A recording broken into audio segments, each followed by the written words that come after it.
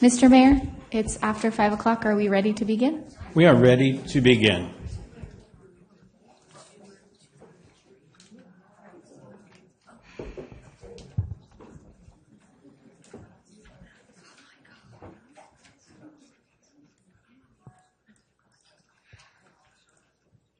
Recording in progress. And that's our cue. Thank you. Good evening and welcome all to the regular meeting of the Petaluma City Council and the Petaluma Community Development Successor Agency for Monday, February 24th, 2025. If you wish to provide a public comment on tonight's agenda, please fill out a speaker card. They're located in the front, and then return it to our clerk, who is located at cards in the back, clerk in the front. And I'd like to now invite Maria Galvez and Mariana Rivierola to provide information to those who want to participate in Spanish. Thank you and good evening. Buenas noches, mi nombre es María Galvez y estoy aquí con mi pareja de interpretación, Marianne. Estamos hoy aquí como intérpretes. Hoy este evento se llevará a cabo en español e inglés. Se usarán ambos idiomas activamente, así que usted podrá elegir un canal para participar en su idioma preferido después de que le hayamos explicado cómo funciona la interpretación. Estaremos usando la función de interpretación de Zoom.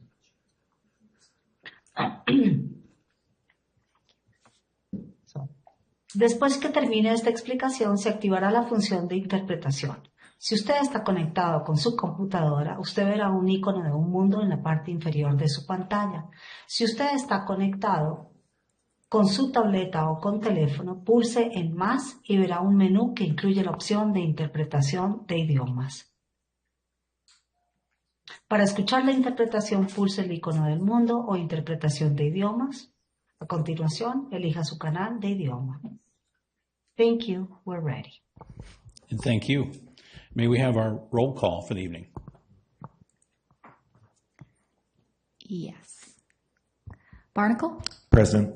Cater Thompson? Here. DeCarly? Present. Now?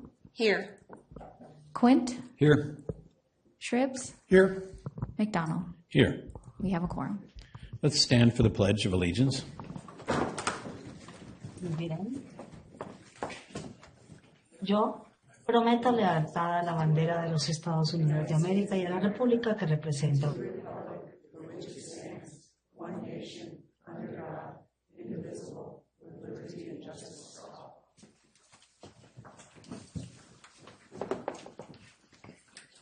And now a moment of silence, please.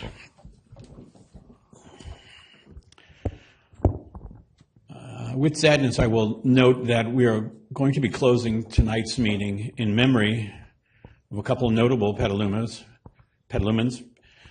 people who have passed away recently, and most notably, two of these folks were city staff. And I feel that city staff does not get the recognition for all the achievement that we have in Petaluma. And the two in particular tonight, Bonnie Gabler, who was Petaluma's housing director for 25 years. In that time, she facilitated the development of nearly 2,300 units of affordable housing. She was one of the founding members of Rebuilding Together Petaluma. She was instrumental on Petaluma People Services and to COTS and to Petaluma Ecumenical Programs, PEP Housing. Petaluma is a leader in caring for its community, in a large part due to the work of Bonnie Gabler. Also tonight, I'd like to honor Mike Kearns. Mike was a strong figure of authority and empathy in a time of Petaluma's greatest despair and trauma. As a police sergeant, it fell to Mike to be the lead voice and the face with the public during the Poly class kidnapping. He went on to become our county supervisor. So we will be closing the meeting tonight in honor of these two great Petalumans. Thank you. Now I'm looking at our agenda and looking up and down the dais to see whether any council member wishes to modify the agenda itself tonight, or whether we're following the agenda as prescribed. And we are. This 5 o'clock start time, I might note, has been unusual. Usually we're 6:30. Our next meeting is also a large agenda meeting, so we'll start our next meeting at 5 o'clock. And I guess that means check every week to find out what time council is coming and how big the agenda is going to be that night. We do know that tonight's agenda has an item 8 regarding our overlay and hotel, EAR, and other items. That item has been posted to start at 6:30, and so that item will start at 6:30 or later. Perhaps it'll take a recess between this section and that section, but 6:30 is when that element will begin. So with that, I'd like to introduce our general public comment period, during which the public is invited to make comments on items of public interest that are within the City Council's subject matter jurisdiction and that are not listed on the current agenda. Public comments are limited up to 3 minutes per person. And depending on the number of persons wishing to address the council, time will be allocated in equal shares, totaling no more than 20 minutes. So I'd like to invite our clerk to help us with this. Yes. At this time, we did receive 12 general public comments, and those are posted to the website. And at this time, I will start a 30-second clock for general public comment. Members of the public attending in person should bring their speaker cards to the clerk's desk if they have not already done so. Speakers are reminded to be respectful in their comments and that this meeting is being translated. Please pause between sentences for translation.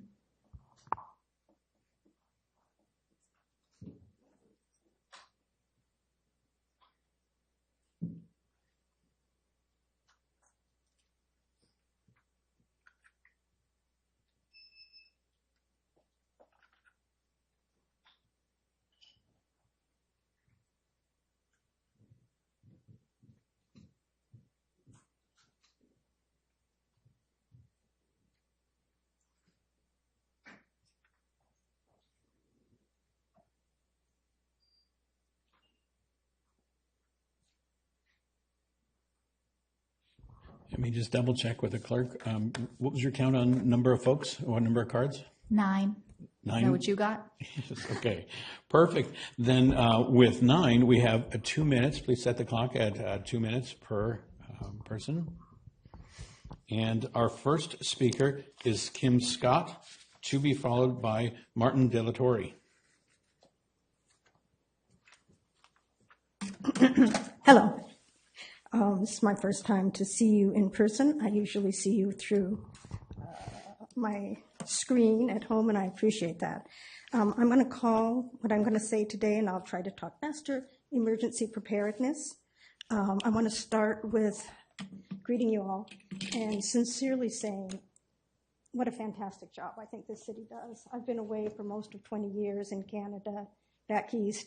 And, but I did live here from the 70s on. And I am so impressed with this town. And while I don't always agree with you, I wanted to say that about the staff as well. I'm really aware of how hard you guys work. So 6 weeks ago, I would have been here to speak on the hotel overlay issue, pleading you to abandon it for reasons you've heard and you'll hear tonight. And I sent a letter a few days ago on that subject. But instead, I'm here to talk about a far more important and timely issue that I believe concerns all Petalumans, and I hate this word, but that demands your attention as our representatives. And I'm going to call that the mastodon in the room. So without any consideration to personalities nor politics, zero zippo, I ask you to recognize and prioritize the reality of this unprecedented moment in our city, state, and country. Whether you call it a coup or a correction, our basic rights and the systems that we rely on to fund and support our health, education, transportation, environmental sustainability, and on, are in total chaos and are thoroughly undependable as funding sources or any other kind of support. So in the next week, some Petalumans are likely to lose the right to their personal identity, fair employment opportunities, basic health care, a free public education, et cetera, et cetera. Thank you very much. 2 minutes is incredibly fast. And I'll remind all speakers that all comments are gratefully received in print to our clerk, either through email or the print version, and they'll make it into the record of this meeting. Martin Delatorre, to be followed by Jody Johnson.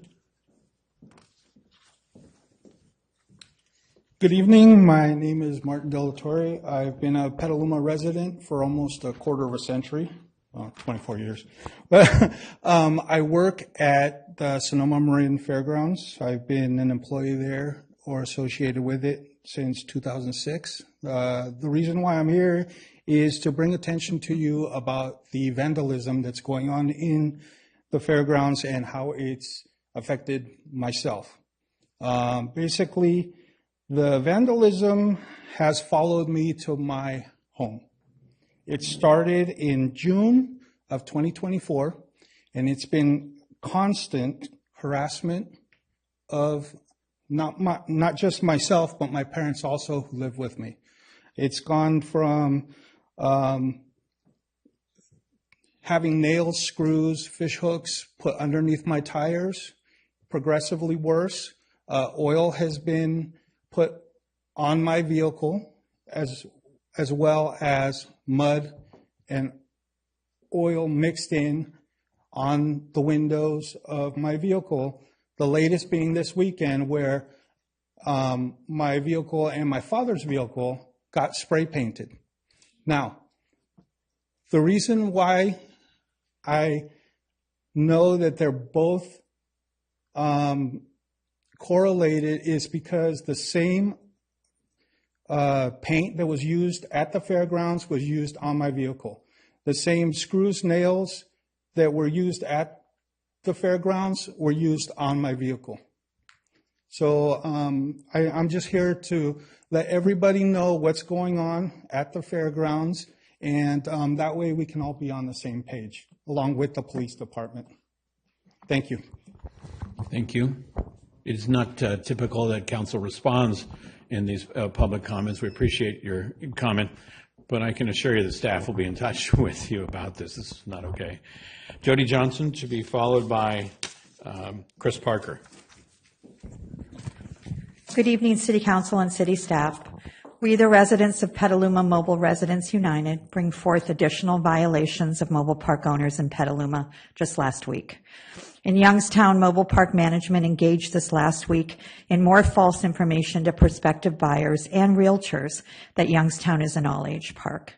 This relates to Fort Bell, a park-owned property listed for sale for quite some time.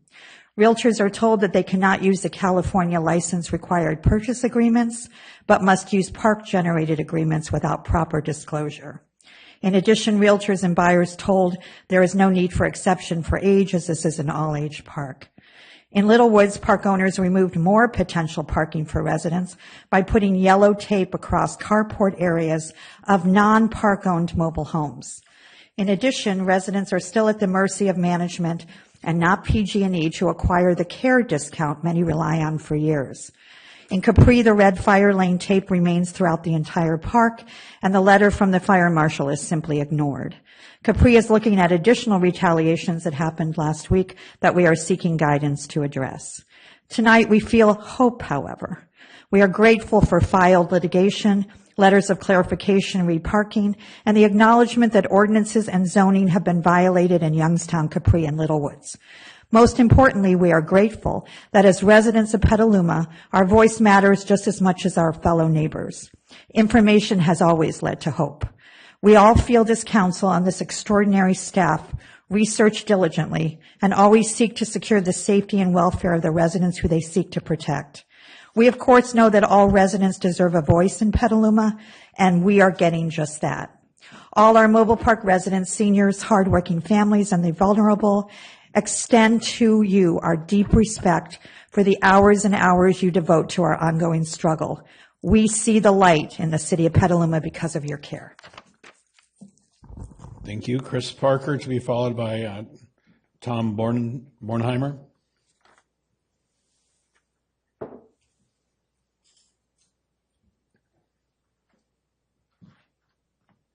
Good evening. I'd just like to remark about how much we deeply appreciate the work that the City Council and the city staff have been doing for the past 18 months, 2 years. This is a long struggle, and it's going to go on for a while. But your efforts have put Petaluma at the tip of the spear of a national problem.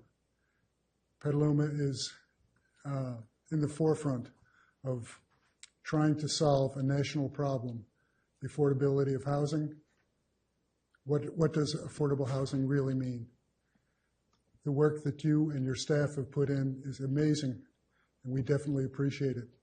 Look forward to continued success. Thank you very much. Thank you. Tom Bornheimer, to be followed by Catherine Babowski.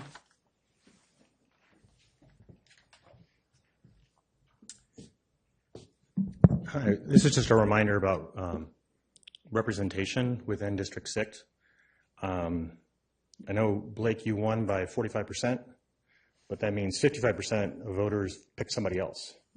And there was one issue that was a primary issue for the election, and that's the overlay. So I just remind you to represent all of us who are in District 6 on this topic, because if more than half voted one way, that's more of where we should probably be going with the voting.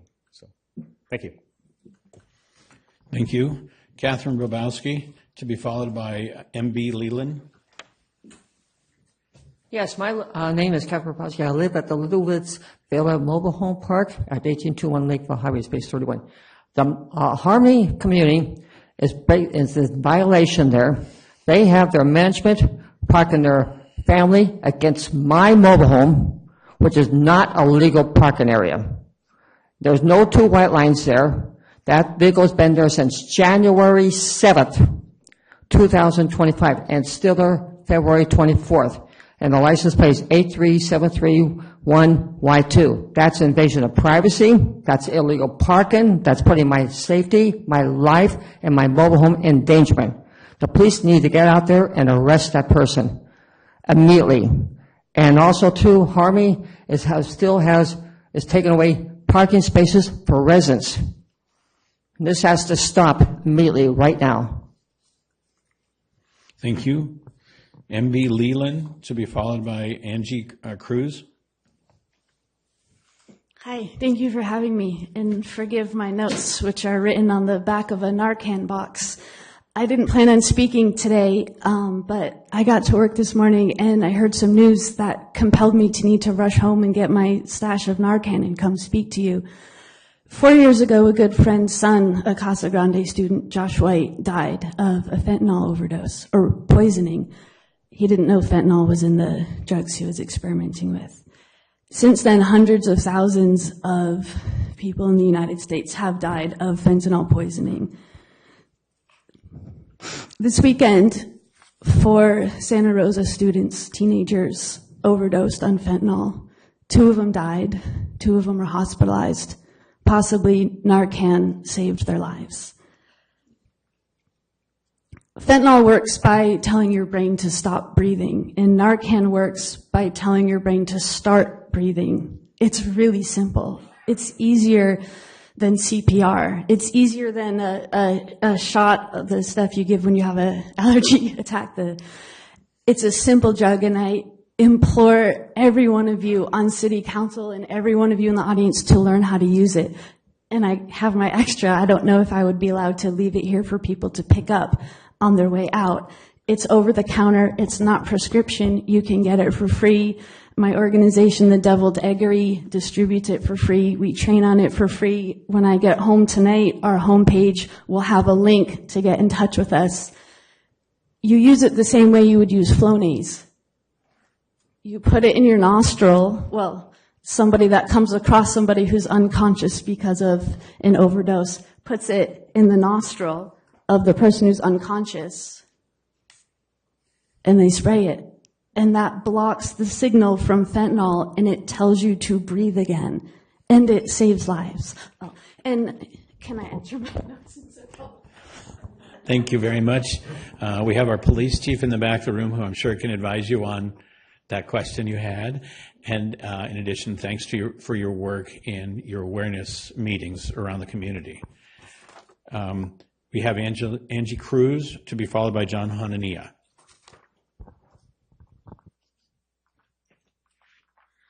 Hi, everyone.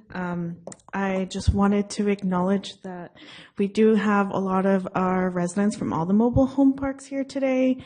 5 p.m., understandably so, is an early start time when there's a lot on the agenda, but just know if we're not as present as we usually are, it's not because we don't care. We deeply want to be here as much as possible. Just people are coming from work or trying to give their children meals, etc. To reiterate what was on the letter earlier, we are experiencing, I can't speak for all the parks, but specifically for Littlewoods, it's hard to get care. I understand that some people have had management tell them that they're not going to continue the care program at Littlewoods. We recently got sent the MRL laws, in the mail, which is required, and it included care, which they are required to attach to there. But a lot of residents are really unsure if it will really follow through and will actually get that discount. And we have no way to connect with PG&E because management and the company is in charge of that, so we can't even speak to a representative ourselves. We need a special PIN.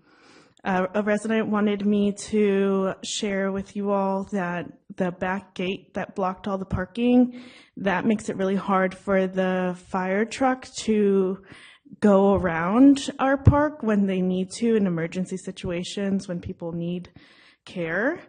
And it just prompted me to remember that we've never, as long as I've been there, I do not recall having an emergency plan or practicing one or having a meeting. I'm not sure if that's a requirement. In terms of Littlewoods, we're still trying to fundraise for our appeal, and we're keeping hope, and we're just super thankful for all that you do as a city to support our residents in affordable housing. Thank you. Thank you. Our last speaker on tonight is John Hanania.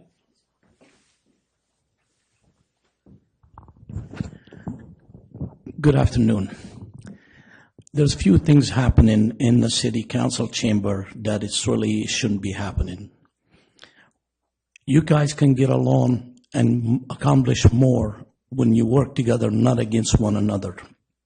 Brian, you seem to be poking at Mr. DeCarli whenever he says anything, and I'm not the only one who noticed that. On this, the meeting on the 6th, Janice, you said that people blast you next door. Let me ask you, wasn't it you who blasted DeCarly back in October on Facebook? Let me ask you, wasn't it you who used to come down here time after time and stand right here, blast the city council, especially Mr. Healy? I hear a lot about the chain link fence. It seemed like somebody picking on one family because they own certain property with the chain link fence. But I like to volunteer my time with the pay to remove the chain link fence from Petaluma, but I ask, where do you want me to start? The fairground? The swimming pool? The police department? How about the house that's owned by the city on the corridor of Lakeville Highway that is so disgusting with this chain link fence and the plywood that's rotten, that's boarded up? Isn't that an eyesore? I think people who live in glass houses shouldn't be throwing stones. And I really like to see all 7 of you up there work together, not against one another, and quit poking at one another. It's been going on for too long, the Hatfield and the McCoy. Thank you. Thank you. That concludes general public comment for the evening. Moves us over to council comment. And, we've put a little restraint on the public for their time and how many minutes they get. And I just want to mention to the council that this is a good chance to be efficient in your speaking time. And so I'd like to start with our vice mayor and have your activities the past week, 2 weeks. Thank you, Mr. Mayor. I will keep it short. I typed it up. And the month of February is the shortest month, but it has been quite busy. I attended the Petaluma Police Department's awards ceremony where numerous officers, staff, and volunteers were honored. Thank you to the chief and his awesome staff for a memorable event and keeping our community safe. I attended the Las Cianas event in Santa Rosa. Over the last 15 years, Las Cianas has transformed into a equity-focused, membership-driven organization uniting many different types of people, community leaders, organizations, businesses, and government agencies, leading to the most diverse community events in Sonoma County and the North Bay. Questions at the event regarding our county's young people, especially Latino, and their mental health were answered. I, along with other members of the City Council, attended the Better City Film Festival sponsored by Urban Chat.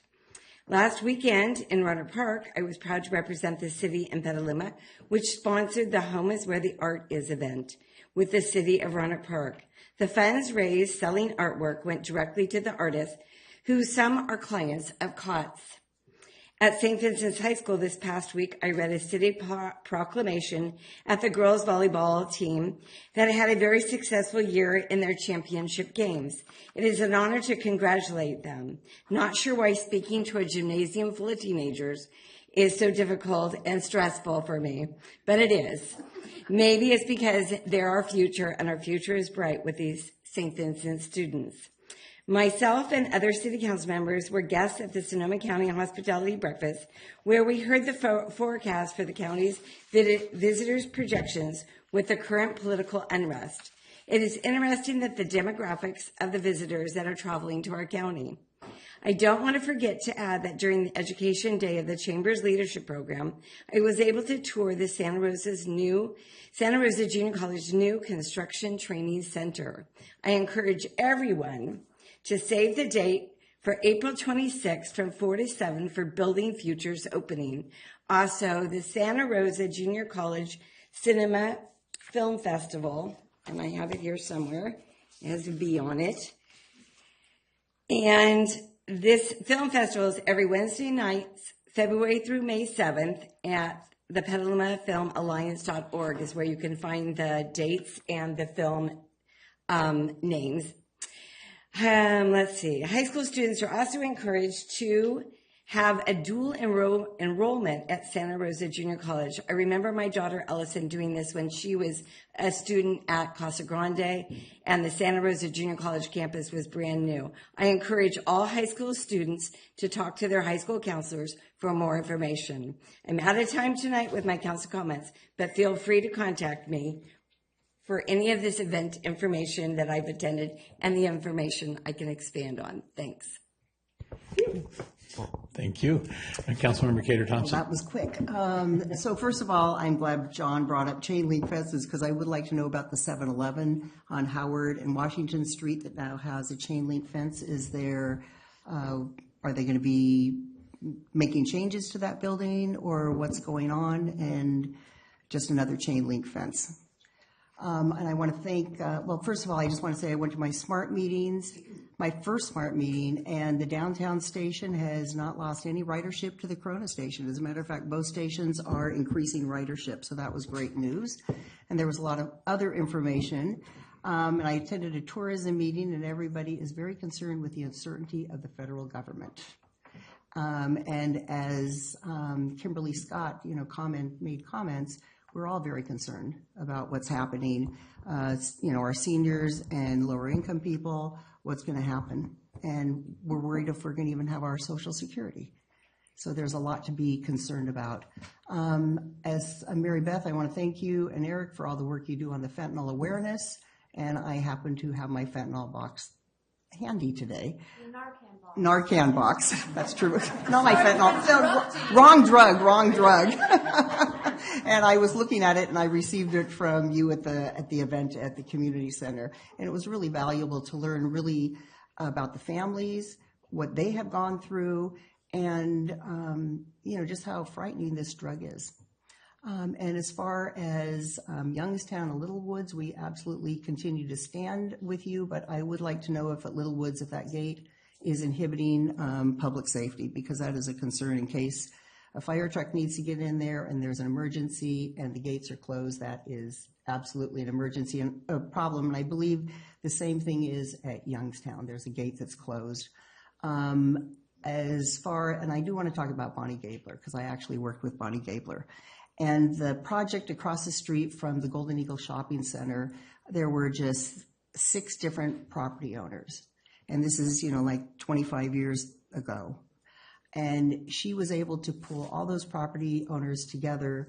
And I think it was Burbank that purchased that, or was that was Eden, was able to put all those lots together for that project that is now masked because it's being refurbished. But she was an amazing person to be able to do what she did for this city. And it's heartbreaking to find out that she left us. She was a great person. And so that was really sad to read that she had passed. Thanks. Councilmember Barnacle. Thank you, Mr. Mayor. Agree with my other colleagues. It's been a busy month. I had the legislative committee. It was a pretty brief meeting because they're just introducing the bills, and it was actually the final day to introduce bills. But the ones we'll be talking about at the next meeting will be the package of mobile home park bills that are coming up. And we'll also be looking at some of the housing bills that will be coming. At Sonoma Clean Power, I actually was voted to be the chair of Sonoma Clean Power. Probably the most important thing that was on that meeting was we've got 3 bills in Sacramento that are focused on geothermal. While there's a lot of clean energy that's coming under attack with the new administration, there's like one single point of overlap in the Venn diagram between the Biden administration and the Trump administration, and that's geothermal. And just about 1/3 to 1/4 of the geothermal resource in Northern California exists up in the geysers. And so it's really good for Sonoma Clean Power, and we've really been championing bills in Sacramento to help pave the way so that we can tap that resource. And then I want to say for the folks in the mobile home parks that if you've been kicked off your care rate, just reach out to me. That is illegal. I'd like to certainly know. I had a conversation with Supervisor Rabbit recently and learned that the Metropolitan Transportation Commission removed Rainier from their long-term plans so that they could get the extending the SMART line up to Cloverdale and a few other different projects. So that was some music to my ears. And then in addition to the terrible news about the fentanyl up in Santa Rosa, there was also some issues with a young woman taking her own life and as a result of what seems to be bullying. And so I just think we all need to be nice to each other. Please, if you have kids, talk to them about that. Mental health is real, and we don't want this stuff tearing our communities apart. Thank you. Thank you. Councilmember DeCarli? I gotta say, I think the last 2 weeks really flew by pretty quick for me, at least. But the only thing I really had to report on was on the, I think it was the 14th, we had our mayor's and council members dinner. And after weeks of working on it, I was able to secure the votes for the Ag and Open Space seat. So I'm now on Ag and Open Space and have the first meeting coming up this week, actually. So I'm very much looking forward to that. And that's all I've got tonight. Keep it short. Thank you. Councilmember Quinn. Thank you. No liaison committees meetings since the last city council meeting. I was able to attend the Petaluma Police Department award ceremony, and it took me back to prior to coming on council and going through the Petaluma Police Academy, having that opportunity and that experience, and just seeing firsthand the dedication and professionalism from our police department is just inspirational. So I really appreciate that. I spent Saturday night at the La Tercera PTA Gala at Pranzini's. That was fun. I spent last night volunteering at Petaluma Valley Little League Cap Night at Herzog Hall at the fairgrounds. I was really excited about that because Little League is getting started, but also it was our first time that we got to take advantage of a building at the fairgrounds. So that was really cool. That's something that wouldn't have happened prior to the changes that we've seen at the fairground. Lastly, we received a note from SMART, and I'll just read it here verbatim. We have 1 month of data on the boardings at Petaluma North since the station opened in January, on January 10th. Despite the rain, which always affects SMART ridership, we're thrilled to see how well the station is performing so far. We're averaging 200 boardings per weekday at Petaluma North, while maintaining nearly 500 average boardings at Petaluma Downtown. They've been watching to see if ridership is just moving from downtown, and based on the data, it looks like it's all new riders.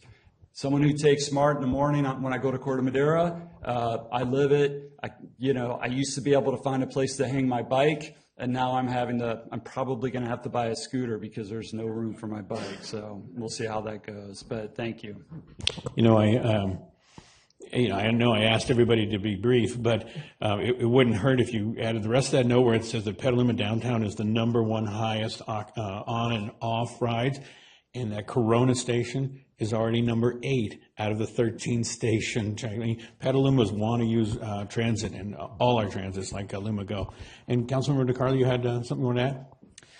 I did. I actually, in my haste, I forgot to thank my fellow council members for supporting me on Ag and Open Space. So thank you all. Yeah. And it's down to you, John. Councilmember Shribs.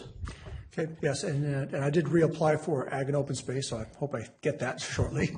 But my term is going up, and hopefully I'm back there again.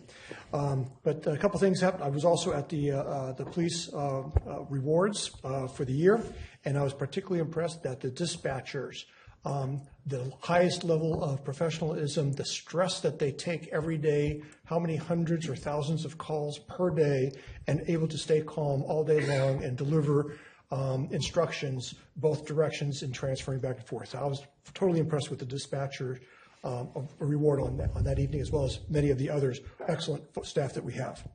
I got to go to a couple different meetings where I heard a little bit about what's going on at the national level from Jared Huffman in our Congress, and then also Dr. McEwen at Sonoma State, who is a political scientist who gave us, I've heard him at 2 different occasions this last week, talking about what's happening at the national level coming and impact to us locally. And it's impacting us both in our politics, our services, our local services, our local funding that's going to be impacted. Our local tourism is going to be impacted. And he also talked about some of the changes going on in both populations especially the younger generation and what's happening there and how that's influencing what might be happening here locally. So very interesting stuff that he gave us, and a little scary, but we need to be really paying attention to the national level and impacts locally, and we are going to need to respond in a different way over this next year or two on our goals and our benefits and what we do and the services and that we provide. So that was really enlightening, that we're really going to have to work on that. Then the other couple things, working on the Climate Action Committee. One of the things that I investigated personally was the landscaping equipment for electrification, and so a lot of the folks in town have gone through changing but with no more rebates. And our local city staff has actually been testing the best of the electrical power units, not quite up to snuff yet for their needs, because they have large landscapes and large things they've got to do right now, but they're working on it and trying to find a solution. Then I forgot I did report that the Air Resource Board on California is requiring by 2035 that all large vehicles, trucks, tractors, everything bigger than a car and a pickup truck has to be no emissions or emissions free by 2035, and that actually there's time scale involved. However, there was just an article in the paper today that I was reading that, or maybe it was yesterday, that there's the federal government's kind of stepping in and trying to stop that from happening. And anyway, so our state, but we have a lot of truckers, companies that already have electric trucks already on the road and are moving to do it because they're actually saving money by doing so, by going electric, even in the big trucks.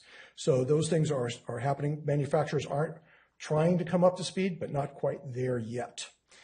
Okay, so, but that's what I have to report for today. Thank you very much. And then my report out on February 5th, I attended the county's mental health board that I'm on, and the concern for federal dollar reduction is on top of mind for everybody. There's so much money that comes in to help our mental health programs that's at risk now. Also attended with the vice mayor the Los Cien meeting on bridging the resource divide into our Latino communities. And it's the status of mental health in our youth. And it was real nice to get the information from the Sonoma County Office of Education about just exactly what's going on with our young people. And also attended the Know Before You Grow Urban Chat Film Festival, bringing good ideas from other cities into our city. And again, we've had most of us at the Sonoma County Mayors and Council Association meeting, and the keynote pitch was our concern for our immigrant populations and deportation items we're hearing about all the time and in every corner of our community. And I do want to congratulate our council members for their new regional appointments. We have Brian Barnacle reappointed to the Bay Area Air Quality Board, our Janice Cater-Thompson to the SMART Board, and Alex DeCarli to the Ag Preservation and Open Space Advisory Board, where he joins Councilmember Shribs and I as the trifecta of council appointments on that. We are the only city represented on the Ag and Open Space Board. And then I'd like to know that we also add that I attended the Continuum of Care Homelessness Coalition Board that I sit on February 13th, where the topic of conversation is the point in time count. Every January, we count how many homeless people are in our community versus the by names list. And Petaluma has been investing in this, really getting to know who the homeless population is, how to serve, how to solve.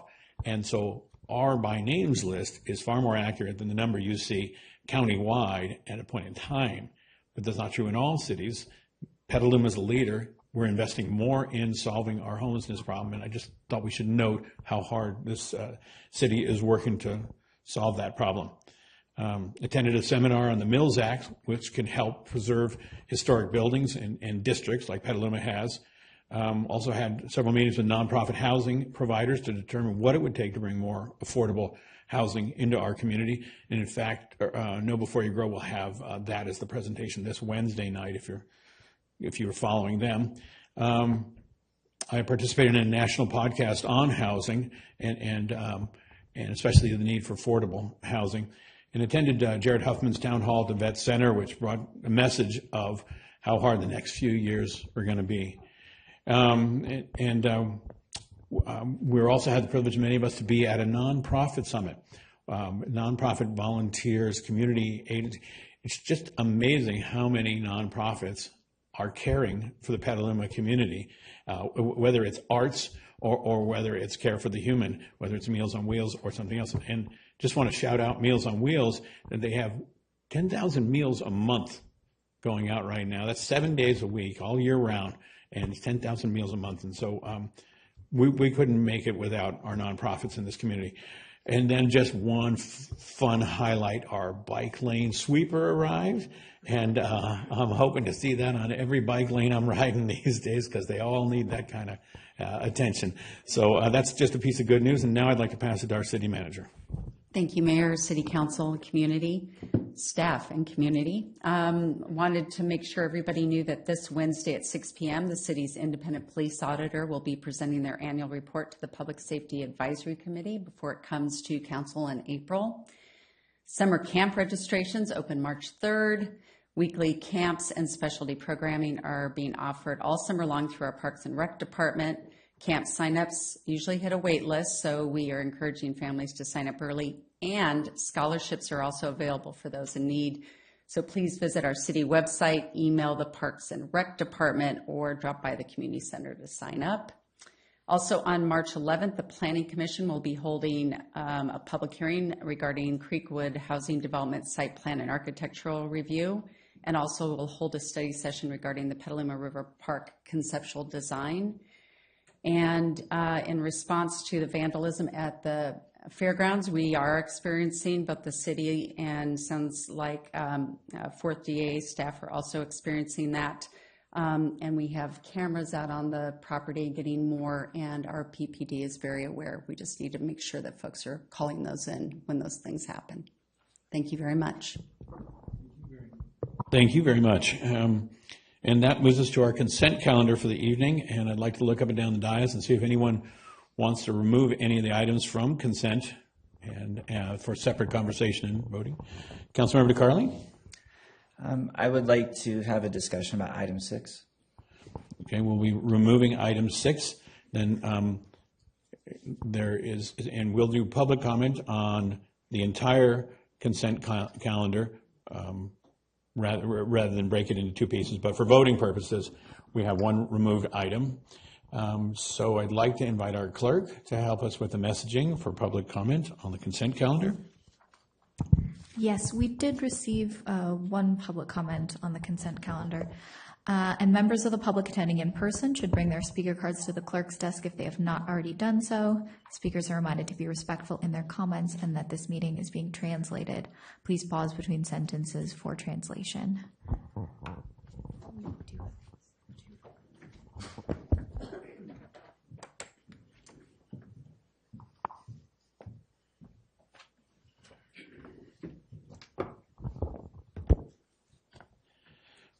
And tonight we have 2 speakers and 3 minutes per speaker, if necessary. Don't feel obligated. And the first speaker is Dennis Pozike, and the second speaker is Eric Leland.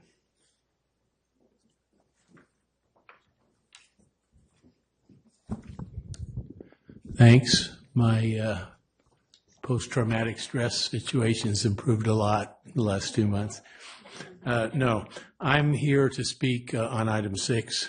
So is this the right time because it's being pulled? This is the right time. Okay.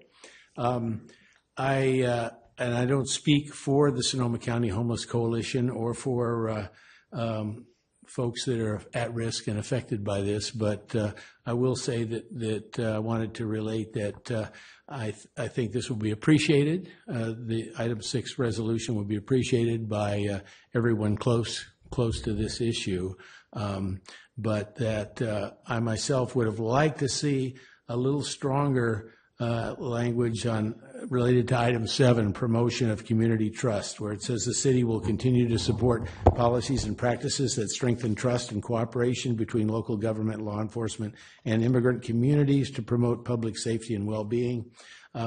Boy, this relates to the fact that I see racism as really the most important. You know, you could argue for a variety of reasons maybe that a lot of folks think we're not so affected by it, but I feel like it interferes with everything else you guys are doing, the existence of racism in the community.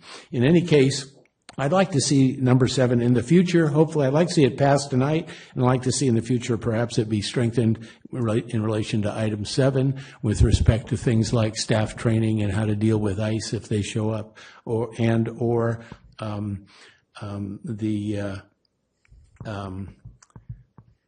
the placement of additional signage around City Hall and such, which might be construed to improve community trust. That's all I have. Thanks a lot. Well, let me just say I do, while I'm here, still support the mobile home park folks as well as a ceasefire in the Middle East. Thank you. Thank you. And Eric Leland.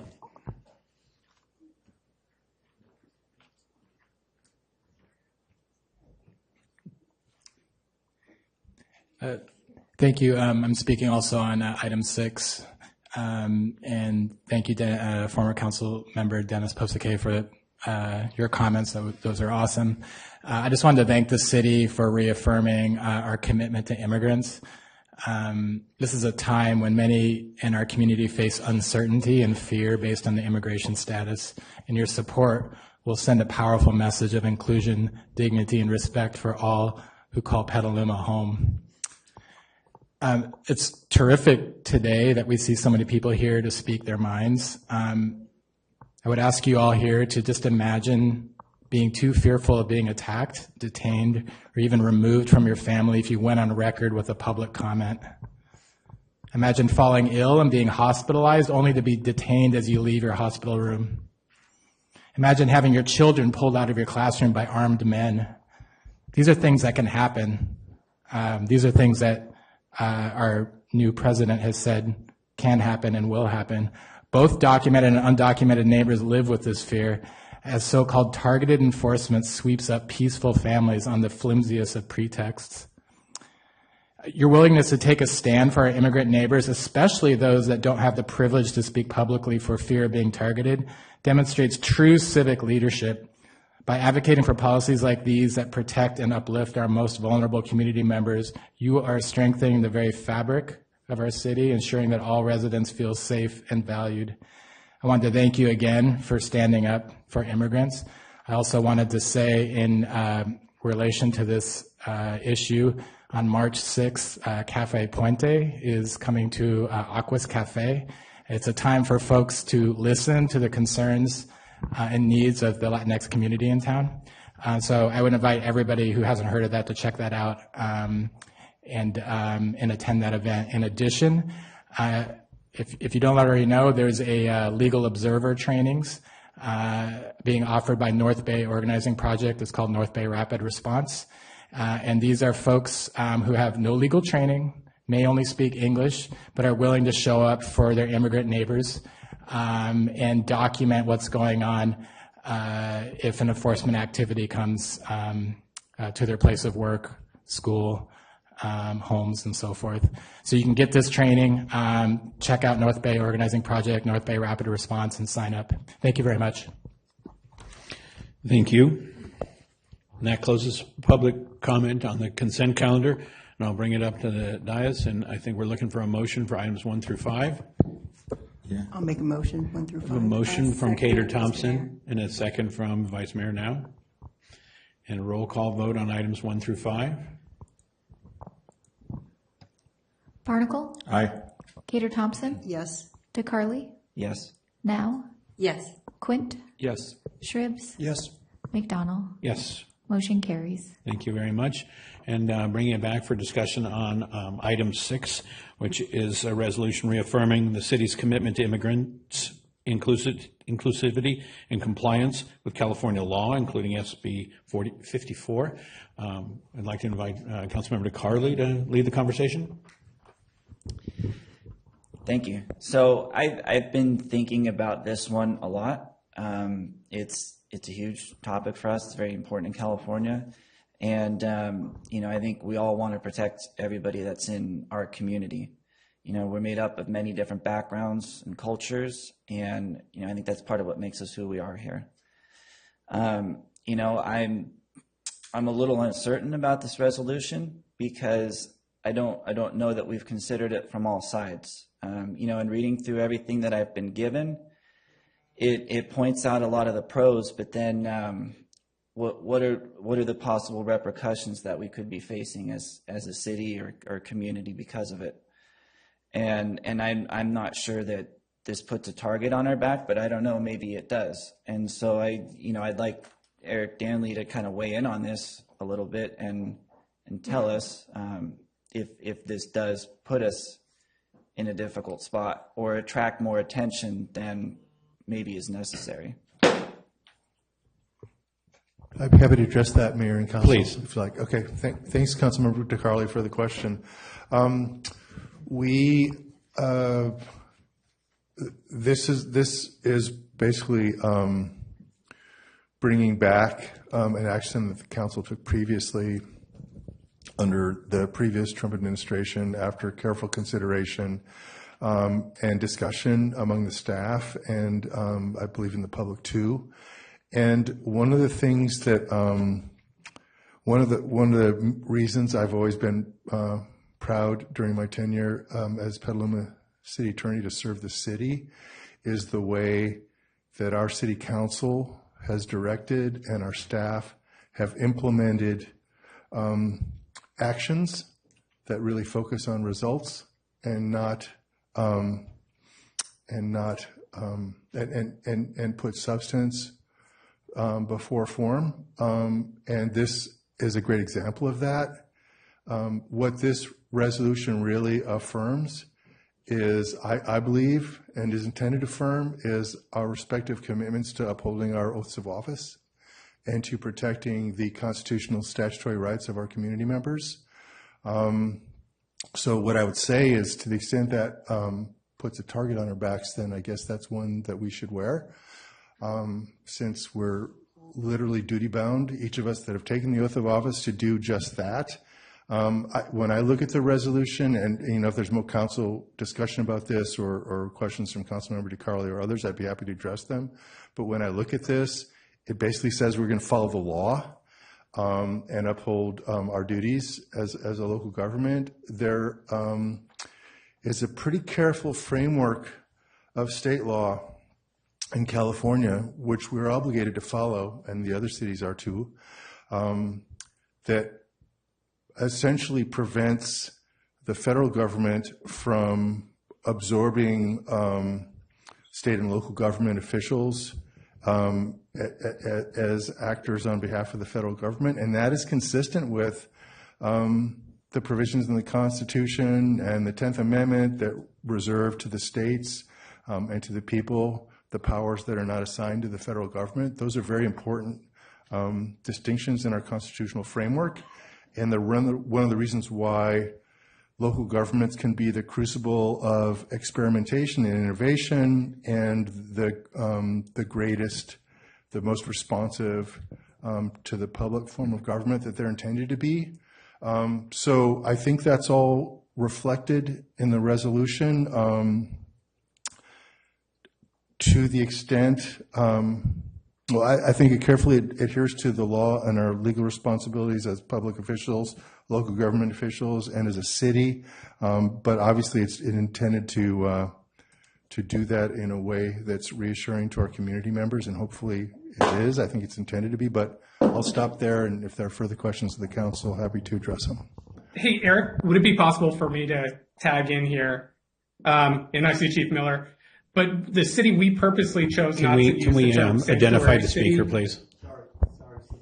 Sorry, that's my colleague, Dylan Brady, who's an assistant city attorney in my office. If he could be recognized, he's got some comments. Thank you.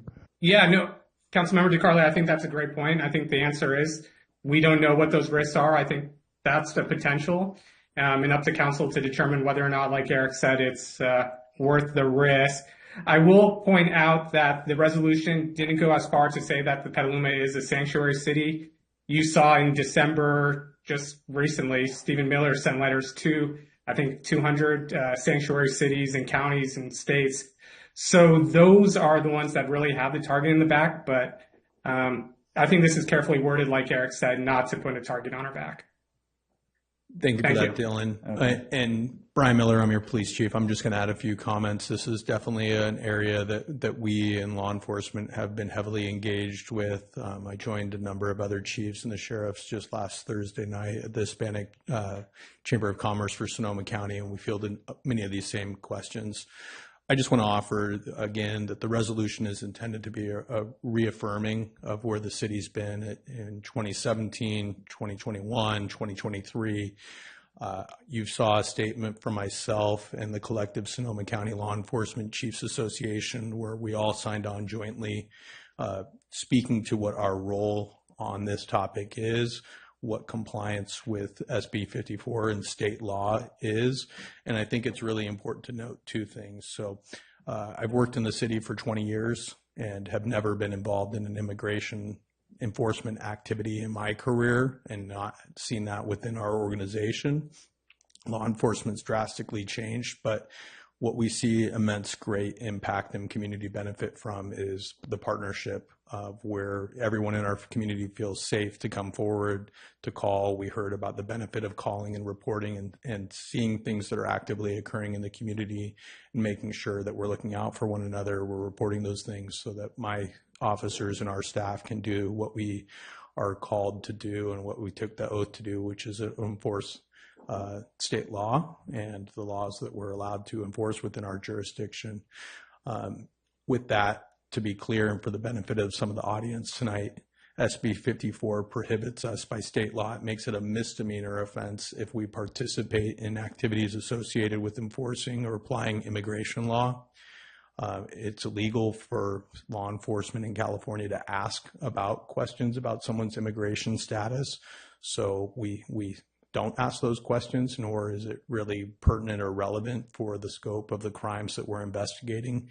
And again, it's about the collective benefit. And so in our community policing model, we see a high dividend from including in the inclusivity that we spoke to in the staff report and that we've benefited over the last few years. And I definitely am seeing in some of the incidents that we heard tonight earlier that we experienced just in today in the community, there's a level of divisiveness and definitely need us all to come together supporting one another and feel strongly that this resolution speaks to that.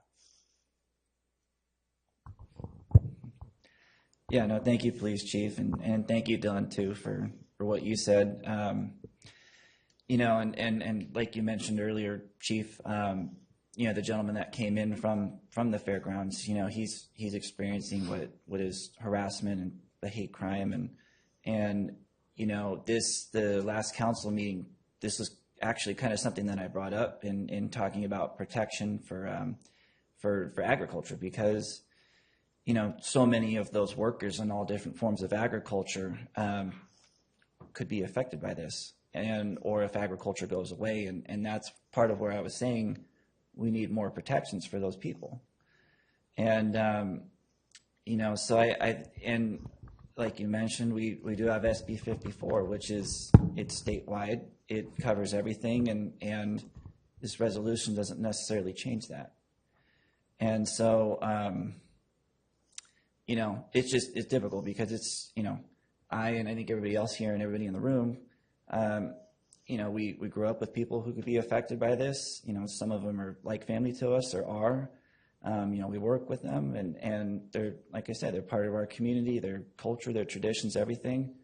And so, you know, I want to protect them, and I'm just still not sure that this doesn't put a target specifically on our back. So. Okay. Thank you very much. Yeah, I think there is, you know, there's a sense that maybe more could be done. Certainly the former council member has made case that we could strengthen the wording here. But I do want to thank our public speakers for mentioning the folks who are working on the ground on this issue. The Rapid Response Network, who has those little cards we're familiar with from one version back. And also the Secure Families Collaborative, who is a consortium of agencies and nonprofits in the county addressing this, and that's who came to speak to all the council members of the whole Sonoma County, because this is such an important topic. And I appreciate the county being the lead in taking a strong statement within our county, and darn, they got out the gates before we did. But I think everyone is trying to make as strong a statement as they can. Did any other council member want to weigh in? Vice Mayor now. I'll gladly support this, but I wanted to mention that at our city council and mayor's dinner meeting, the district attorney said there's repercussions. People are scared to come forward and what's the word I want? Notify of crimes being committed, especially domestic violence crimes are not being they're not being addressed because people are afraid to come forward. So there's a ripple down effect all the way to our families, especially the mental health of some of our teenagers in our community and the youth, and they're scared of what's going to happen to their family members. So I will make a motion, Mr. Mayor. I'll second that. We have a motion from the Vice Mayor and a second from Cater Thompson. And any other comments, or we move to a vote here? We're moved to a vote then. Roll call vote, please. Barnacle? Aye. Cater Thompson? Yes. DeCarly? I'd like to respectfully abstain. Now? Yes. Quint? A resounding yes. Shribs? Yes. McDonald? Yes. Motion carries. Thank you very much. That brings us to our next item, public hearing and matter for consideration. It's an adoption of a resolution approving an amendment to the license agreement between the 4th District Agricultural Association and the city, winding down and terminating the license effective July 15, 2025, with an update from the city manager regarding professional services between the city and the 4th District Agricultural Association. And let's see here. So I guess to introduce this item, we have our city attorney, Eric Danley. Thank you very much. Take a heartbeat here to allow the room to change. Happy to, Mayor. Thank you.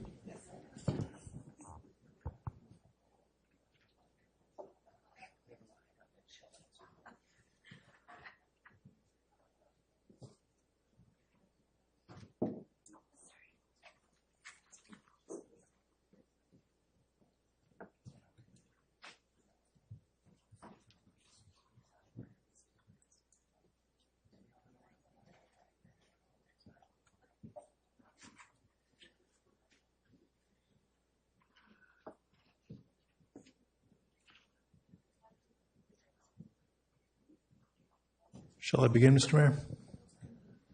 Please do. Thank you. So thank you for your introduction for this item. It is headed by one of my famously catchy titles that pretty much summarizes the entire action in the title. What this places before the council is action to adopt a resolution that would terminate the license agreement between the 4th District Agricultural Association and the city, and wind down the association's ongoing presence on part of the fairgrounds property. That would take effect on July 15th of this year. And what it would do in response to the association's request is shift to instead of relying on that license agreement for the cooperation between the association and the city to deliver the annual fair, as the council has been committed to doing and this community wants, to instead providing for that cooperation to offer the fair in 2025, a professional services agreement, which the city manager, I think, is ready to help and talk a little bit about the high points of, and I can do the same. And so those that information, those details are in the packet. We had a very cordial and productive meeting with the association leadership last week to go over the final details for the services agreement. And we just need to make a few final changes so that we can get that signed. This would, this action by the council would provide authorization for the city manager to sign that amendment, as I mentioned, that would terminate the license agreement, but it provides some time for that to occur, because ahead of that, we'll be working with the association on offering the fair. The other thing I'll mention, and that you'll see these materials reflect, is that in accordance with the association's proposal, their provision of event services, fair event services under the agreement really focuses on just ag programming and not some of the other activities that folks associate with the fair, like the carnival and other entertainment activities. The city will need to take those on. So that's what this structure provides. As I said, we're just making some final, going to be making some final changes in accordance with our meeting with the association last week that we understand will be acceptable to them, relatively minor changes. That flexibility is provided in the resolution that is attached here for you. And Peggy, I don't know if you wanted us to run through the scope or just see if there are council questions, but. Let's see if there's council questions. I think everything's in the packet. That's my overview. Happy to address any questions if the council has. Thank you very much. Thank you. I appreciate where we're headed with this and keeping the fair running. Do we have any questions? Let's start with Councilmember Shribs. Okay, so the question may not be directly related to this exact issue about the Fort DAA and the fair. What I'm looking for is the relationship moving forward, if we can establish what that might be, because we would like to, as part of the goals that we've been established, is to increase a year-round ag presence on the fairgrounds, and who's going to move that forward. And now that this agreement is in process, is the Fort DAA going to take some leadership role in this? Is that what they want to do and say, okay, we're going to be helping with that? Or is the city going to have to take the leadership role and ask the DAA to be partners in this? And what possibility, what is the potential there once this agreement is made for moving forward down the road as far as developing a much larger year-round ag program? You're correct, Councilmember Shribs. Our goal, as the community's goal, was to make sure that we had ag on the property year-round. So we will continue to work with the DAA. This agreement is not specifically for year-round ag, but we have a partnership with the DAA and with the ag community, and we are looking forward to having that as part of our master plan to make sure that the property is being utilized, at least in part, for ag. Just making sure that we continue a strong partnership in this relationship, because we are really going to need them to move forward. Thank you. Thank you. Other questions? Councilmember DeCarly? I'd kind of like to second what John said about having more of an ag presence at the fairgrounds and making sure that we keep that. But I do have questions, though, about the process of how we got to here. And I know that option A for the Fort DAA was that they take over rentals again, because it was discovered that they were losing about $600,000 a year without that ability to have income. And so how was it that we arrived at that decision to just make them the ag exhibitor during fair? I would say, Councilmember DeCarly, that if we would have shifted back to the original agreement, or not even the agreement, the original partnership that we had with the DAA, it would not have been a fiscally responsible decision to have them take back over that part of the fairgrounds. And then, what is the plan going forward with this agreement? Because I know it's kind of a one-time agreement. Are we going to try to secure something longer so that for each successive fair they're continuing to come back? We'd like to do that. We're going to see how this works out. Obviously, we are going to be paying a lot for this portion of the fair, and we want to make sure that it works out for the DAA and it works out for the city as well, and most importantly for the community. And just as a reminder, we have $13 million of deferred maintenance on the property. So right now, the revenues are going to not only provide for community access at no charge for a lot of the community access on the property, but also into the deferred maintenance into the property. And then I have one last question about, what is the plan going forward with the livestock evacuation for wildfires or other events? Because, when the DAA packs up and moves out on July 15th, they're gone. And they're very specialized in that. They've been doing it for years, and they've done an excellent job in receiving and taking care of animals. And I think that we should really consider another contract with them in the event of an emergency that they're brought back in, because otherwise the next closest place is, I forget if it's Alameda, but it's a significant distance, and in that amount of time, animals get lost. And Councilmember DeCarly, as we've seen in the 5 declared emergencies that we've had, at least since I've been city manager, that our community comes together, whether it's the DAA, the Halter Project, Sonoma County Fairgrounds. We have a lot of folks that want to come to the table that are very specialized and know how to handle that. And I would expect the DAA would definitely be interested in helping us in that event. And that's all my questions. Thank you. From this side, and I'd like to go to public comment then, and I'd like to ask our clerk to invite public comment. Yes. Members of the public attending in person should bring their speaker cards to the clerk's desk if they have not already done so. Are these for this item or for the next item?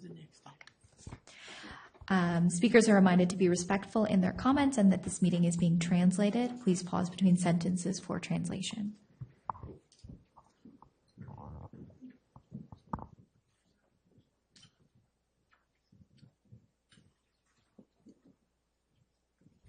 We have one public speaker for this item. It's Shalina Moreda, and I'd like to invite you to come up and speak. We're setting this at 3 minutes.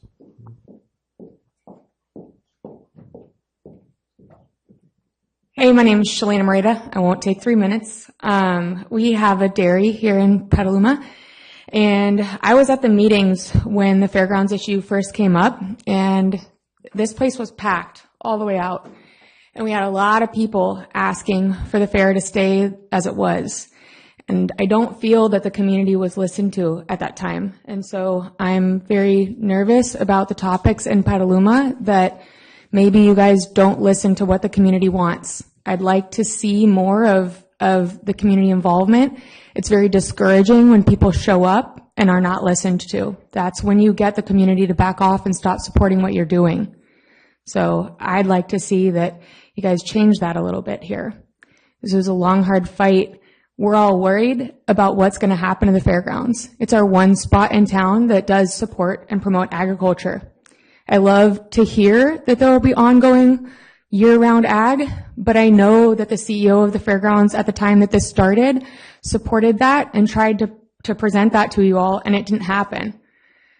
Personally, I run an animal evac crew. We get animals out of the fire zones, and the Petaluma Fair is one of the places that we bring the animals to.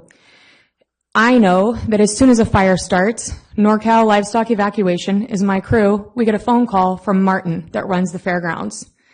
Martin doesn't know what's going to happen with his job. Martin has set those fairgrounds up every single time for our group where we have brought thousands of animals out of the fires. Is that going to go away? We're nervous about that. You bring up the Sonoma County Fairgrounds. We had to evacuate the Sonoma County Fairgrounds in the last fire. They went to Petaluma. You just brought up that Alameda was the next closest. That is the next closest. As someone who hauls a lot of animals out of the fires, that's the next place we'd have to go. That puts a lot of stress on the people in Petaluma to open up their private ranches for evacuations. That's dangerous for the people of your town and your community. We're not protected like the fairgrounds are. We've been asking for protection for agriculture, and we keep on being told that it's not necessary. I want you all to pay attention to what's happening with the fairgrounds right now. Do you know that it's being vandalized by these extremist groups? Do you know that there's spray paint on it right now that says no fair? Do you know that Martin was followed home and his own personal vehicles vandalized from these extremist groups?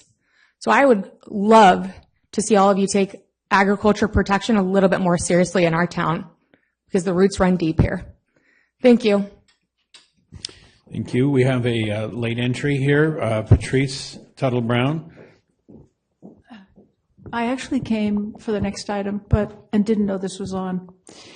I appreciate Ms. Moreda's thoughts about how much opinion there's been about the fairgrounds, and I wanted to add that I think I'll send you all an essay that I wrote 2 years ago that I think I would personally like to be involved. I'm just a city person, but I think that the fairgrounds, especially thinking of it as the Sonoma Marin Fairgrounds, is an opportunity for Petaluma to remain supportive of agriculture. And Measure J was an example of how the city folks like me and the other, because we can vote, I guess it was a county measure, but believe that farming is important, and that Petaluma and Sonoma County is on the cusp of losing many of its older farms as people age out and their children don't want to do it. And I think that if we could create at the fairgrounds a year-round ability to teach and provide opportunities for these young people who apparently want to be farmers but didn't inherit a farm, if we could become maybe even nationwide, how do we be organic and be on public land? And I think we have a unique opportunity, and fairgrounds all over the state are shutting down as farmers die off. And let's face it, we all eat. So I'm very supportive of that and would love to be of use on that issue. And I will send that essay. I might edit it slightly, but it was 2 years ago. But think about that as a potential huge benefit to the entire community and possibly the nation, because we all know small farms are dying out.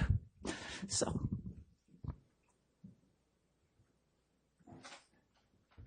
Thank you. That was our last public speaker on the topic, and I bring it back to the dais for comment, and I'll pass it over to Councilmember Cater Thompson. I have a comment, a couple comments. Years ago, we were talking with the 4th DAA, this is going back 25 years, about having ag on site and having school children come, and that was 25 years ago, and they never did it. So I'm hearing that it's not the city that wasn't doing it, it was the 4th DAA that was not providing those services. So I want to be clear on that. And then the other thing is, when I hear the word extremist groups, I'd like to know who these extremist groups are and where you're getting that information from, because that's hyperbolic is what just, it's kind of like being on Nextdoor and throwing out anything that you want. But when you're talking about, I'm speaking please, when you're talking extremist groups, that's alarming. And to throw that out, it's almost putting the public in fear. Thank you very much. And Vice Mayor now. Well, thank you. I'm excited to see the 4th DAA do what they do best, and that is showcase agriculture for the 4 days of the Petaluma Fair. I am old school Petaluma. I spent the week at the fair showing animals. I had Black Angus. I showed, and I also had my jams and breads and cookies on display in the exhibit hall. So I'm excited to have the city step forward and be the fair manager, so to say, for the exposition hall. so that local businesses can showcase their business in our exhibit hall. I grew up calling it the Flim Flam. And when I was a 4-H'er, I wasn't allowed to go in the carnival area. So I'd like to see a nice, clean carnival area to take my grandkids. And we just had a nice carnival over the weekend.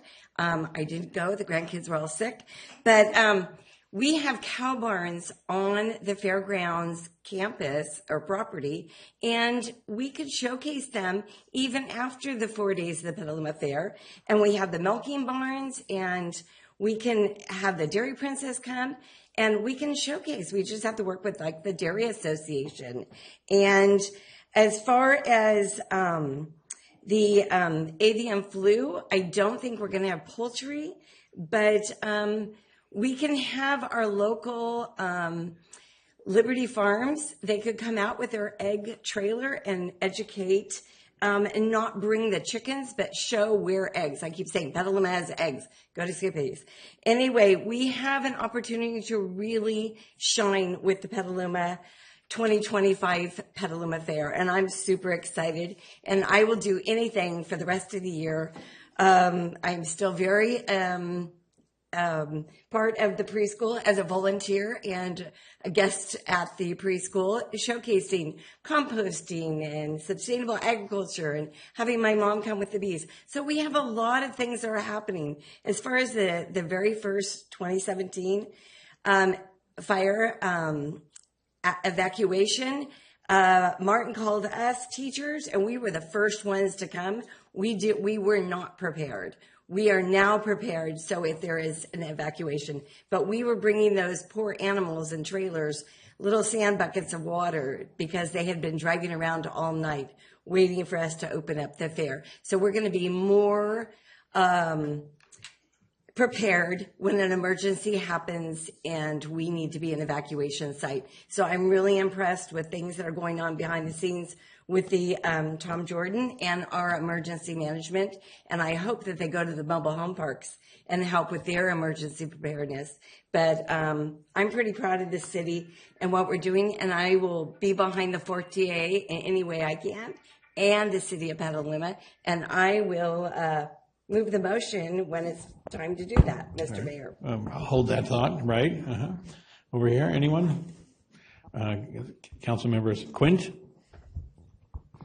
So, from my perspective, over the last 15, 20 years or so, the fairgrounds, the grounds themselves have deteriorated, and they haven't been the crown jewel of Petaluma that they can be. And so I'd like to just say that I'm really excited about the opportunity. I'm really excited that our city staff had the courage to stand up and take on this big project.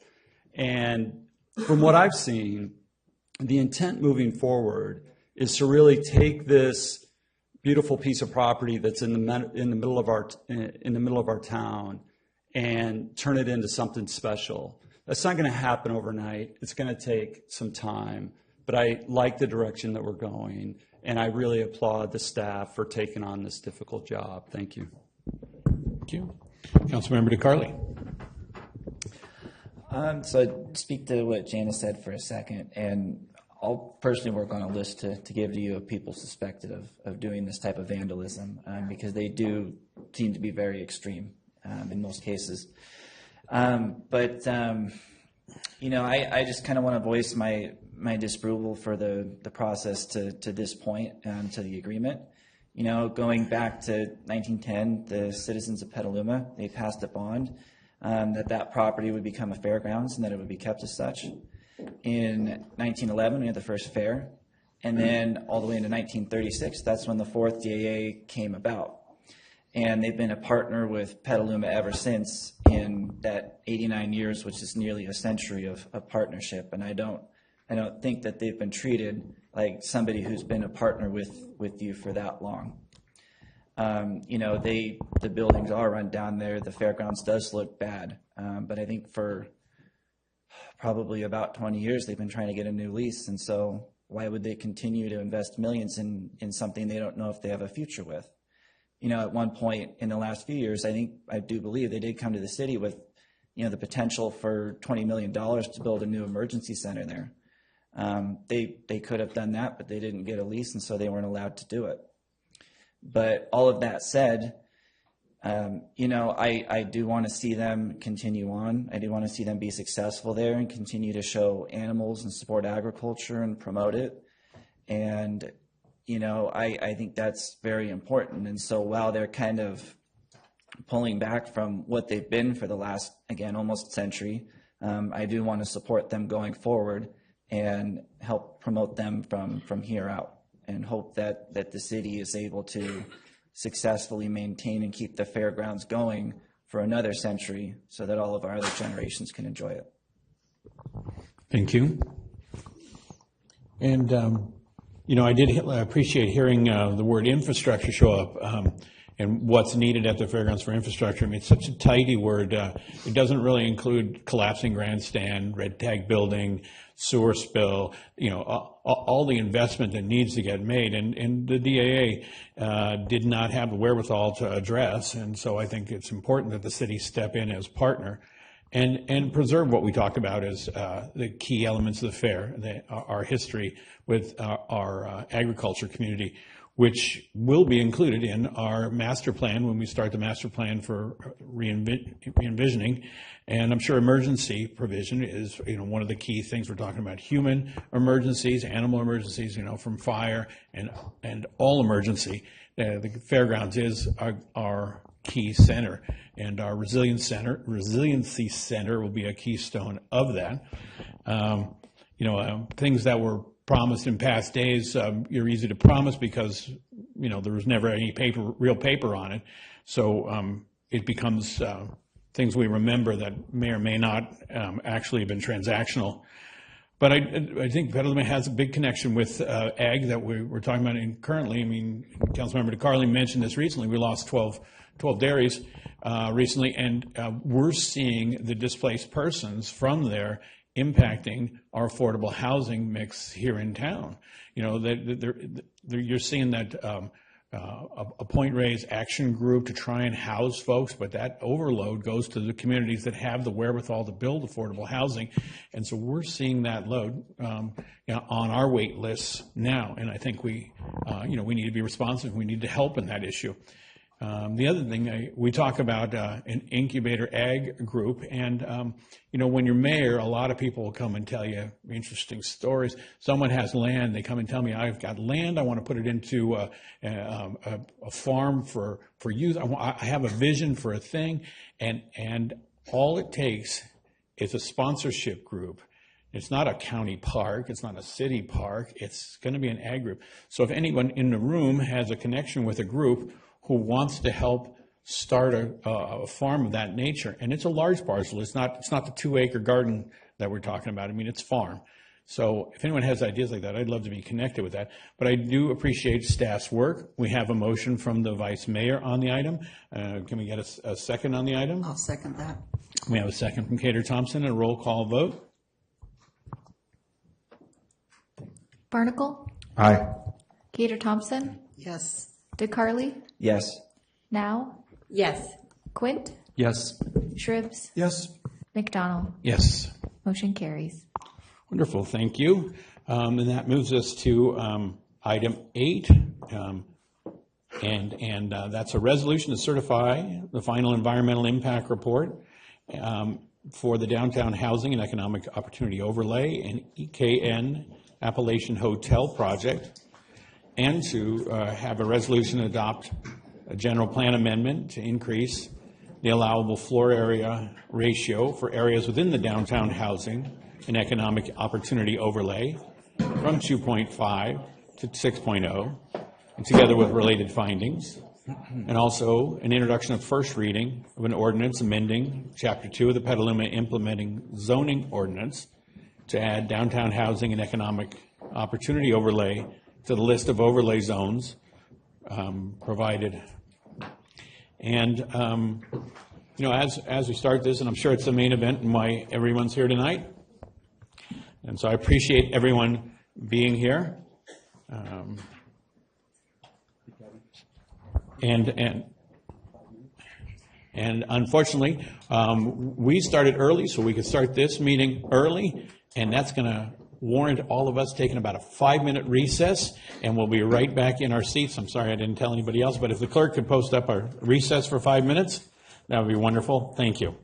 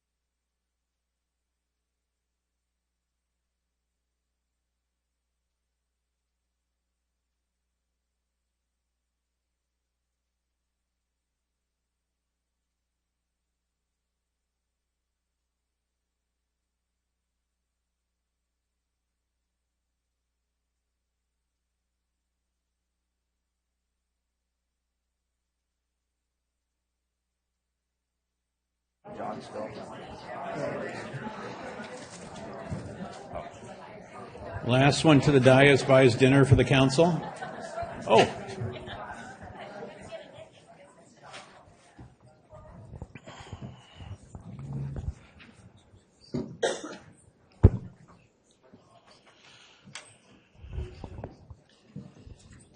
So again, thank you everybody for attending this evening.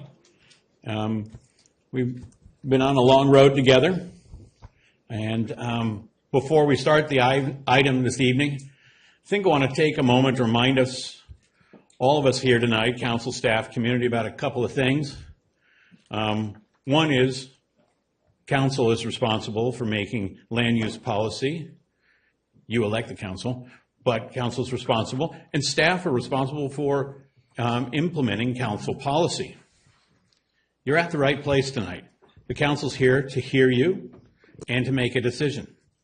And any attacks on staff, contract or otherwise, are misguided and inappropriate and not to be tolerated. That's not part of the helpful discussion. And so let's stay away from that kind of issue tonight. Also, on the background of this project and consideration and evolution that's taken place to this date, let's recap. The city received an application for the EKN Hotel in 2022. It's been a minute. The city is required by state law to process all development applications that are submitted. As part of that review, it was identified that, as proposed, the hotel would exceed the city's applicable development standards for the MU2 zoning district, which the project's located in, and consistent with requirements of Permit Streamlining Act.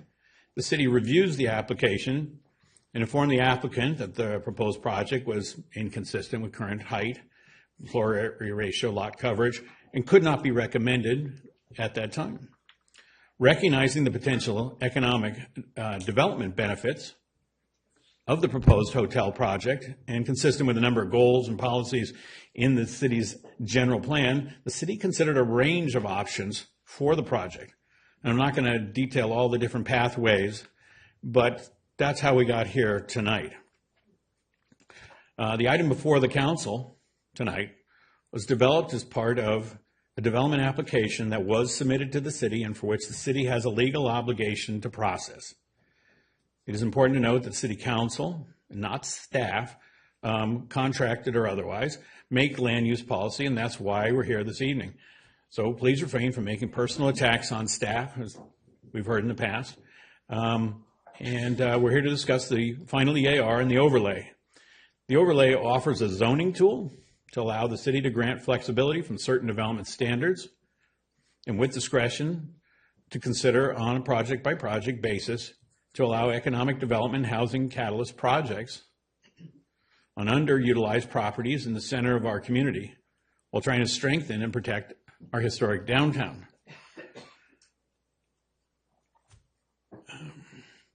I think that's enough of my introductory remarks. I have the thoughts on it I'll save till we have as council, but I'd like to invite our staff to start our staff presentation. And we have Brian O., our director of, and before we proceed into that, I'd like to invite the council to mention any recusal they have. And I'll start with Councilmember DeCarly. So I just want to let everybody know out there that tonight I'm being forced to recuse myself from the decision. It's been determined that, of all things, my home is too close to Zone A, the corner of it. I've been actively working on finding ways that I can participate and perform my elected duties. And I do not believe that I should be entirely excluded based on some of my research. I wish that instead of finding reasons that I can't participate, the city was more interested in finding ways that I can. But I've been alone on that. I would think that senior staff would want me to participate in a decision as pivotal as this one because of how it will affect our town. And for them to find reasons for me, not for my sake, but for the district that I represent, which is comprised of thousands of people, and there are thousands more in the town who feel the same way. Your voice really does matter, And so I hope that the public will let the city know what they think tonight. And I will continue to fight to be a part of this decision. Thank you very much for that. I think, Excuse me, Mr. Mayor. Yes. Could I address that briefly? Thank you. Please address it. I, as the council knows, and many of the public know, as the city's attorney, I have a duty to maintain the confidentiality of communications with the council and staff regarding legal issues affecting the city, and I am committed to maintaining that duty. The conflicts of interest laws are those of the state and the city's local conflict of interest code. And my office and the rest of staff are always eager and actually obligated to do our best to ensure that our city's elected representatives are able to participate in the decision-making of the city to the fullest lawful extent. And I remain committed to those responsibilities. Thank you, Mr. Mayor and Council. Thank you very much. And we'll take a little minute to allow Councilmember DeCarli to exit. Thank you. Councilmember DeCarli is excusing himself in accordance with the Fair Political Practices regulations that provide that when a member of a legislative body. Okay, excuse 1 second if I could. So we won't get very far tonight with shouting. We won't get very far in this. The attorney is explaining. So I'd invite one of the officers to explain.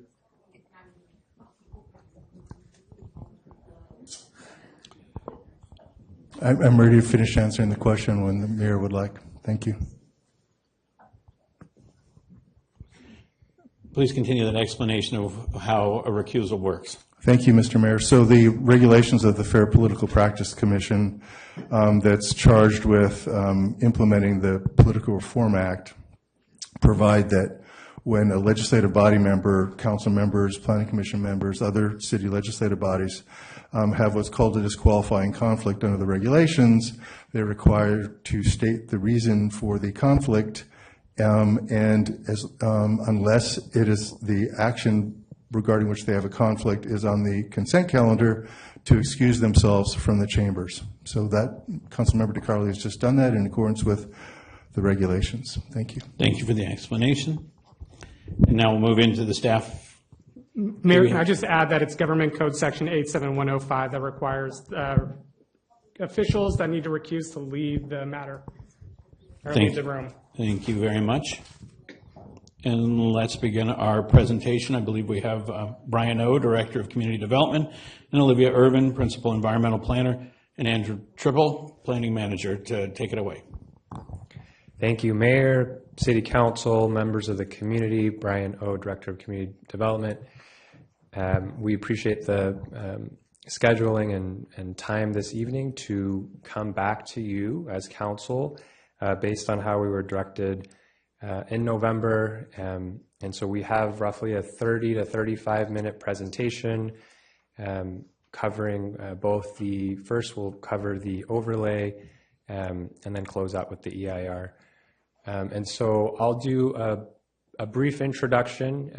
Mayor, thank you for the remarks, opening remarks. I'll touch on some of those that you were mentioning, and then I'll provide a little bit more detail into how we got here before turning it over to Andrew.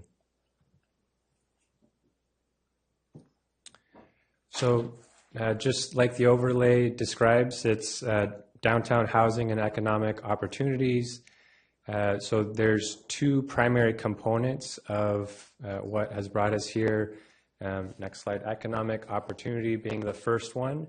As part of my role as Director of Community Development, we are often not only being responsive to development applications that get submitted, and then we are responsive in accordance to the Permit Streamlining Act. We're also looking at ways to improve and enhance the community through different mechanisms. And so one way that we do that is through our general plan and zoning.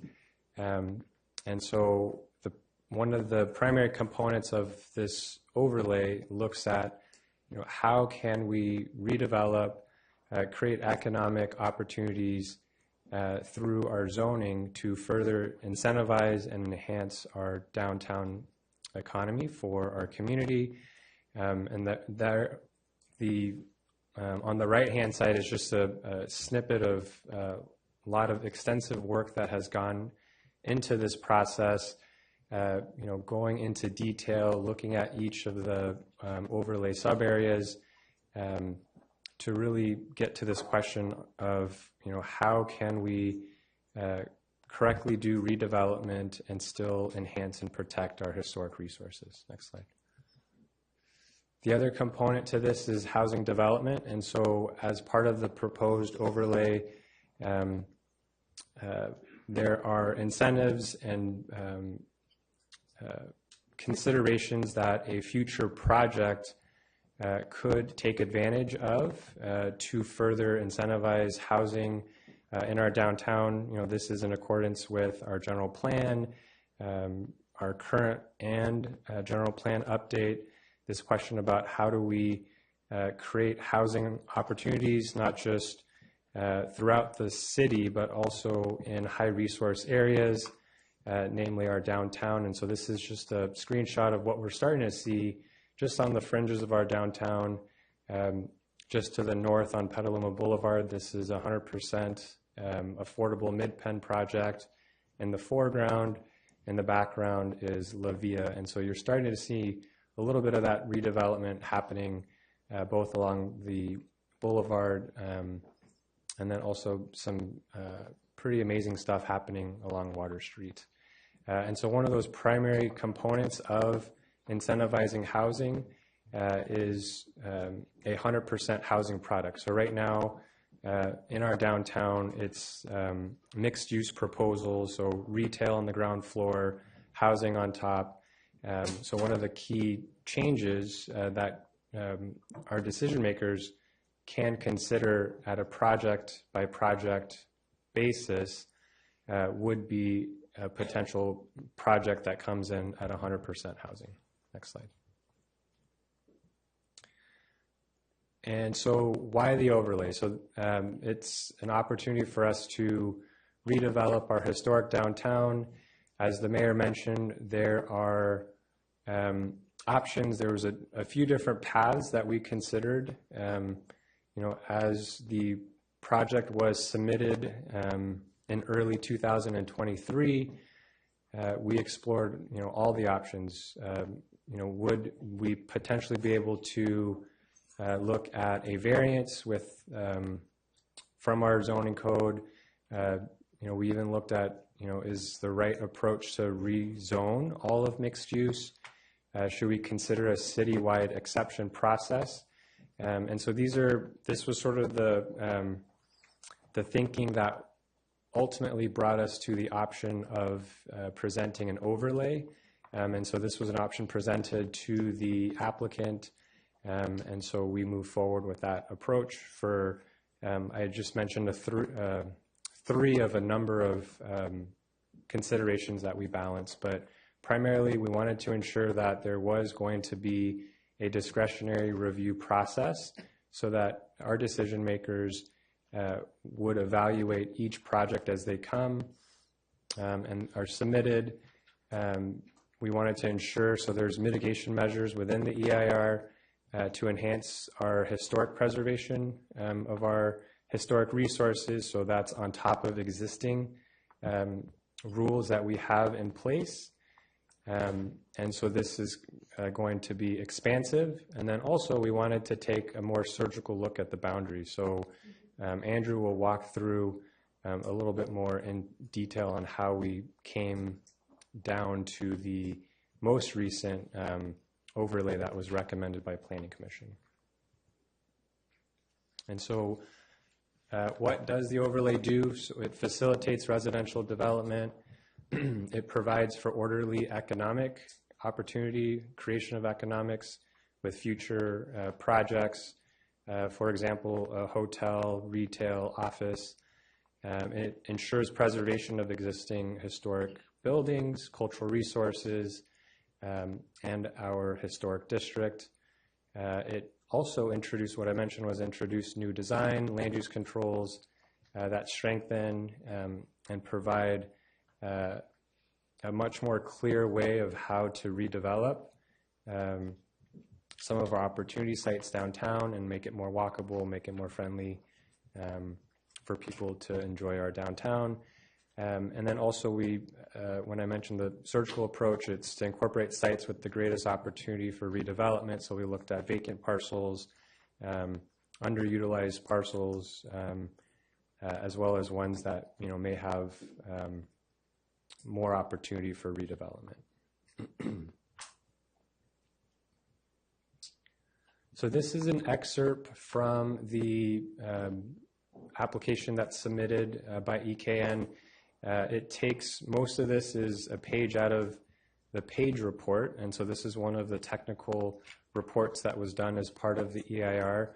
And I wanted to just pull this out before turning to recommendations to just highlight the work that will go into this. And so the top left-hand corner is the proposed hotel. And as we're going through now, so this portion of the work has not been, complete at this point. We look at the context of a future proposal as it relates to the rest of our town, and so, or especially here in the downtown. So all of that, looking at the context, is it going to impact historic resources? That's all done at the project level. And then the next two slides are just a high-level summary of what's before you this evening, Mayor, Council. One of two recommendations. First is we are back to you with the final EIR, and as directed, we have put in some of the additional amendments that you had asked staff to prepare. And then part of what the final EIR entails is reaffirming what the draft said, as well as being responsive to each and every comment that had come through in that process. And so the first of two recommendations is to consider a resolution to certify the final EIR for the project. And so in this instance, it's both the overlay and the hotel. So have we adequately explored and evaluated the environmental concerns? And on the next slide will be the second recommendation, and that would be the creation of the overlay. So this would adopt the resolution for the general plan amendment for the floor area ratio, as well as some of the mitigation measures that are being proposed as part of the EIR. And that second, of the two recommendations would be the introduction. So introduce the ordinance amending the zoning code to allow for the overlay process to be considered for a future project. That will need two readings, and so tonight the consideration would be just the introduction of the ordinance. And with that, I will turn it over to Andrew to talk through the details of said ordinance. Great. Thank you, Brian. Good evening, Mayor, council members, and the community. My name is Andrew Triple. I'm the planning manager, and I'll be presenting on the overlay this evening. We'll be looking at the project description as it's been proposed and as it was reviewed through the EIR process. We'll look at what's been done since 2023 when the overlay was brought forward through the public review process. We'll explore some topics for consideration, many of those reflecting a conversation with the council in November of 2024. and then look at some modifications that have been made in response and the requirements for approval. So in terms of location and context, very broadly, we're talking about approximately 10 acres or 25 parcels in the city's downtown area.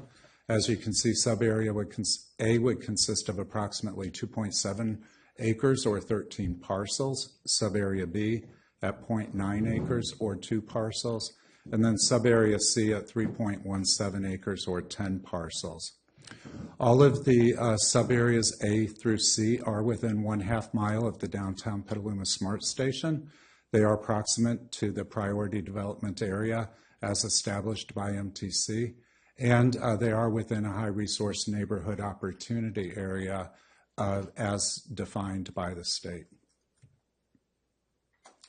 And so we can see here some of the higher level policy documents that affect or participate in the conversation about the overlay. The first is the priority development area that extends from even east of Lakeville Street across the river into Petaluma Boulevard South. Then, of course, our historic districts. At the lower portion of the picture, we see the A Street Historic District. Then as we move up in the image, we get to the Commercial Historic District, which is on the National Register. To the right then is the locally designated historic district, Downtown Historic District, that is not on the National Register. And then up above that, we see the beginning of the Oak Hill Brewster Historic District. And then the outline in red is the Parking Assessment District that's been established in the downtown. We also see 2 radii. The first is the 1/4 mile from SMART, and the second is the 1/2 mile from SMART. Both of those radii come into effect as we apply state housing laws in different ways to housing development that's proposed in the downtown area. I do want to point out that the 1/2 mile SMART radius is established, and we do consider and enforce that based upon a policy, administrative policy, which is that if a portion of a parcel is within 1/2 mile of the SMART radius, the entire parcel is considered to be within 1/2 mile. And that is consistent with HCD guidance.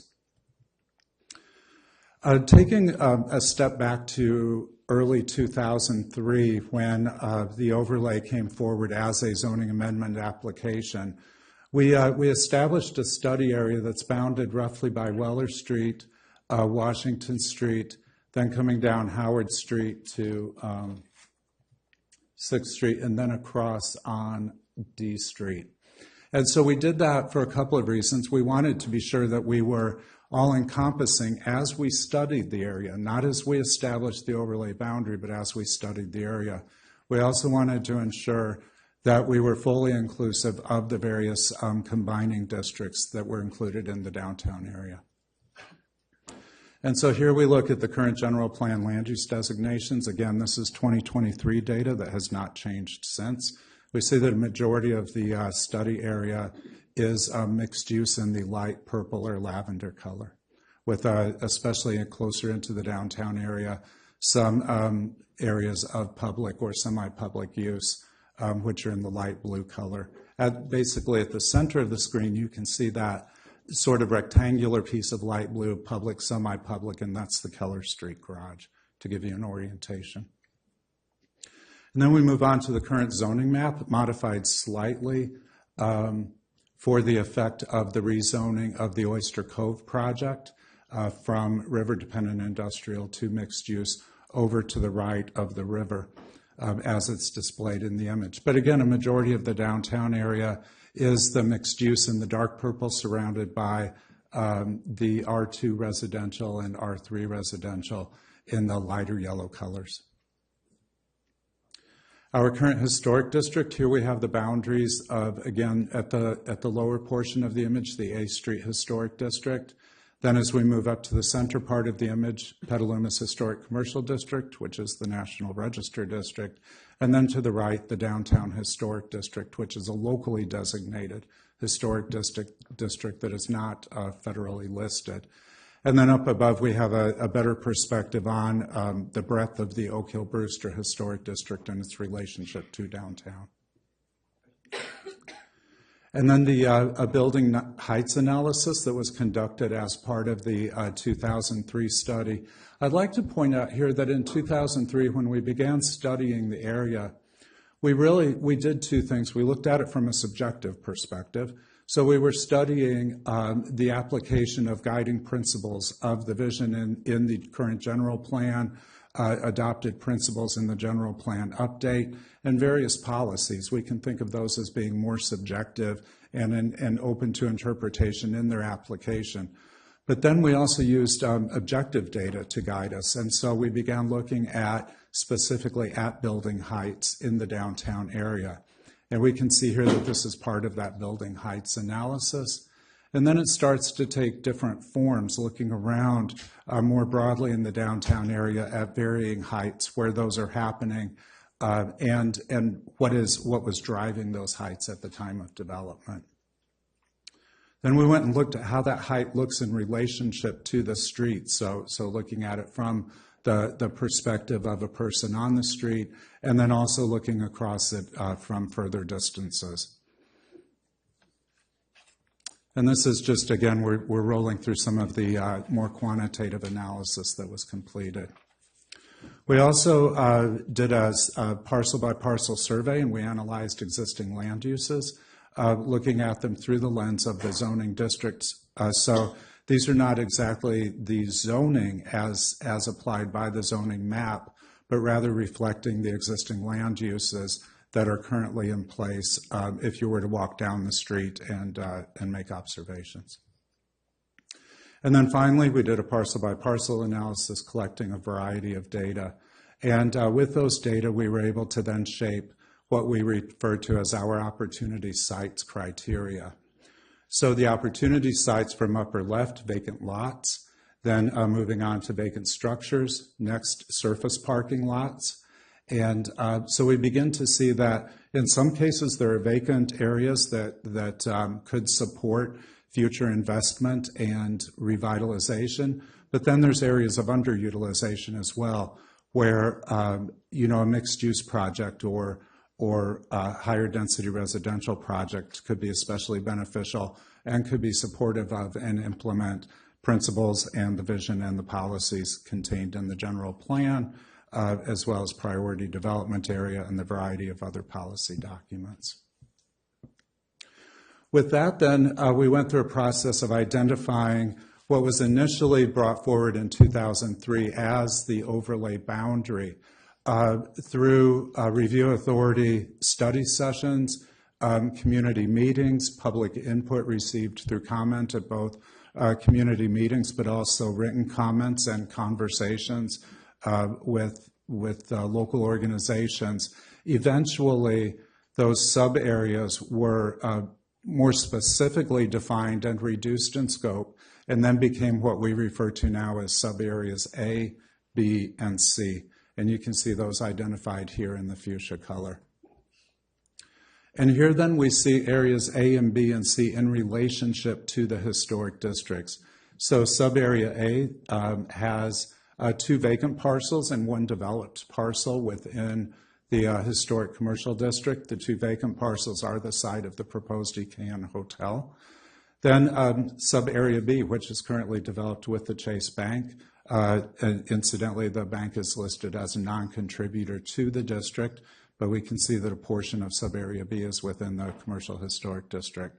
And then finally, sub-area C, which sits fully outside of the commercial historic district, as well as the Oak Hill Brewster Historic District.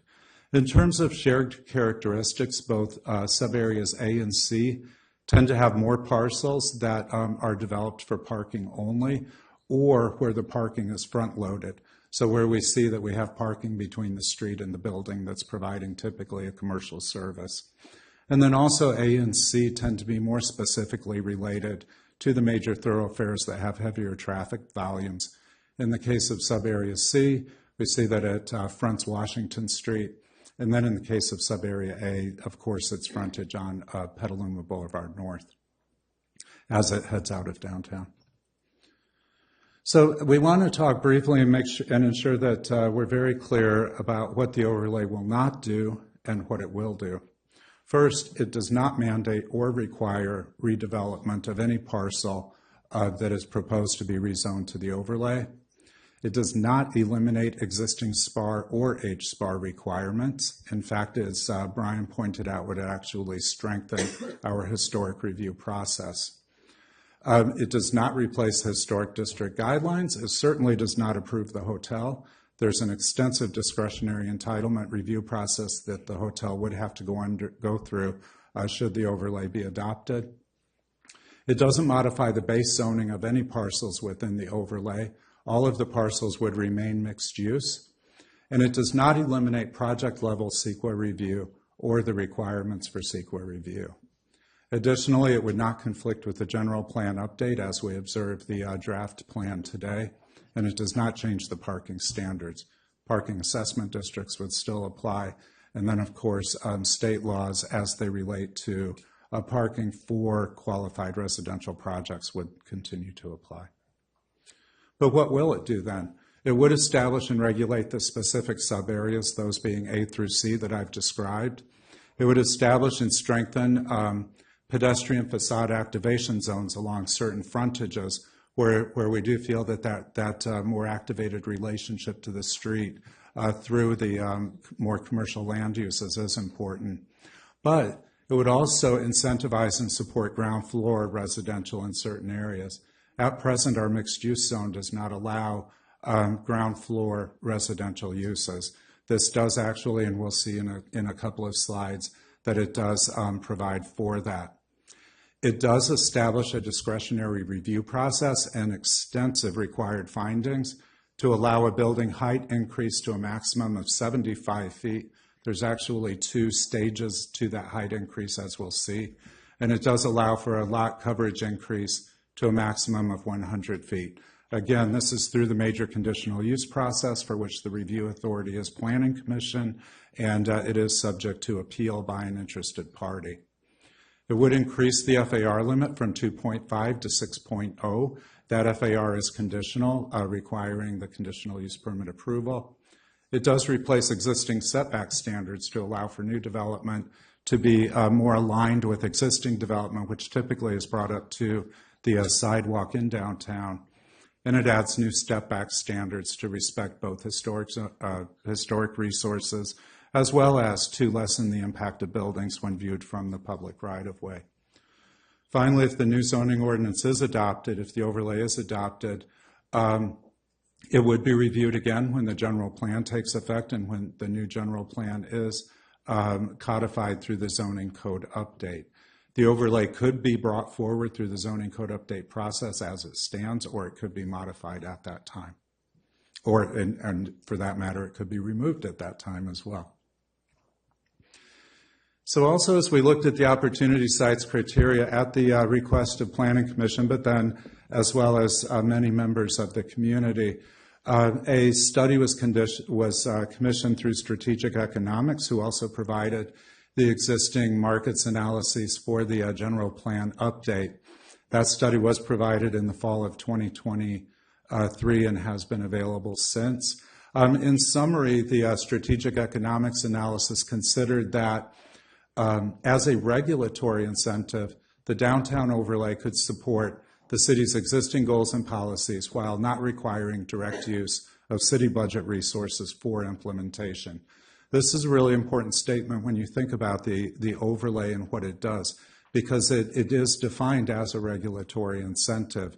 It's very strategic, as Brian pointed out. It's almost surgical in nature, intended to support precisely the sort of development that would respond to the goals and policies of the general plan and of the city.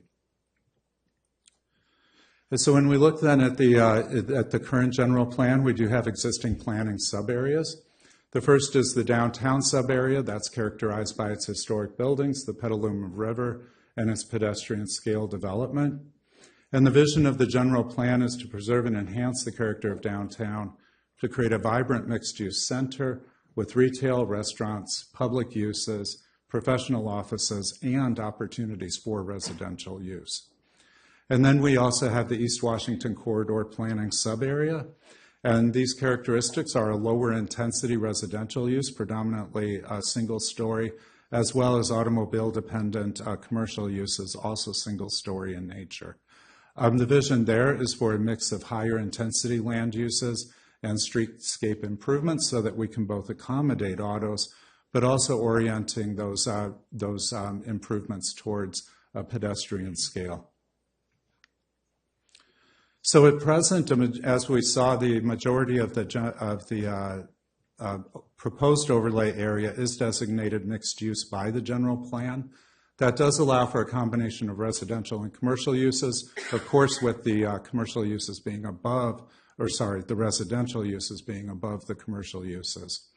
It does call for a pedestrian-oriented development. We see this in the image that Brian pointed out earlier of 414 Petaluma or Water Street, rather, in La Villa, having that pedestrian-oriented development brought up to the sidewalk, having that transparency, allowing for both commercial uses, but then also the needs of the multifamily to be expressed in that ground floor. At present, the general plan calls for a maximum floor area ratio of 2.5 for these mixed-use designations and a maximum residential density of 30 dwelling units per acre.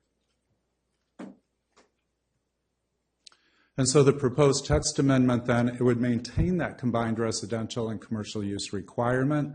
It would maintain and further support pedestrian-oriented development. As you recall, and as we'll see in detail, we have these pedestrian activation zones. It would propose to modify the maximum allowable FAR for areas within the overlay only from 2.5 to 6.0, and it would subject any development to discretionary CUP and SPAR reviews. And then the current zoning requirements. So on the one hand, let me go back quickly. So this is the general plan proposed text amendment that will come before you. And its partner then would be a zoning code amendment that would propose amending the current zoning requirements for the mixed-use 2 zoning district, the mixed-use 2 development standards, but it would not affect the additional zoning districts, the historic commercial district combining district, or the parking assessment district. And so how that looks is an amendment to the zoning map to apply the overlay to specific parcels, those being the subareas A, B, and C, as shown here. And then also Chapter 2 amendments to add the overlay to 2.1, which is our definitions of zoning districts, adding footnotes to the Chapter 4 allowable land use tables to point to then the Chapter 5 zoning text amendments that would establish and define the overlay zones, providing greater flexibility for development in those subareas A, B, and C. These amendments relate to the pedestrian facade activation zones, ground floor residential allowances, the height increases over 45 feet, a minimum ground floor height of 14 feet, as well as the setback and step back tools, lot coverage, and floor area ratio. So then how does this look with regard to the pedestrian facade activation zone and ground floor residential land uses? The purpose and intent of the pedestrian activation zones is to enhance the pedestrian experience, to ensure that the new buildings are occupied by pedestrian-oriented uses, and that they present attractive building facades in specific locations to reflect the land use patterns, as well as to encourage the vibrancy of pedestrian-oriented streets that are currently exist in the historic core of the downtown. The ground floor residential uses then are intended to create new opportunities for residential development and to provide a land use transition from the retail and service uses provided in the downtown core to lower intensity retail and residential areas beyond the downtown. So as we see an example here, subarea A, we've proposed these pedestrian facade activation zones along B Street, Petaluma Boulevard, and then C Street and D Street. On the back side then of those blocks on the 4th Street side, where we don't have the activation zone identified, then there could be a ground floor residential fronting 4th Street. That does reflect the lower levels of activity on 4th Street, but then we also do see it as an opportunity to support and incentivize residential development downtown by eliminating that commercial ground floor requirement. In terms of the permitted uses within the facade, pedestrian facade activation zones, artisan shops, library, museum, and art gallery, banks and financial services, personal services, fitness and health facilities, of course, restaurants, cafes, and coffee shops, small-scale retail up to 25,000 square feet, studios in the form of art or dance, martial arts, music, and so forth, and then groceries and specialty foods uses of 25,000 square feet or less. So we do have that mix of uses, but also being very aware of those uses that we want to see in the downtown area and ensuring that those are permitted. And so then this reflects the pedestrian facade activation zone in sub-area B. Again, looking at requiring that ground floor commercial on Western Avenue and Kentucky Street as we currently experience today, but then alleviating that requirement as we move down Keller Street to permit for 100% ground floor residential. And then in sub-area C, the larger of the 3 sub-areas, the pedestrian activation zone fronting Washington Street, but then permitting ground floor residential on Court Street, which is a dead-end street there at that point, and then along Liberty Street as well. So then building height criteria, certainly this is one of the key questions or moves in the proposed overlay. It does establish criteria to exceed 45 feet and then criteria to exceed 60 feet. These criteria are delivered through the major conditional use permit review process. The review authority is Planning Commission. And some of the criteria include being consistent with the overlay purpose, providing contribution and compatibility, no adverse effects to character, unreasonable restrictions to light and air, a relationship to the existing development, and then, of course, exceptional architecture. As I think you'll notice just from the phrasing of these, they're very subjective. They open themselves fully to the discretionary review process for the review authority to make that decision about the extent to which they meet these criteria. But then at the same time, this also challenges proposed development to provide that exceptional architecture, to work really hard at designing a product that is going to respond to the pedestrian activation zone or respond to the opportunity to have ground floor commercial. And then the criteria to exceed 60 feet. So in addition to the criteria to exceed 45 feet, were you to propose over 60 feet, then you would also have to demonstrate first that the project improves the streetscape, how it does that, or the project would have to contribute publicly accessible private open space. Additionally, the project would have to demonstrate that it respects or preserves cultural, historical, or archaeological resources, or that it exceeds minimum inclusionary dwelling requirements, or that all required parking is constructed below grade. And then for the site coverage requirements, the project would have to demonstrate that it does at least one of the following: that it improves the existing streetscape, that it reflects prevailing development pattern, has adequate provisions for recycling and solid waste management, adequate space and provisions for street trees, or that it includes other measures to enhance the pedestrian environment. Again, very subjective discretionary review criteria. This is an example of the setback, the building step backs that would be required. So up to 45 feet, which is currently permitted by right, a project could be built to the full height of the 45 feet at a minimum setback of 0 feet. As we note here, the first floor would have to be a minimum of 14 feet. That's consistent with the majority of the ground floor or first floor heights in the downtown area. Then those second through fourth floors could rise up to 45 feet as would be currently permitted.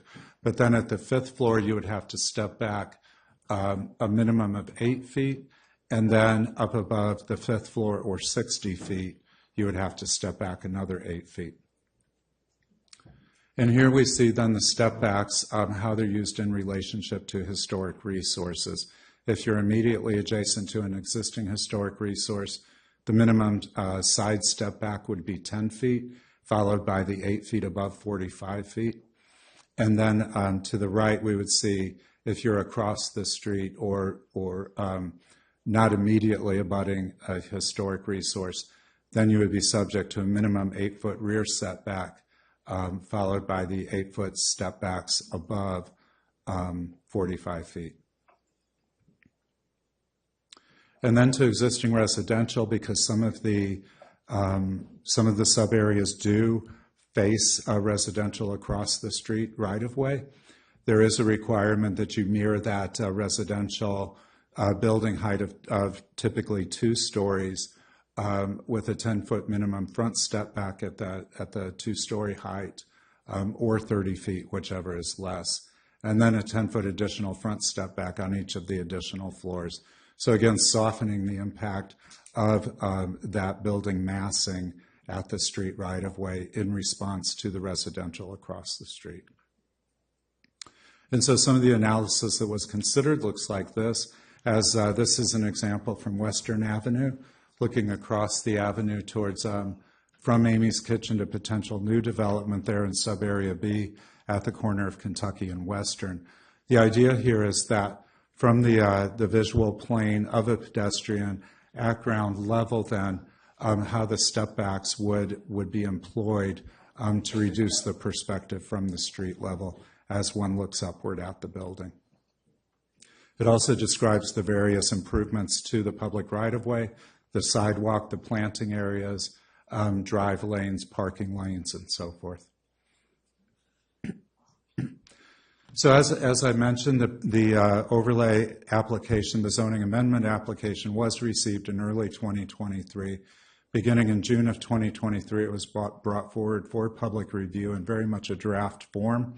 One of the major changes that the draft overlay has seen over time has been a reduction in the proposed overlay boundaries to the sub-areas A, B, and C as you see them today.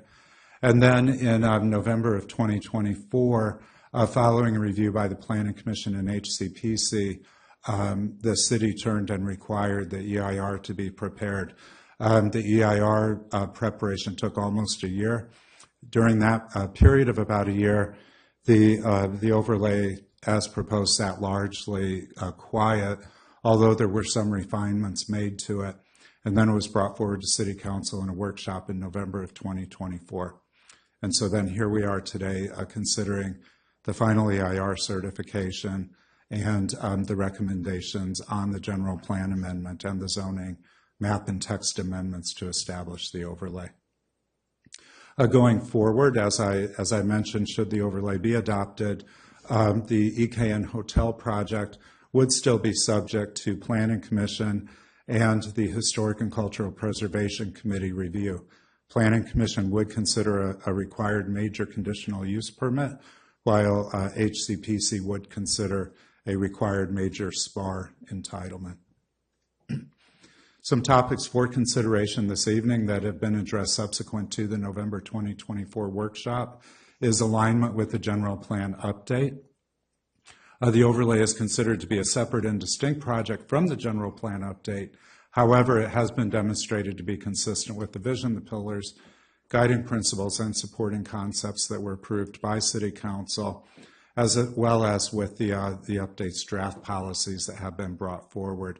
And then the sunset clause offers the opportunity to align the overlay with the general plan update as it moves forward through the adoption process. Additionally, the downtown parking study has been considered by City Council and does return to the Council in later 2025. And then the design review process. Council asked for findings to be added to require a determination of exceptional architecture or design. That is a subjective criteria that has been added, but then there's also a requirement that the applicant demonstrate that an independent qualified design professional review has been completed. And I believe that's independent, subject to the city's selection of the qualified design professional who would provide the review.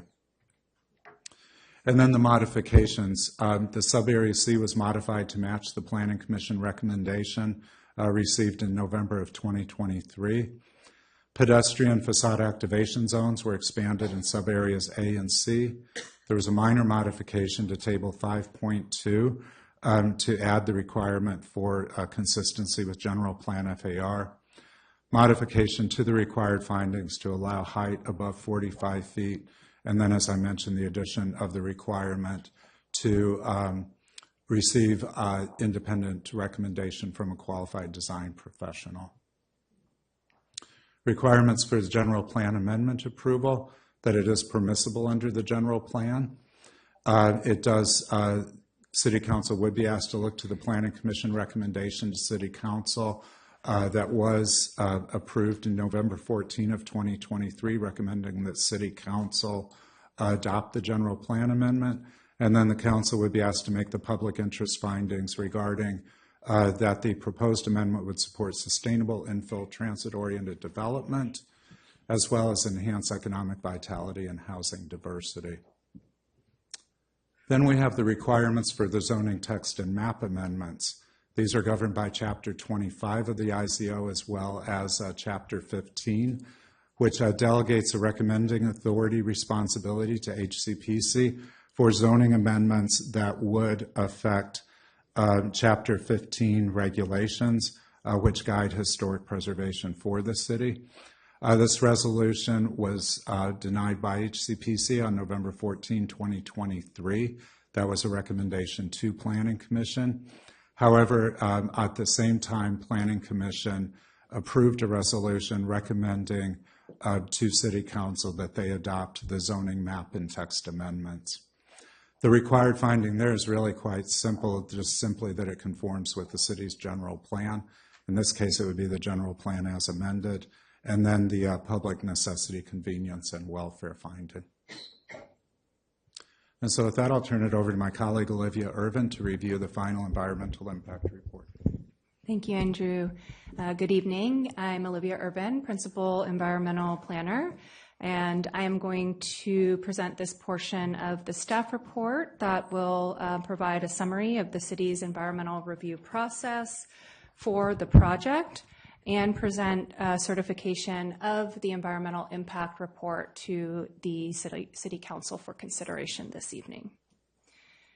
So the city has carried out an extensive environmental review process for the project. The culmination of that effort is the final EIR that has been prepared and published in compliance with the substantive and procedural requirements of the California Environmental Quality Act. For purposes of the environmental impact report, the project refers to two components. They are the overlay, which are the regulatory changes before the Council for Legislative Consideration this evening, the General Plan and Zoning Amendment that you just heard in detail, and the hotel component, which may only be considered as proposed following approval of the proposed overlay and will be subject to discretionary review by HCPC for historic SPAR and for the Planning Commission for a use permit.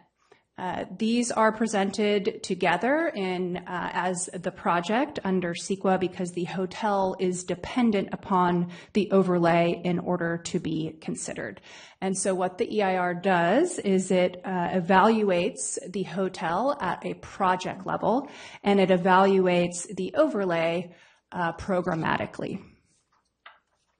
The City of Petaluma has certified one other programmatic EIR for the regulatory program that it evaluates, and that is the city's general plan. The general plan EIR contains a cumulative analysis and evaluation of environmental impacts associated with realizing the development potential envisioned through the general plan, and it establishes the framework within which discretionary review occurs. And within which the city receives and evaluates development proposals for environmental impacts. So it is the general plan that is that guiding framework. So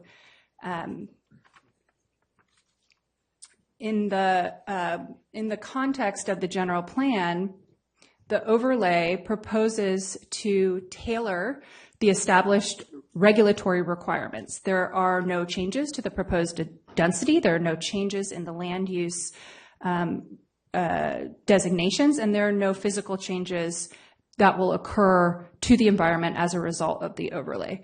Rather, it is an augment to the existing regulation within which future development will be evaluated. So the future development potential of the overlay is well within the intensity envisioned by the general plan. Again, back to that framework of the general plan. And future development would continue to be subject to discretionary review process, including that use permit process and the site plan and architectural review process, both of which are well-established city review processes. This is the regulatory context within which we have to consider things for CEQA. The use permit gets at land use compatibility, and the site plan and architectural review process addresses visual quality and character. So because of these existing physical and regulatory conditions, as well as the context established by the general plan and its EIR, the analysis presented focuses on 3 of the 18 environmental topics of the CEQA checklist, but all 18 topics are specifically addressed in the environmental record. I'm pointing to this big stack of binders on the desk here. Those were addressed in the initial study, and those are also all addressed in Chapter 4 of the EIR. The visual appeal of a proposed building, the value of a historic resource, the interpretation of land use policy consistency is subjective. The EIR takes into consideration a number of factors: the shade and shadow study, the viewshed renderings, the city's historic commercial district guidelines, the Secretary of the Interior standards, the results of the historic built environmental impact assessment, among a number of other technical studies to inform the determination of impact of the impacts. Nonetheless, the subjective nature of the visual setting and the character remains. However, the city has a process that provides a means to address the subjectivity, and that is as has been stated, that is the site plan and architectural review process. And the hotel is subject to that, as well as a use permit, and all future applications within the overlay would also be subject to those regulations. So for these reasons, the EIR concludes that based on the existing environmental conditions and the regulatory context, the proposed project would result in less than significant impacts with mitigation. This slide shows the procedural steps that were taken through the environmental impact report. The procedural requirements include notices, publications, and public hearings. The city has met and exceeded the procedural requirements of CEQA. One example is that there is no requirement to hold a public scoping meeting, and the city held a scoping meeting on May 1st of 2024. So that's just one example. Getting into the contents of the final EIR, what we have presented is in 2 volumes. Volume 1 is direct strike-through underline revisions to the draft EIR as it was published. So that's Volume 1. And then Volume 2 is the bulk of the response to comments. It includes a section about an introductory section, a list of commenters. It provides master responses and a list of response to comments inclusive of all of the public comments received.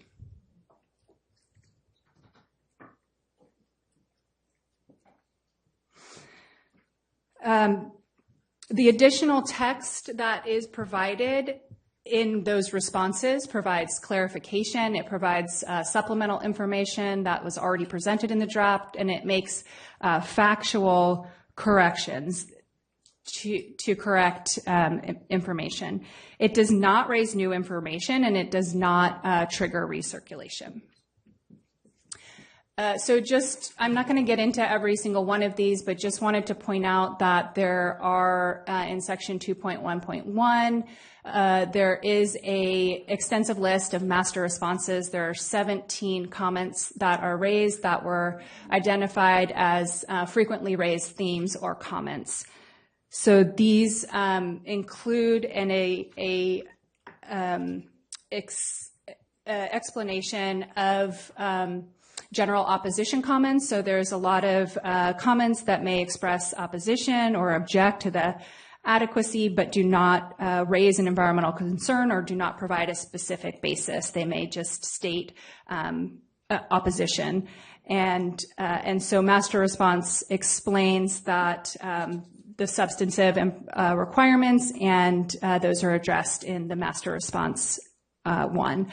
Another frequent comment received was that the draft EIR should be revised and recirculated because of disagreement with conclusions or general assertions of inadequacy. Master response 2 addresses the recirculation assertion and notes that recirculation is not required here because the conditions established in the CEQA guidelines have not been met that would trigger recirculation.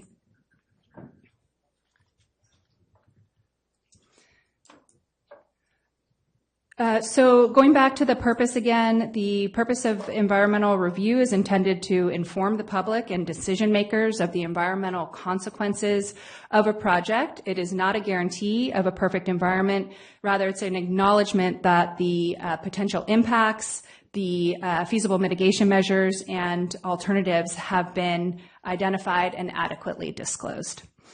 The environmental review process does not evaluate a project merits. It doesn't say whether it's good or bad or should be supported or not. It does not grant project approvals or entitlements. It is a separate process that is intended to provide and to help make an informed decision about a project.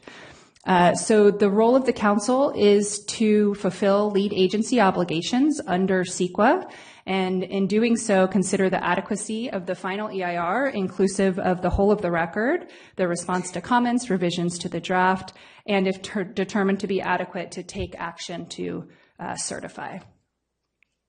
So certification is before the council this evening, and that is included as attachment 1 to the staff report. Certification must occur prior to taking action on any of the legislative approvals before the council this evening. And in certifying the final EIR, the council would find that environmental review has been completed in compliance with CEQA, that the council has considered and reviewed the information presented in the final EIR, and that the final EIR is reflective of the lead agency's independent judgment.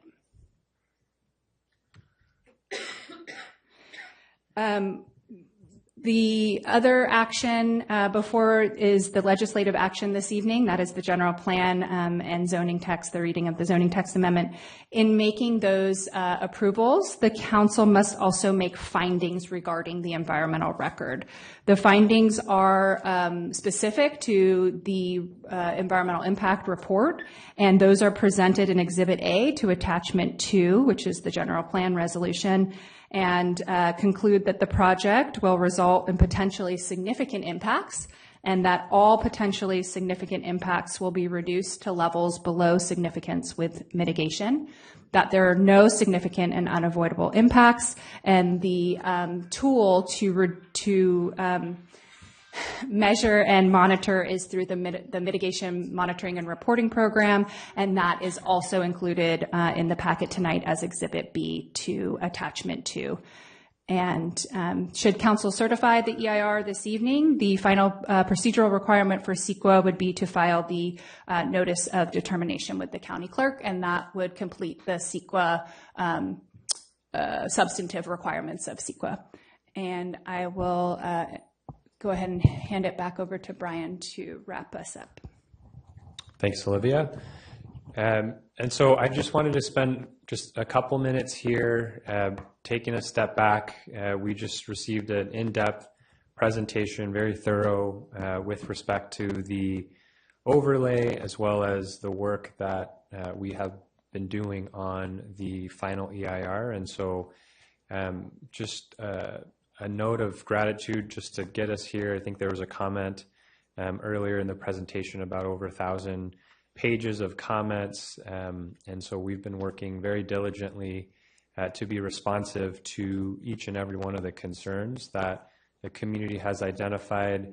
But this is a good opportunity, again, to step back. You know, we have the technical content complete, and close us out with more of a general why and what sort of guiding us, and what I hope will guide the discussion by council this evening. And that is our current general plan. It's our existing policies that are in place to allow the city and council to have this consideration this evening. And so that's everything with respect to existing land use, community design, what we envision our mobility to look like for our residents, as with our housing element. And so that's not just our existing general plan, but all the work that we've been doing over the past, 4+ years on housing element. We got the housing element certified. We're getting into the final steps of updating the general plan that puts us into 2050. And the overlay is in alignment with our council goals. And so we just had a very in-depth, thorough discussion workshop with council to talk about economic development and the importance of getting ahead and being proactive to ensure that we have an economy that prospers. There's places and spaces that inspire and are welcoming, and ultimately I think what Petaluma is most proud about is our ensuring our environmental legacy and our climate action. And so for all those reasons, they point to what I hope is going to be a robust discussion this evening.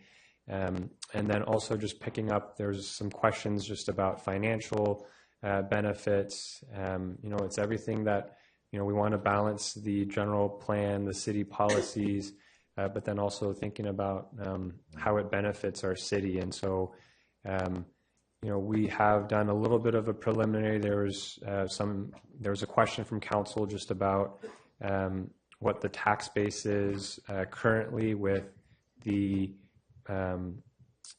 uses that are happening in the overlay, and that's a good comparison in the staff report about the financial benefits of a potential project. $500,000 a year of TOT for the proposed hotel, as well as the sales tax that would potentially be generated over $100,000, and then all the secondary benefits for our community with respect to local merchants and continuing the legacy that makes downtown attractive and welcoming for all. And so I'll turn just the next slide, final slide, or set of final slides here. Again, over 1,000 pages of comments, a final draft EIR Volume 1 that is essentially what was reviewed as part of the draft EIR. And, that's a big document that we're bound to make some text incorrection. So there's an errata that was posted earlier today that, again, minor clarifications, some text edits, and then also on the mitigation measures as well as the resolutions before you on for both attachment 1 and 2, just to clarify, provide more clarity on the actions that may be potentially done this evening. And then the final wrap up here, just again, there's a discussion about Certification consideration of the EIR. Have we done what was directed by council? Are we considering all the impacts? Are we presenting that in a way that is digestible? And then once we can get past sort of that initial, then it's the consideration of going forward with the general plan amendment and the introduction of the zoning ordinance. Mayor, with that, I turn it back to you. Thank you very much. Exhaustive report. When you get into these EIRs, you have to get in deep. There's a lot of questions all the time and a lot of law behind everything. So thank you very much for bringing us up to speed on all that. I should note for the public benefit that when council reviews the items, they have questions of staff in the week running up, and we send them in. And those are all posted on the website. You can see where council has asked questions and thought things needed to be discussed further. And where to start with council? Councilmember Quint. Thank you. So there's a lot in there. Thank you so much. So I'm probably the newest member on council to land use discussions, and a lot of the acronyms and terms that are used are new to me, and so I'm sure they're new to a lot of folks. Can you briefly describe what the discretionary review process looks like? Sure, council member. The discretionary review process is a subjective review process that the city undertakes. We are required to, in the realm of property rights, a city has the right to regulate land use and land development. And so it may create opportunities for development to happen in a certain way.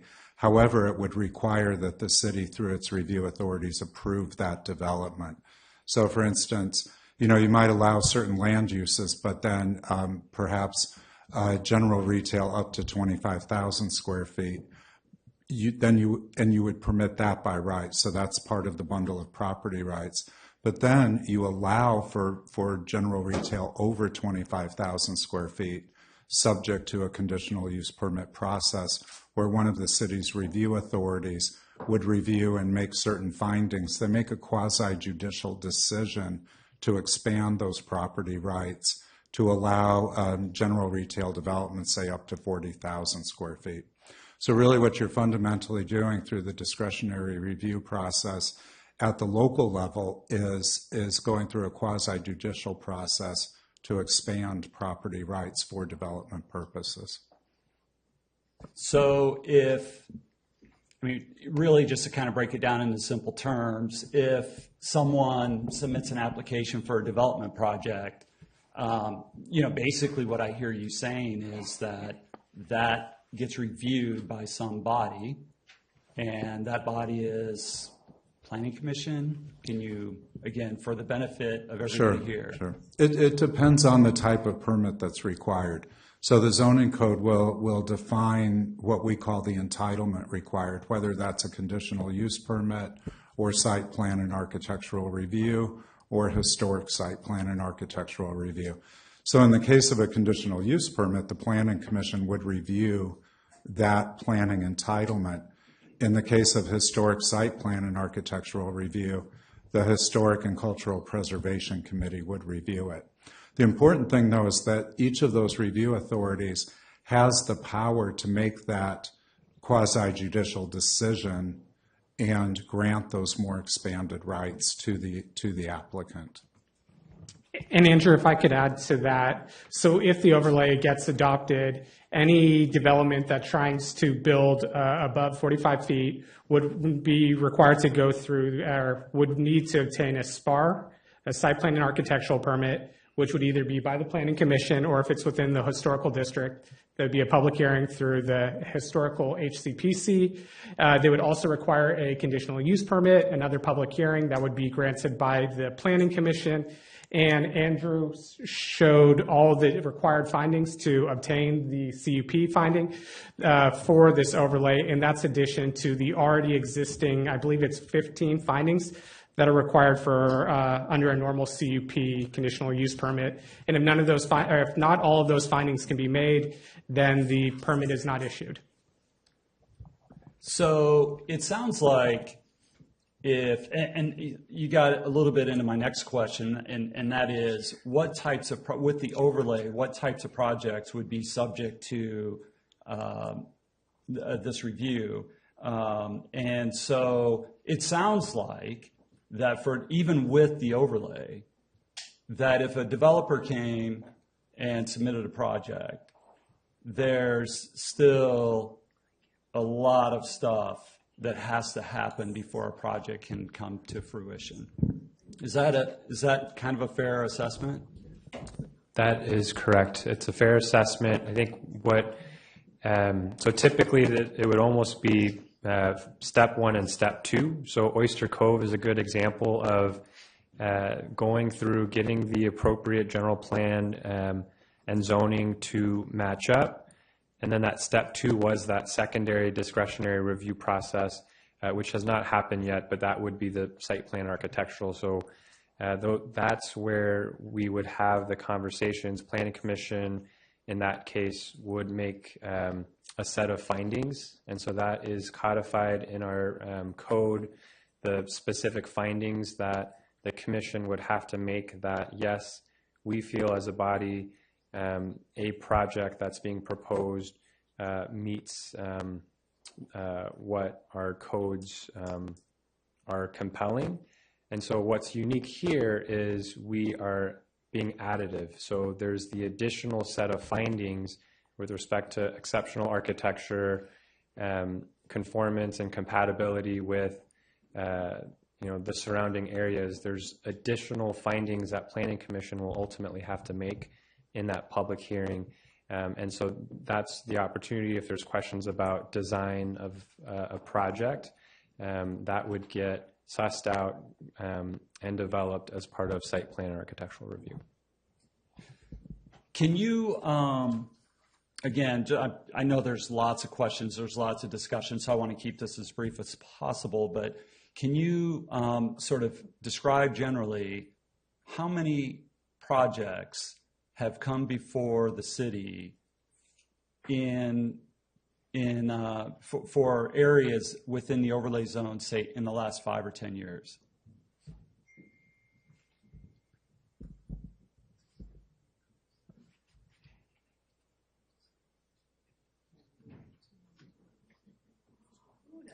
Yeah, great question.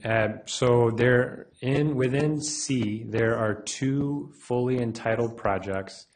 They are essentially mixed-use proposals. They're currently on the market, but they've been entitled for at least 5+ years. Aside from that, within A, B, and C, there has been no substantial projects that have been submitted. No projects. So do we have a sense for, with the overlay, how that might change? Yes, and so again, what's prompting us here, as I think also sort of buried in some of the public comment, is there is the value that private property owners, again, there's nothing that the overlay would compel a property owner to move forward and submit something, but this creates that additional incentive, that additional opportunity to bring a project forward. And so right off the bat, the example is the proposed hotel. And so, and we've also received some additional comments that are posted as part of the record that, there's sort of this independent assessment that by creating this incentive, and I think Andrew did a really great job highlighting the strategic economics memo that was submitted and done as part of this work. This does provide that additional incentive to bring redevelopment into Petaluma. So in all of your time, Brian, doing this kind of work, with the overlay, and if the hotel is approved, what's your sense for the development that may follow? Like, is this, give us an avenue to go out and try to get some more projects, or does it open floodgates? I'm just looking for some directional input here.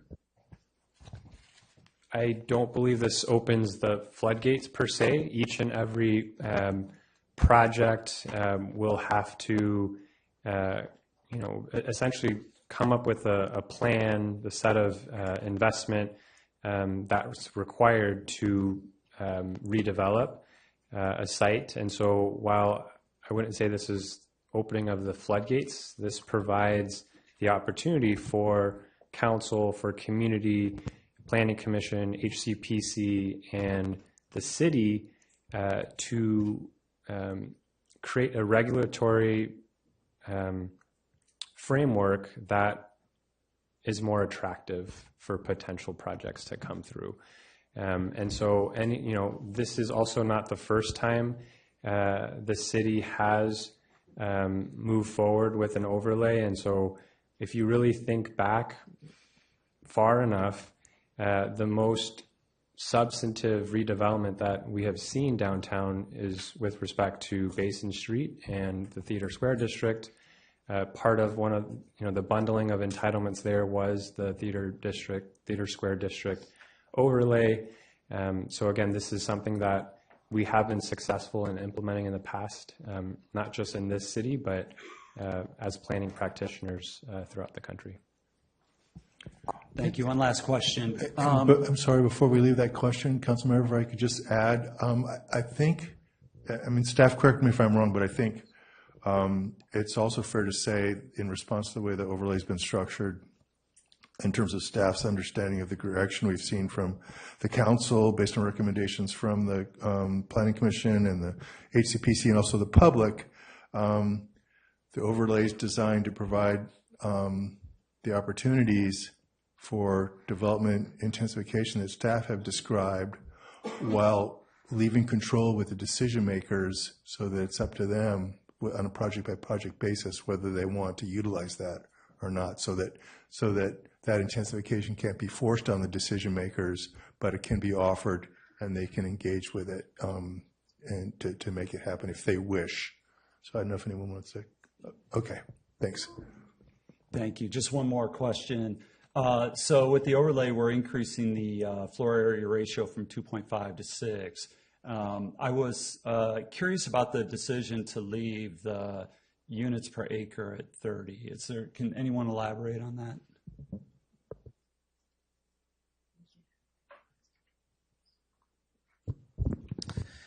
Thank you. Currently, in our general plan, outside of the Central Petaluma specific plan, so the SMART code and that area, 30 units per acre is as high as our density goes. So when we started, we did consider that and considered an increase in density. It would have been a much more significant change across the board. We have one mixed use land use designation. It says up to 30 units per acre, which is the maximum density. So we didn't want to go in and open that up as part of this overlay to expand the density across all mixed use designations within the city. We are looking at doing modifications to allowable density as part of the general plan update, and more differentiation between different mixed use land use designations as part of the general plan update. Thank you. One follow-up. So if a development came and they were proposing something that was greater than 30, is that something that could be considered in the review process and possibly a conditional use permit? Is that how that works? No, not with, like, within the overlay boundaries. No, it does not change the overlay or the density allowed in the overlay. As it's currently drafted, it would still remain at a maximum of 30 units per acre because that's what the general plan has for the mixed-use land use designation. The only exception to that would be based on the provision of affordable housing that through the state density bonus may allow additional density based on how much and at what affordability housing was provided. Got it. Thank you. Thank you. Next, anyone jumping in? I'd like to follow up on that. So any housing project that comes in Petaluma currently would have a 15% affordable housing component. And wouldn't they have the ability to have a density bonus to take them over 30?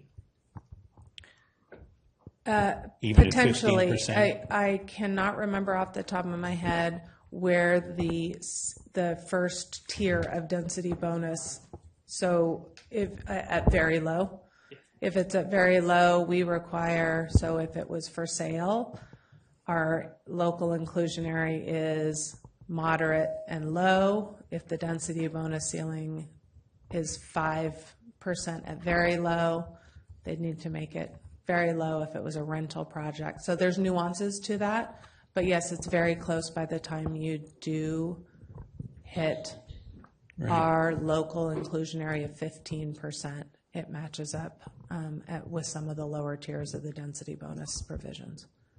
You know, very few houses are getting built in Petaluma, and that's why, and we get our report out next month about what that is. And I mean, that's why I'm very interested in advancing this. We only put in 112 units over average over the last 6 years, and of those, 28 per year are affordable housing. And we were including the Cott's tiny houses, and we were including the Montero into that statistic. So really, the volume of new houses is quite small. But I look at La Villa's popping up, and I mean, it's pretty big, and it's pretty bold right there on the boulevard. But it has no affordable housing in it. That's because it's older than our ordinance. I mean, how old did it have to be? How old did that new building have to have gotten approved to not have affordable in it? Thank you, Mayor.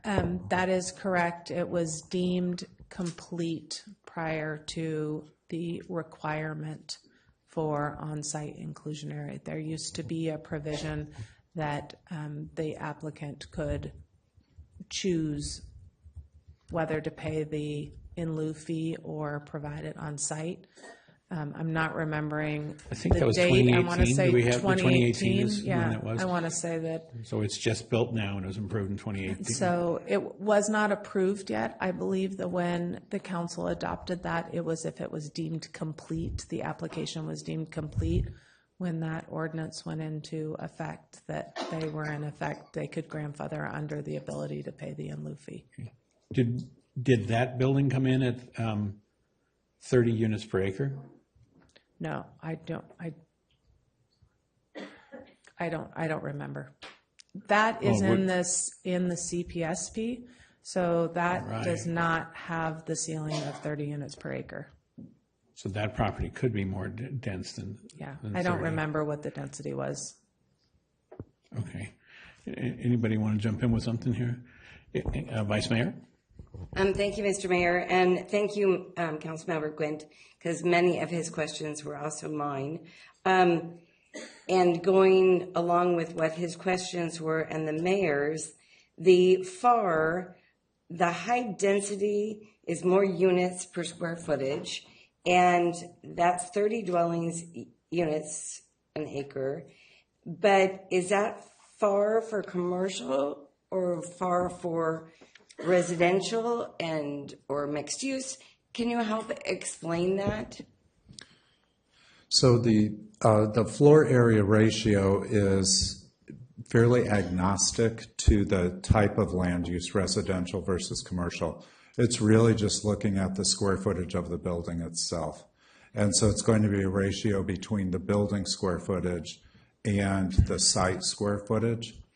So by increasing the floor to area ratio to 6, that allows for the additional height, but you're still limited to the maximum number of dwelling units per acre. So there's a difference between the FAR and what you get from the building square footage, and then density and what you get for the number of units per acre. Okay, thank you. There were some other questions that I had that I submitted, and they were given, the answers to me were given as part of the master responses. Well, unfortunately, I never got a hard copy of, and the internet, for some reason, it would not load those pages, and so there was a glitch there in the technology with the FEIR. So I'm a little disappointed that I couldn't get a hard copy. I heard it was a cost factor, and I could see the applicant wanting, because it's dependent on the overlay for their hotel approval. And without the hard copy, this kind of glitches are going to come up and when you're using technology. So I just wanted to get that out there, and the responsibility should have been shared with the hotel. The residential portion, sub-area A does not probably have any residential. Those are all commercial buildings, but B and C could have residential. C for sure could have residential. And I also submitted a question regarding the parking in sub-area C, because it is the furthest away from the SMART station. So can you explain, I believe it was called the Parking Assessment District, and there's about 10 properties, especially Washington Street and Liberty Street, that they're not in that parking assessment district. Sure. So if we go back to sub-area A, even though sub-area A has parcels that are developed with existing commercial buildings, those parcels could be redeveloped with mixed use, so they could support residential under current zoning, under the MU2 zoning, but also under the overlay. So what's existing does not necessarily dictate what could be redeveloped there. So all three of the parcels, even in those parcels where there is commercial development, it could be redeveloped for residential, mixed-use residential development. In terms of the parking requirement, if we look up here in the screen, you can see where a majority of the parcels are within the boundary of the parking assessment district. There is that section of sub-area C that falls outside of the parking assessment district, and so it would be subject to parking requirements, except that AB 29 or 29 SB or AB? AB 2097 does not allow the city to require a minimum amount of parking for new projects that are proposed within half a mile of transit.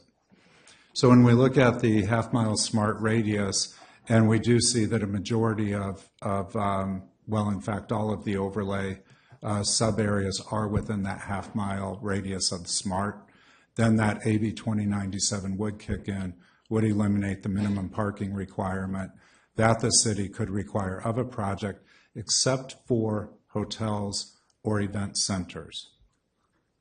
So for those two types of land uses, the city can still establish a minimum parking requirement. Okay. Let me mull that over, but that's all I have for now. Thank you. All right. Who's got our next question? Councilmember Shreds. Okay, as usual, I have a few. Just going back to the 30 units per acre concept for the overlay. Let's say we want to build some housing in this structure, and let's say it's going to end up being 6 stories high. And going through, we got an email that did go down and actually demonstrate mathematically that at 30 units per acre, 1/3 of an acre where the hotel is going to be, you'd get more than 30 units per acre just in the 3rd or 4th stories. You don't have to go to the 5th or 6th stories to even get that much. So if we really want housing that's going to go up higher than the 4 stories, then would we have to change it from a 30 per acre and probably have to go to a 45 per acre, maybe even a 60 per acre? How high would we need to go for units allowed per acre to really get a 6-story residential? Thanks, Councilman, for the question. So I'm going to jump in just with a preliminary answer about how much density is required. And so it's 2 parts. I think the response back is what's the type of housing, right? So we've talked about per housing element, our certified housing element, some of the objectives that we're trying to accomplish. We're wanting, whether it's naturally affordable, so it's typically smaller units, and then deed restricted units. And so, as Heather mentioned earlier, there already is the provision within the state density bonus law that we can go above the 30 an acre, depending on the type of housing, the deed restricted housing. And so if that's one way that we can continue to incentivize more units and the type of deed restriction, income restriction that we are seeking. It's a need that's been identified, and so there's already a path for that through state density bonus law. And so, we've discussed that in prior meetings.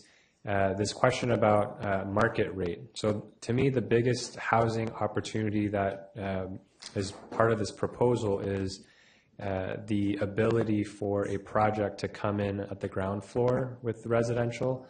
So we talked a little bit about the pedestrian activation zones, but the primary incentive here is, when we look at like a La Villa, the entire ground floor is still looking for tenancy, right? So this gives the flexibility for a future project proponent to come in with a smaller retail, almost minuscule retail component, and actually get something to pencil out. I know we briefly looked at the question about units per acre, but at this point, as when we reviewed the draft EIR, we looked at it with the 30 without a change. It's something that we could potentially revisit as part of the general plan update. It's something that our general plan advisory committee has often discussed. And so this question about density and where it should go will continue beyond the discussion of the overlay. Okay, good, thank you. And then I'm looking at the when and where, because a lot of the EIR that's just come out for is that EIR is essentially saying the complaints that are being put forth, concepts really don't belong in the EIR. They belong in this other SPAR process, the HSPAR process, the CUP process, the review process.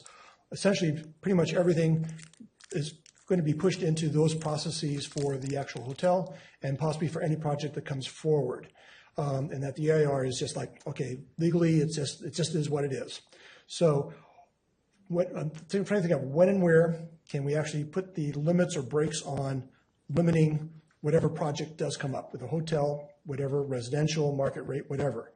So as we come up and do these things, is it possible that, I'm not sure where it would belong, but example for the hotel, I know the Ace Hardware is, according to the EIR, is not officially historic, and so you don't require the 10-foot setback from it, but it would the council or other group, the HSPAR group, be able to say, no, it really is. And so there's a 10-foot setback both on the 5th floor and on the 6th floor from H Hardware. Would that be still the what could be done or what could be required going through the process? Because you already have in there a 10-foot setback from historic buildings.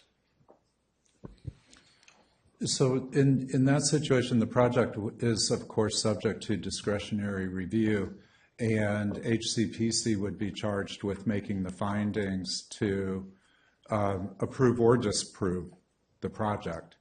And so even, let's say, for instance, that a historic resource evaluation determines that the current ACE hardware is not a historic resource, but HCPC says, well, we disagree with the HRE. We believe that it is a historic resource, and disproves the project on that basis. The applicant has the right to appeal that decision to the city council. Okay, just checking about when and where to, these restrictions. And then in the step backs that are currently in there are basically 8 foot from the street level, from the street sides, but not from the back sides. Mm-hmm. And only 10 foot if it's a historic building. Those 8 feet, is that what's being determined now as what we're setting? Or could we also make a change now and make a suggestion that it could be, not 8 foot, let's take 10 foot, and like we said for the historic building, because basically I'm seeing views from both sides, all angles from one street over, maybe a historic building next to it, but it's going to be so much smaller. It's really, it's going to be like from street view for me.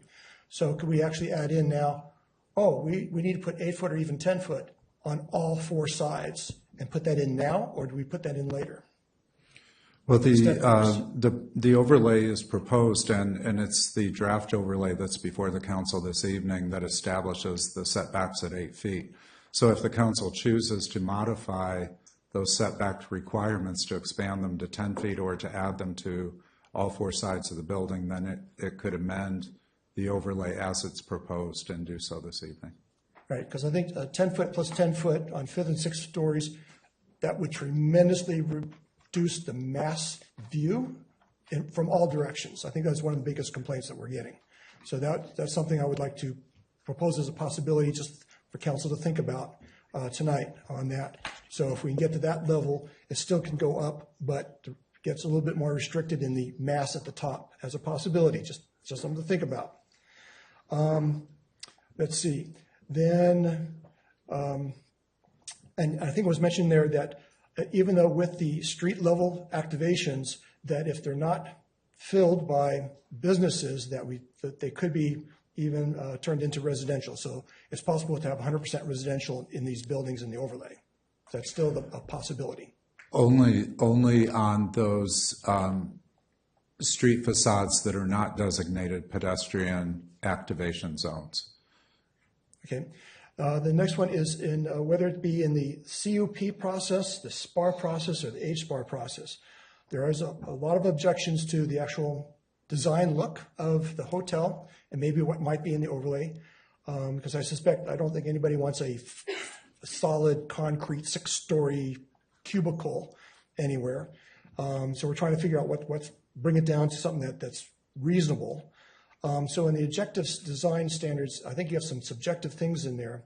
So if which committee or which group of folks are going to say, okay, we don't like the square modern design. We need to have something else in making demands. We want round windows. We want a facade that's got a little artistry. We want the top edges. Like one of the emails that came out recently was, even if you just take the top edge and kind of like make it a little bit more interesting looking, artistic, that would be an improvement. So even at the 4th floor, so 4 floors up, which is the top street level, you'd have interesting designs. And then the 5th is down in, the 6th is even further down in. You won't even see those from the down street level because they're much smaller. So therefore, and if we change that design, make it at least better, where does that happen? Yeah. The question is when does that decision-making, which process would that come under? Sure, so that would happen in 2 places. First would be the conditional use permit subject to review by Planning Commission. One of the criteria for approval, Planning Commission would have to find that the overall building design and use of the site demonstrates exceptional architecture and design. Additionally, the determination of exceptional architecture and design shall be guided by input of a qualified professional chosen by the city. So you have it on the conditional use permit side, but then when we go over to the site plan and architectural review or historic site plan and architectural review, all of those criteria are going to be related to building and site design to aesthetics to neighborhood compatibility and so forth.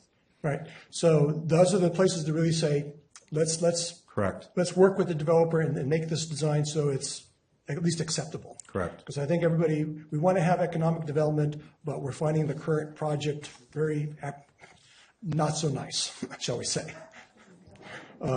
So I think pretty much we're in agreement on that. But if we can make the changes that need to be made, make things acceptable, get it through this process to get the economic development that we need. So that's sort of like the goal. So I'm looking for where we can compromise and work with the community and with the committees where these decisions are made. Okay, so I'm just kind of looking for where that is. And then exceptional architecturally required. Could you just describe what does exceptional architecturally requirement, what does that really include? What would make it exceptional? Sure. So that would be criteria number 6 of the additional criteria for approval of a conditional use permit. And there's, let's see, 5 different factors. One is the use of innovative, creative, or original architectural concepts, materials, or building techniques. The second is the use of visual elements that contribute positively to the built environment, well-proportioned facades, pleasing materials, unique features. The third is the use of innovative building systems or forms, or the use of creative design to increase building efficiency, reduce energy consumption. There we're getting to sustainable design as opposed to aesthetic design, perhaps, but ideally integrating those. Low-impact development, green infrastructure features, or the use of high-quality building materials that contribute to long-term durability and visual quality. So the project, to be considered exceptional design, the project has to demonstrate any of those, but additionally, it has to have that review by a qualified design professional selected by the city that would critique the project design within the context of these 6 or 5 defining characteristics of exception. Right. Now, one concern, I think maybe people are hearing the word or rather than Correct. and. Correct. So or means 1 out of the 6 needs to be met, and it would be considered exceptional design. Whereas is that established that it has to be just 1, or can we say, oh, it really needs to be 2 or 3? We would interpret by any of the following to be that 1, at a minimum 1, correct? At a minimum 1. Can that be changed at this point? Sure, that would be at the pleasure of the council. Right, so if we up that to maybe 3 out of the 6, half of them, Sure. might be nice. I would like to take this opportunity to point out one thing. First off, we did determine that the density for the La Villa or the North River apartments is 47 units per acre, so well above the 30 units per acre. The second thing is one of the factors with building height is not just about the density or the number of dwelling units allowed, it's also the cost of construction to go up to 45 feet or higher. So when we talk about increasing step backs and reducing building square footage, when we talk about the cost of construction related to requiring multiple criteria to be determined to be exceptional design, all of those factors that either increase the cost of construction or reduce the revenue to be generated by the square footage that would be constructed are going to factor into the viability of the project from the developer perspective. So I believe that's one thing that's covered in detail in the Strategic Economics Memorandum, sort of the interplay of construction costs versus rents and how sensitive the real estate markets are to those factors. And so I just did want to highlight that as we talk about density, as we talk about sort of restricting the ability of a project to develop to maximum height or maximum square footage under the current discretionary review framework that's proposed, that any of those that restrict the ability to develop square footage would reduce the potential viability of a project given rents and construction costs in the North Bay. Okay, so it's a balance. It's hard to tell right Correct. now, okay, as how limiting things would be. Unless you can come up with some factors. So if it's one of those 6 or 2 of those 6 or 3 of those 6, small additional costs that every tweak kind of reduces the developer may say, sorry, I'm walking away. Correct. At that point. Okay, so various things that can be done. Let's see, make sure I've got it all. Okay, and did you go, just as a check, someone, a union person called me up and said, oh, can we get something in there about workforce labor requirements in the CUP process? And they're talking specifically about a card check neutrality agreement type thing. So about labor, getting some more of agreements that if it's a hotel, that the labor force, which is the difference between asking or telling about union labor or not, or helping or disallowing it, things like that. Does that belong anywhere in the, because I was asked, is that anywhere in any of these processes? Where might that fit in?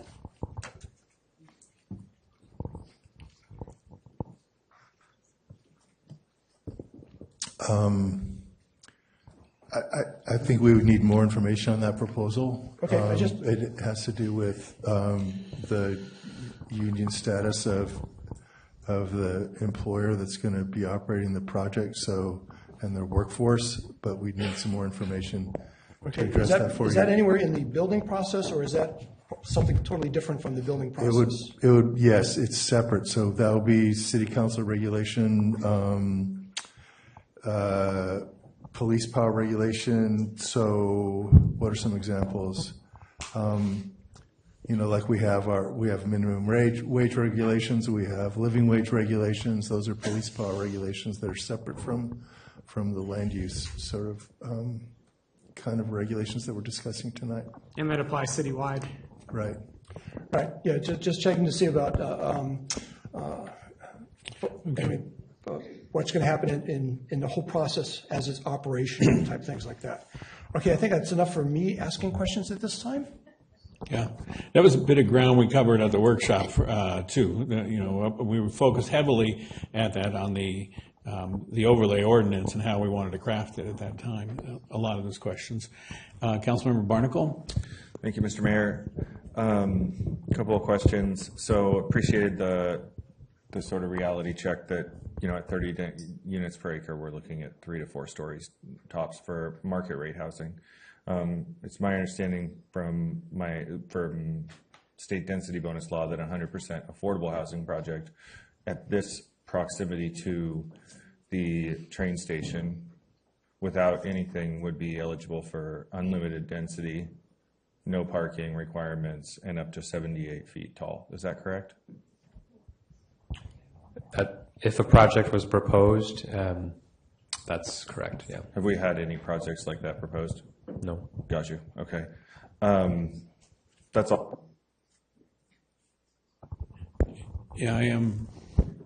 I keep thinking about all the questions and possibilities that we can make the project perfect by, and I watch as Cotati actually approves a 44-unit affordable housing unit. Novato Unified School District is setting up a 200-unit teacher campus, and let's see who else is doing housing for their people. Tiburon, for God's sakes. Tiburon's got 3 different projects with 120 market rate units in Tiburon. Inconceivable. Corte Madera got a 99-unit affordable, 100% affordable unit in teeny tiny Corte Madera. And so I get Councilmember Barnacle's point that 100% affordable housing has carte blanche from the state to kind of run wild, but there's limits to what they do, because even in affordable, there's what the market will bear. They still need to make it acceptable for people to live in. We do see some of the smaller unit sizes coming about because of that, but I'm looking for some market and some affordable. We need to have our workers in the downtown. It's a climate imperative. It's a housing imperative. So why are we behind? And I think it's a repeat of the question: is this opening the floodgate, or is this opening any gate? This absolutely opens gates. It opens an opportunity.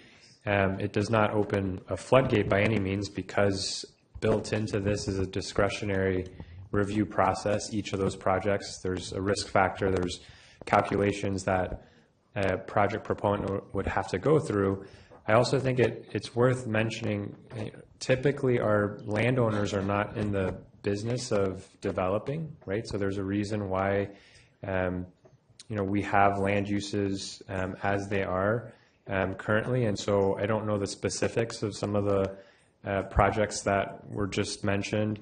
I will say we do our fair share. I mean, there's obviously more we can and should be doing as a community to address housing, all types of housing.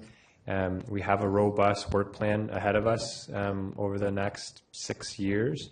And I know that part of this conversation around how do we incentivize and create these opportunities for housing to be accomplished downtown is one of those solutions. Thank you. Councilmember Barnacle? Yeah, I also just wanted to confirm that that applies including in historic districts, just not if it's a property that has a registered historic property, correct?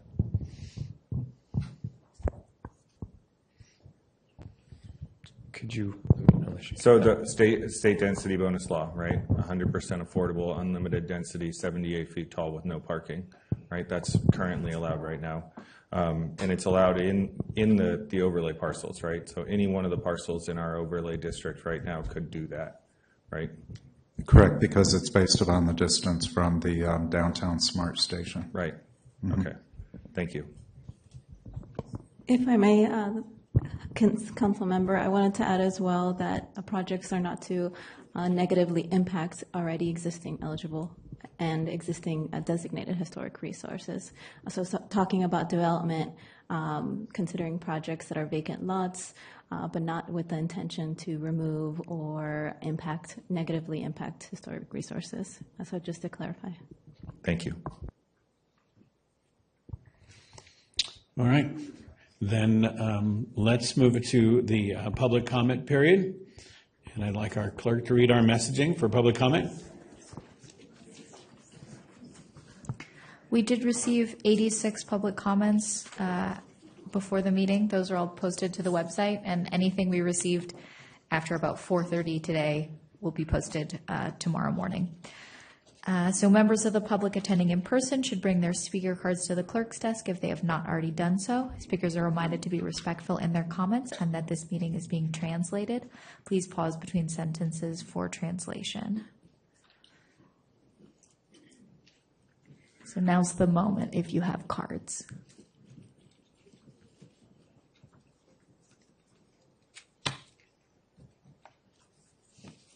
Okay, last call for speaker cards.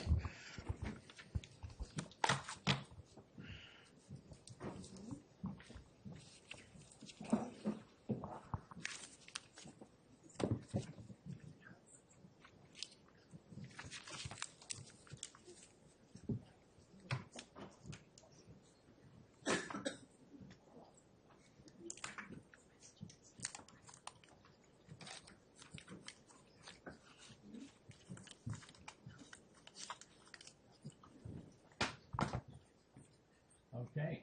I guess everyone's wondering how many cards got turned in. 43 cards have been submitted, and so we allow up to 3 minutes depending on the number of cards. And with that, I'm going to set the timer tonight at 2 minutes per speaker.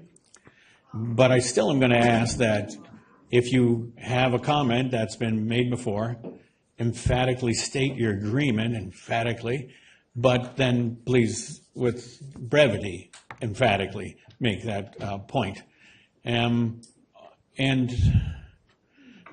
Let's see, also, during the public comment period, during all of a council meeting, we do try and observe a little bit of decorum, which means that we do not express our support or derisive comments or anything very loudly. I think we'll understand where everybody's coming from. And they're still coming in. So if we could be a little bit polite to all the speakers and be a little bit polite in general in the room, that would be much appreciated. And we start our speakers tonight with Elise Hemphill, to be followed by Tom Bornheimer. Good evening, Mayor and council members. I'm here tonight to speak in favor of the downtown overlays. As many of you know, my passion for Petaluma and the people that live, work, and play here is unwavering.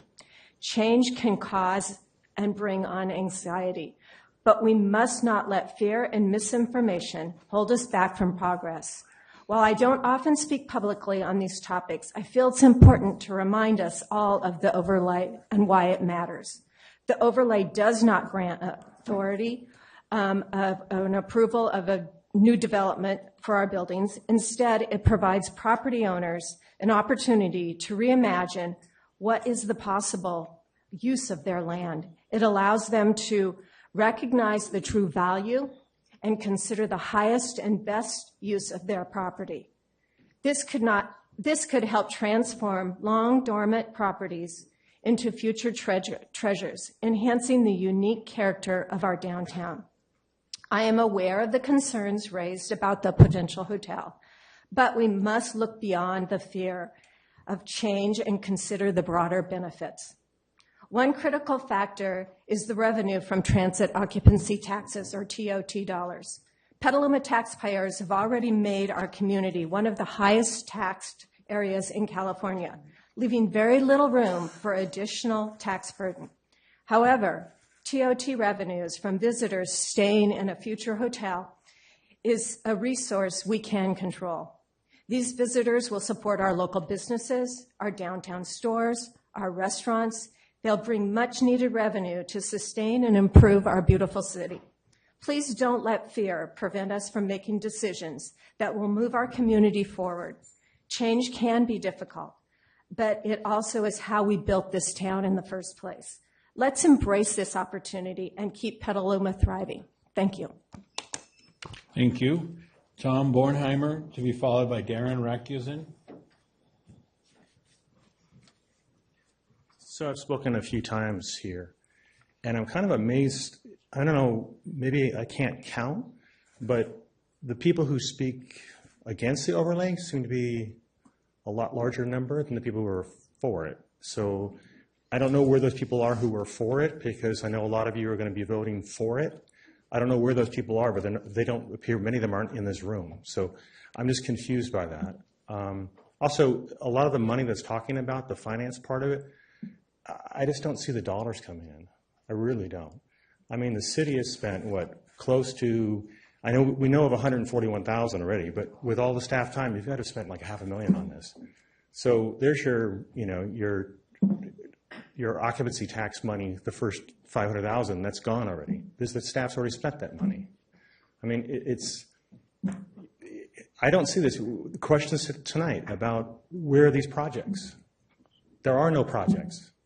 You had people here, there's one project, the hotel, that's it. There's no other projects. So you spend all this effort, all this time, all this angst within the community, and you don't have anything really there. So I just don't see it.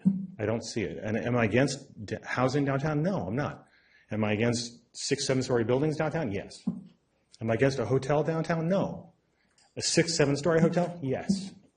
I think that's sort of the sentiment that I'm getting from people I'm talking to and so forth in the city. And I think that's where people said, stop, you know, hit the brakes, think about this a little bit more. That's not happening. You guys are going full bore. So I don't know. I guess we'll see what happens. But that's what elections are for, right? Thank you. Thank you. Darren Rakusin. And I believe you're getting seated time over. So Darren's time will be 2 runs through the 2 minutes. And the following speaker will be Sonia Carabel. Thank you, Mayor, Council, City staff.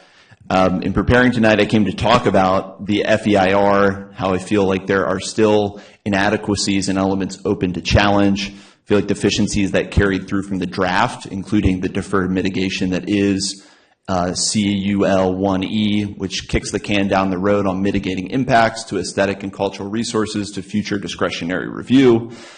I think there are questions about consistency with our general plan. If you read General Plan 2025 in elements 1 and 2, that's land use and community character, there are very strict guidelines on building massing, size of development, FAR ratios in particular. I did not find the responses to those comments to be sufficient in the FEIR. I think there are other issues that were raised, including parking, secondary impacts from lack of parking is what I mean, GHG, VMT, public health impacts from increased emissions. Some of these are coming from subject matter experts, and I don't feel like their comments were substantively reviewed. But all that analysis of the FEIR, I realize that's what documents are for, so I detailed that in the 15 pages I submitted before this meeting. I would ask that you recirculate the EIR and allow for adequate time for the public and yourselves to read and understand this document and make a responsible decision as the lead agency on this report. But tonight I'm going to talk about more what is making me upset about this project as it stands today and the process to get here. I've watched it since the June 2023 Planning Commission meeting where this first surfaced. At times throughout this process, I have felt like there has been value placed on expediency over integrity. This FEIR is a good example. We received a 1,500-page document on February 14th. That is a huge ask for community members to read it, digest it, and make substantive comments and feedback on the findings and adequacy of responses in that FEIR. I think it's also a huge ask for community members to be competent and trust that council members are fully understanding of the document and can decide in this legal proceeding whether the document is adequate. That kind of truncated timeline for an essential document review before a hearing, also skipping a standard discretionary review, which is Planning Commission seeing the FEIR, that happens in much lower stakes projects, makes it feel like we are strategizing to limit effective public engagement rather than embracing it. I am not comfortable with that. I also want to call out what is a shifting narrative about the project and what I see as an inaccurate framing of what it will do. So back in 2023 in June, it was called the Building Form Overlay. It then morphed into the Downtown Housing and Economic Opportunity Overlay. And we started hearing about huge benefits to Petaluma. We started hearing about civic finance, the woes of downtown. But let me be clear, as the overlay is written today, this does not do anything, in my personal opinion, to further housing or commercial development goals outside of the hotel. The overlay right now will last for 2 years. That's until it sunsets with the general plan. At that time, it does not offer meaningful benefit outside of the hotel. And what do I mean? On the commercial side, our city analysis in the FEIR predicts a 38,000 square foot non-residential development in those 2 years. So in those 2 years, commercial development, we say 38,000 square feet. The hotel is 77,000 square feet. So outside of the hotel, there will be no commercial building. We've talked about we don't predict it. We've talked about the residential density issue. This does not substantively change the economics for downtown housing. We've talked about ground floor residential. That's severely limited by facade activation standards and new historical reviews that did not exist previously that limit the potential. That's it. Thank you.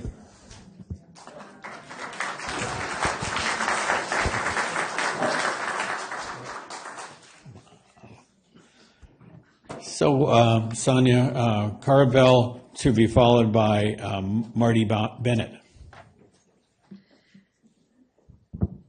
Good night, Petaluma City Council. I'm Sonia Carabell, and I'm with Unite Here Local 2. We're the hotel and hospitality workers union in the Bay Area, and we represent over 1,000 hotel workers in Sonoma County, including the workers at the largest hotel in Petaluma, the Petaluma Sheraton. As the hotel workers union, we believe that hospitality can be a key part of a sustainable economy, but the status quo is not working. Many hotels cater to the ultra-wealthy while their employees make minimum wage or just above it. And currently, we have no reason to believe the proposed Appalachian Hotel will be anything other than status quo. Our members know firsthand how hard it is to afford to live in Petaluma and the surrounding areas. They fight for fair contracts with wage increases, but these raises at work get eaten up by rising rent. For non-union workers, the situation is even worse. A Petaluma minimum wage full-time worker earns roughly $3,200 a month. Average rent in Petaluma is $2,900 a month. This is the reality for workers in the service industry. Petaluma has a serious jobs housing imbalance. The jobs that are here largely do not pay enough to live here. Throughout this process, I have come to City Council several times to support more density for housing, but oppose including hotels. But today, we are proposing a specific amendment. It would add a new item to the conditional use permit requirements specifically for hotels to require an analysis of the impact of the hotel or any hotel on jobs housing balance in Petaluma, including how much demand it would create for affordable housing. All of this new TOT revenue, that's not meaningful if you're creating even more demand in affordable housing. And it would require the hotel developer to submit data like number of jobs created, how many full-time versus part-time, wages and benefits. That way, the council could approve the overlay while making sure Petaluma has a chance to truly look at the hotel as a separate decision and consider the impacts of low-wage jobs on Petaluma. Please amend the zoning ordinance to require jobs housing analysis for the hotel. As you make this decision, please. Marty Bennett, to be followed by Erica.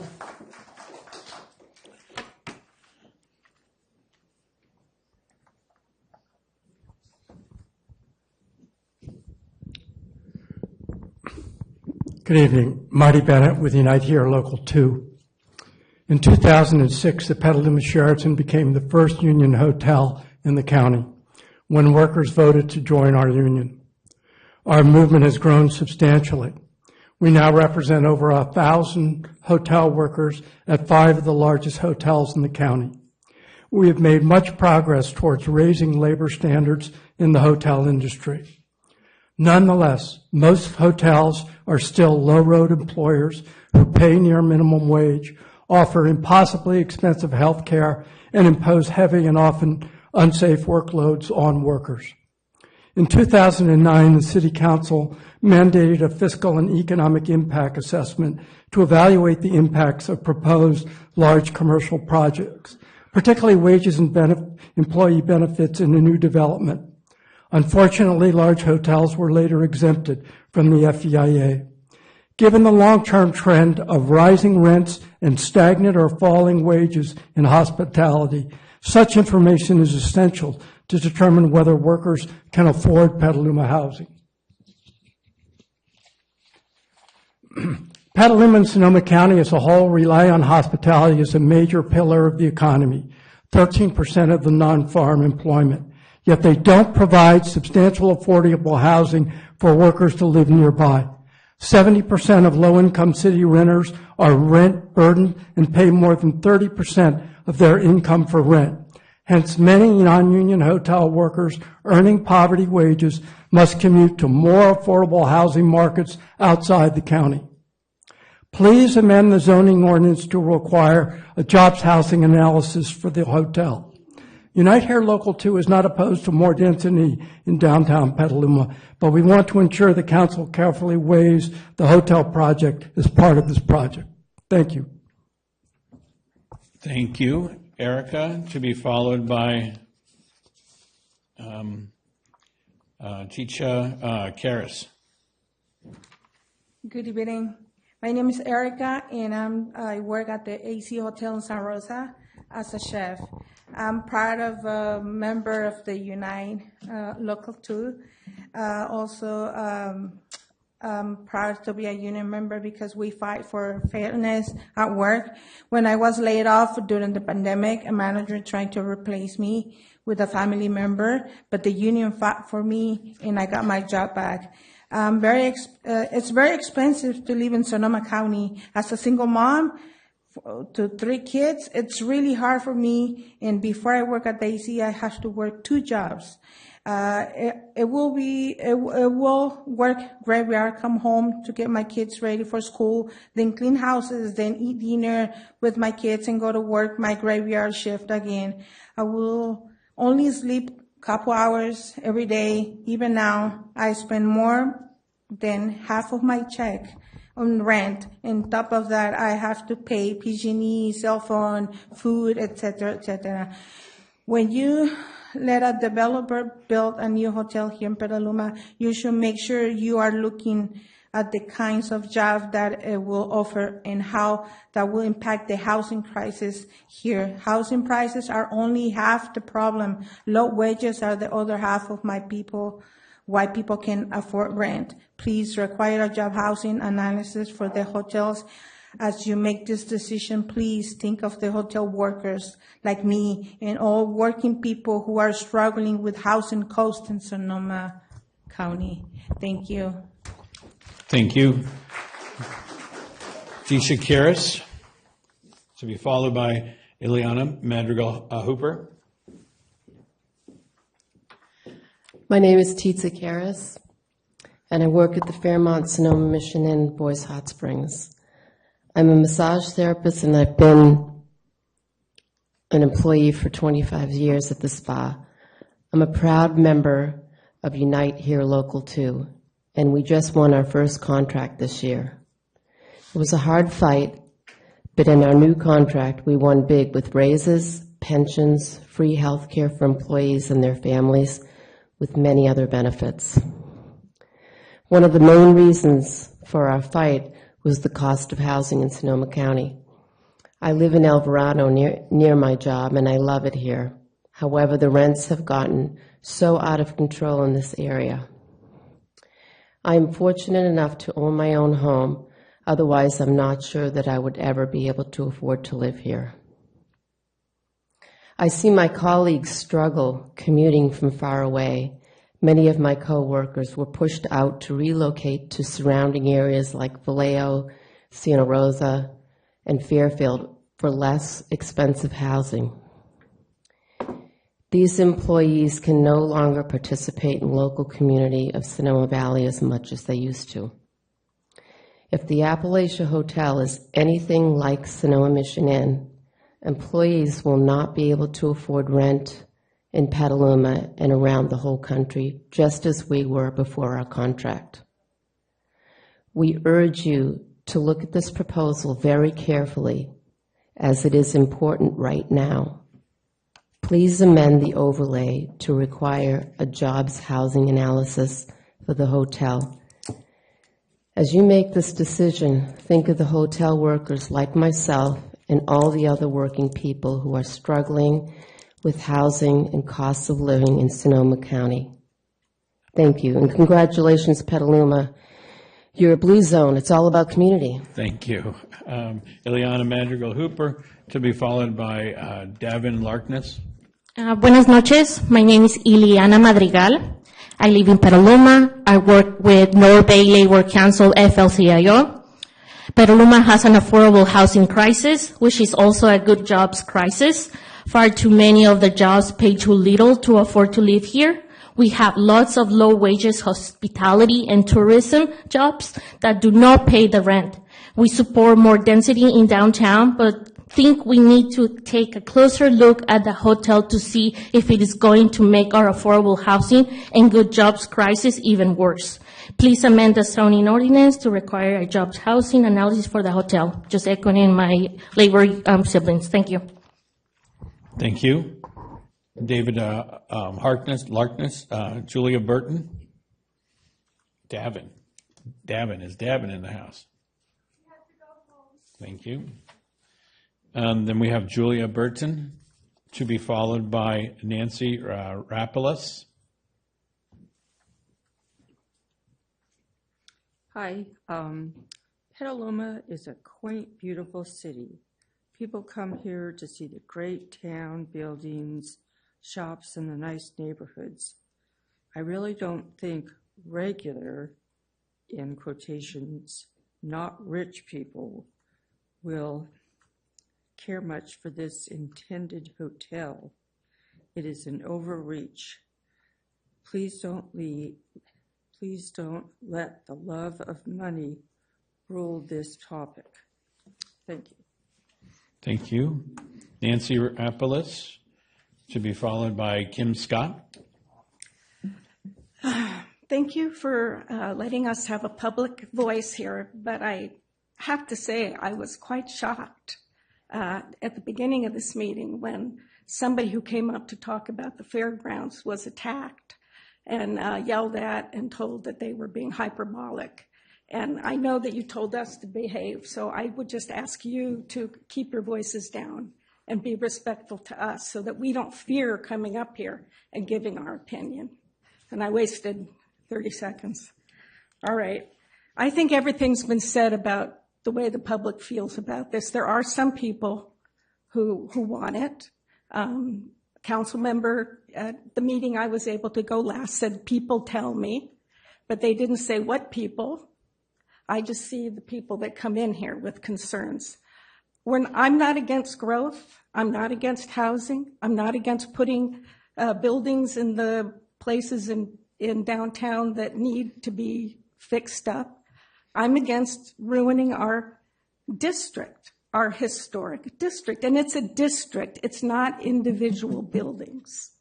And that's why Rex is still historic, because it's part of the district. But even the environmental thing, only used that word a couple times, district. They always talked about buildings, resources. They're not individual. And even the historic guy who came, who was at one of the meetings last year, voted against it, saying it ruins the district.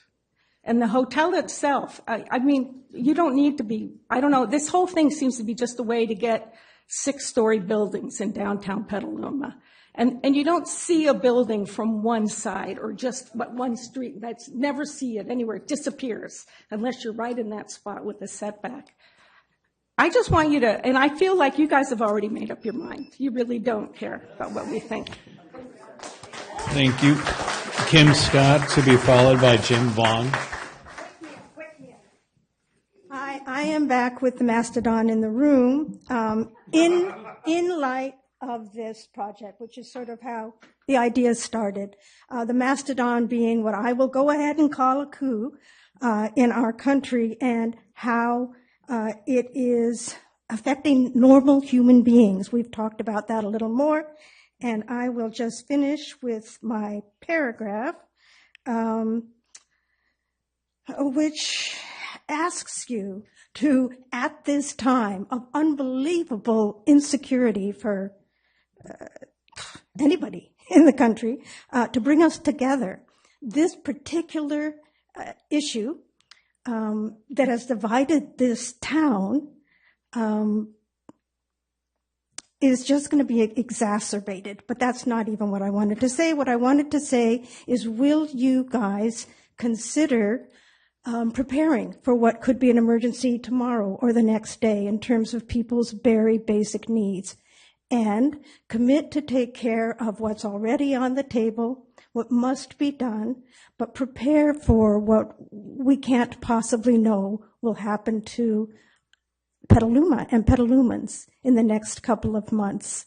And if I have a couple more seconds, I want to say that I wasn't here in the beginning of this whole thing, but I feel heartsick listening tonight to how that hotel seems to have drawn so many people who had good intentions, so much money, so much time, and then all the people who've spent all the time without the resources to try to explain why it's wrong.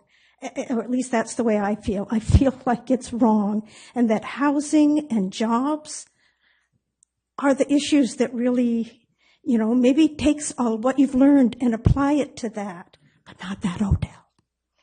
Thank you. Thank you. Jim Vaughn, to be followed by James Burrow. Burton.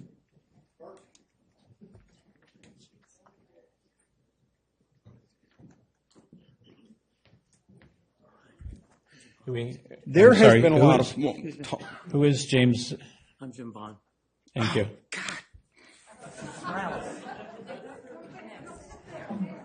Come back in a minute. Okay. Thank you. I'm opposed to the hotel as proposed and the overlay which enables it. it's hard to separate the hotel and the overlay. In fact, there's a lot of things as you went through the overlay that seemed appealing to me. But specifically, I oppose the increased height and the FAR in the downtown historical district. As a resident for 35 years, I love our historical downtown. Anytime I have a visitor, I bring them to the downtown. We appreciate the lower level buildings, the wonderful architecture, the walkability of the downtown. It's on a scale that's welcoming to pedestrians, not to mention all the wonderful stores and restaurants. We should do everything we can to encourage a vibrant historical downtown. However, this hotel project is too high, too large for its space, just out of scale compared to the historical buildings. There was a phrase earlier tonight in the presentation said, pedestrian scale. I just don't believe this is pedestrian scale, this particular project. So I'm convinced that such a project will actually damage the attraction of downtown and take away from the visitors that enjoy coming. I see other developments that do work. I thought the Theater Square worked out really well. The repurposing of the silk factory was a wonderful idea. That's the kind of development we should support, but I think we should stay away from the historical downtown that we've all grown up with and that attracts people to the area. Thank you. Thank you. Jim Burton. Should be followed by Patty Norman.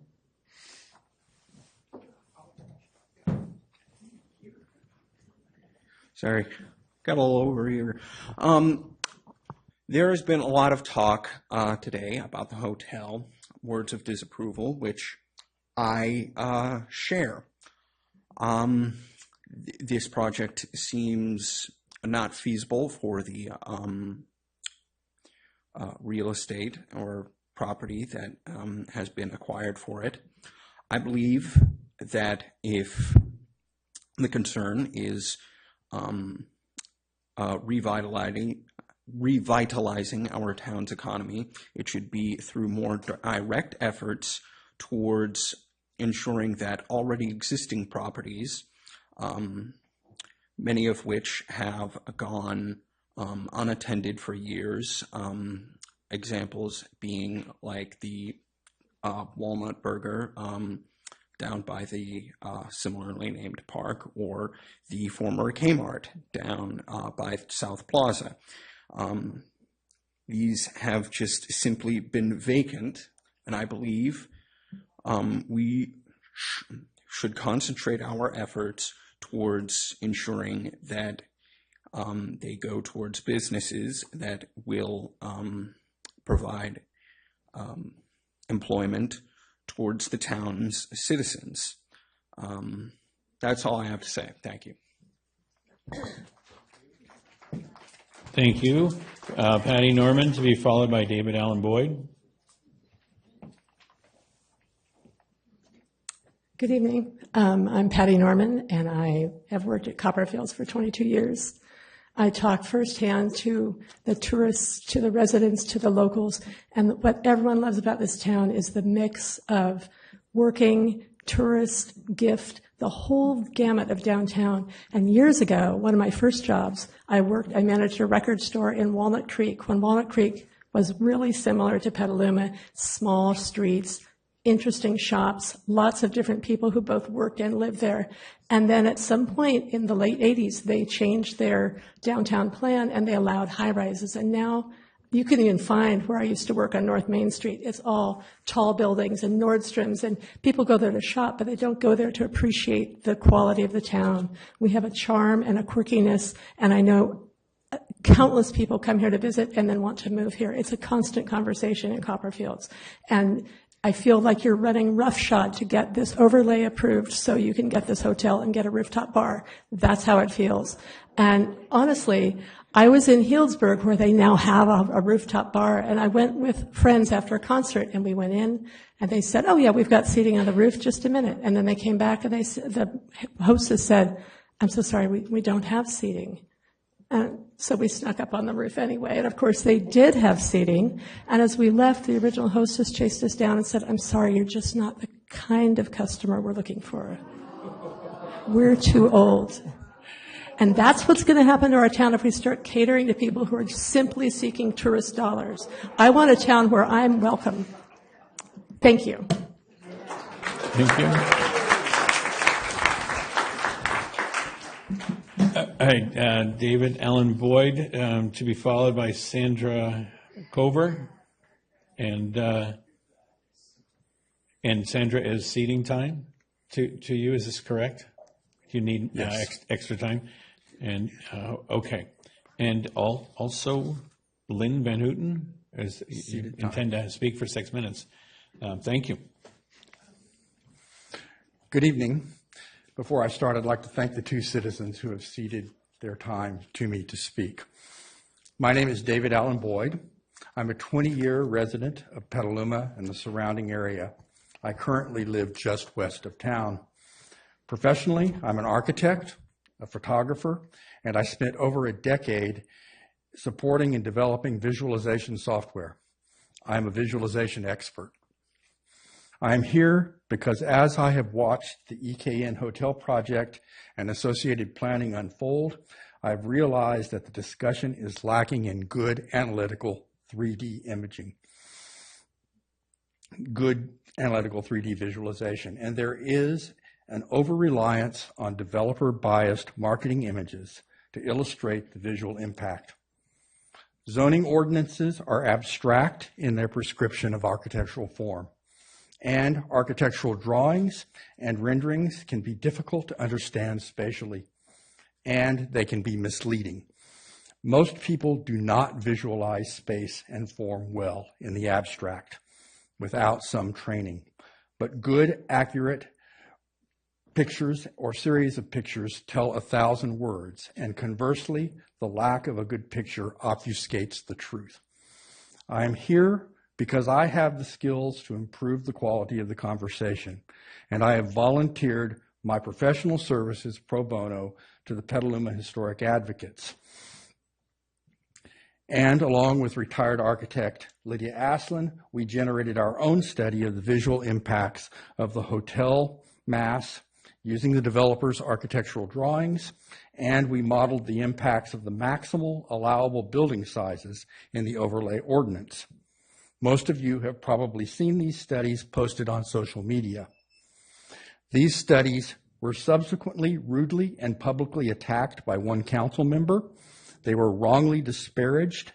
They wrongly disparaged the accuracy of the work and were verbally abusive towards the citizens organized as Petaluma Historic Advocates, many of whom are themselves highly experienced and have contributed generously to the public sphere. These comments were insulting, disrespectful, and mistaken of the facts. My professional experience, my exposure to the planning process involved in the overlay ordinance being considered, and this unfortunate encounter with a council member have led me to 3 deep concerns. First, I'm concerned that the council in general does not fully understand the potential impact of their vote on the future of the built environment in Petaluma Historic's core, because you, the council, have not been given the tools to visualize the impact of your decisions. 2, I am concerned that the council may not respect or care about the opinions or civic contributions of its citizens, many of whom have relevant expertise, institutional knowledge, and who have given a great deal to the community through their public service. 3, I am concerned that the results will be suboptimal and likely a planning failure because the current process violates some key best practices of planning. Visualization increases comprehension. Simulation of process and outcomes reduce risk. Iteration is essential to getting it right, and including all stakeholders in the conversation improves outcomes and builds the support necessary for success. Imagine that you are sitting here tonight, not in opposition to a majority of your constituents, and not being asked to approve an ordinance that is arguably rushed, reverse engineered of an architectural design for a proposed development project, but rather imagine that you are here near the end of a planning process that was fully inclusive of the citizens, local merchants, architects, conservationists, experts in historic preservation, affordable housing advocates, and real estate and development interests. That not everyone is happy, but everyone has been heard and included in the process. Imagine that the zoning impacts have been visually modeled such that you and all stakeholders fully understand what is allowed under the overlay ordinance. Imagine modeled simulations created by local architects that present possible architectural interpretations of the zoning ordinance, along with other constraints such as land use, building codes, and the state housing mandate. Imagine that there have been public conversations with leaders of other communities who have faced similar decisions on the development of a historic urban core. Imagine learning from their successes and failures. Imagine that this has been an iterative process where the provisions of the zoning ordinance have been carefully evaluated, simulated, and revised where appropriate to yield the best possible plan for the community and its citizens. Imagine things were different. They can be. Thank you for your time and attention. Thank you. We have the Honorable Lynn Woolsey to be followed by Mike Healy.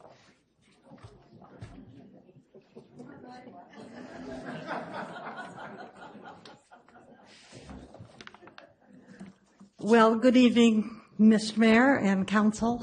Believe me, I respect your situation and what you're doing tonight. What a lot of work and what a lot of care you must be putting into this.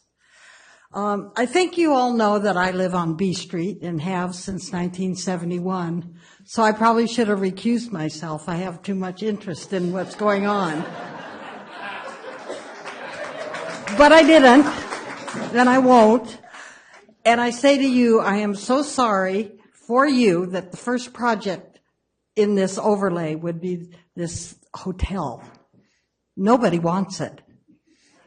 I live on B Street. I wouldn't mind a small, interesting hotel that fits on the space that's 4 stories, not 6 stories, that doesn't have the setbacks.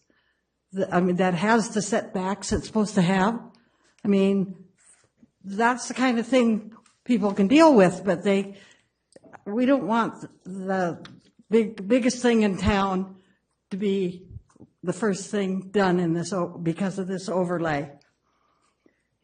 For one thing, if it is passed and if the hotel comes, every single project after this is going to want to be 6 stories high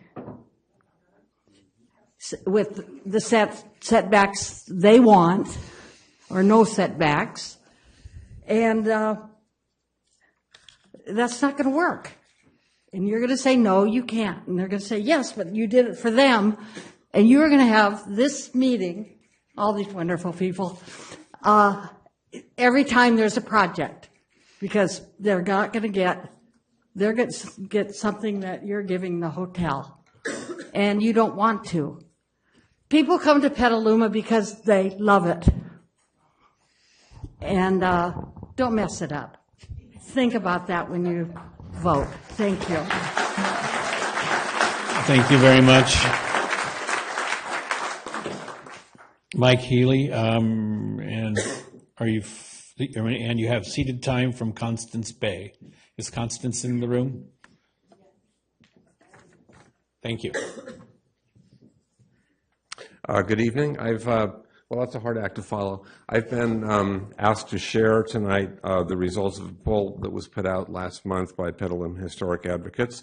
And this was a poll that was put out by a professional a political consultant. It was a text poll. Some of you probably got it. Some of you may have even responded. It got 859 responses, which is almost 3% of the people who voted in the last election. So that's impressive. So here we go. First substantive question. A 6-story hotel and restaurant is proposed for the old gas station site at the corner of B Street and Petaluma Boulevard, where the current maximum building height is effectively 3 stories. Do you have a favorable or unfavorable view of this project?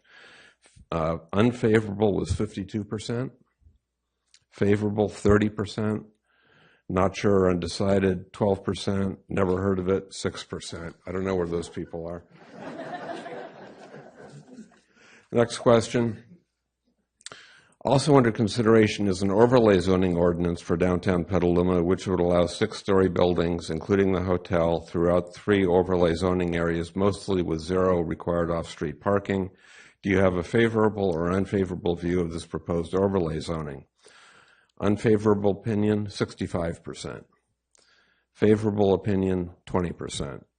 Not sure, 8%. Never heard of it, 7%. Third question.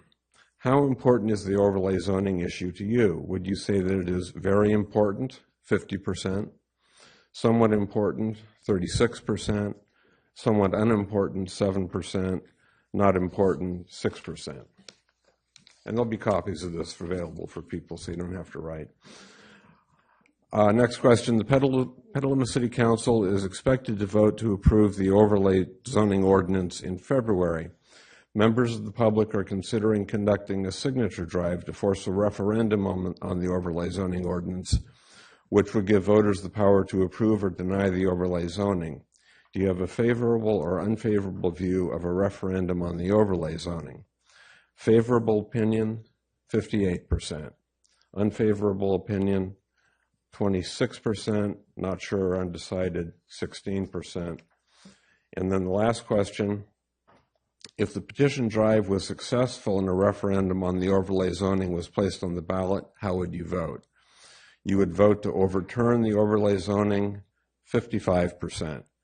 You would vote to support the overlay zoning, 22%. You're not sure or undecided, 24%. So you're over 2.5 to 1 in favor of a referendum to overturn this decision. And then with my remaining time, I want to turn to another issue. There was a slide earlier on and then a question in response to a question from Councilmember Now about the radius from the transit stop, the major transit stop, which is the SMART station.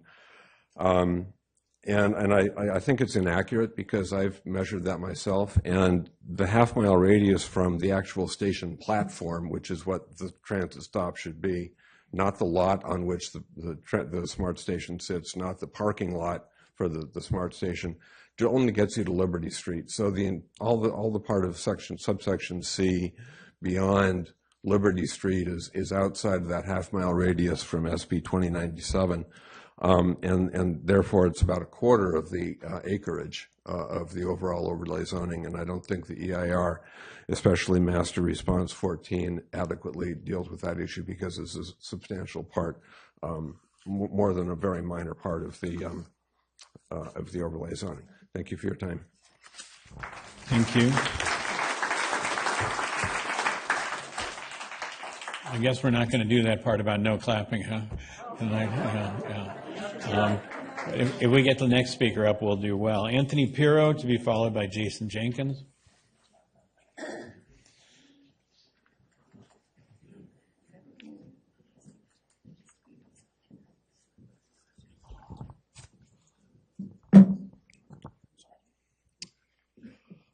Well, good evening, council members. Anthony Pirro here, generational Petaluma resident and local business owner. I'm once again speaking on behalf of the citizens of our community. It blows my mind that you guys made an elected official, not an appointed one, mind you, recuse himself from this discussion. The only reason someone should have to recuse themselves is if they have a financial conflict of interest with the development where one might pad its pockets. That was not the case here. Not because they live too close to development. It's not his fault his home might be nearby. Way to show the citizens of this town what true morale and rapport you guys have as a council. I find it comical that behind you guys you have a sign that states, Petaluma stands united against hate. Yeah, that's rich. For the folks that made Councilmember DeCarly recuse himself, you should be ashamed, embarrassed, and know this. You're cowards.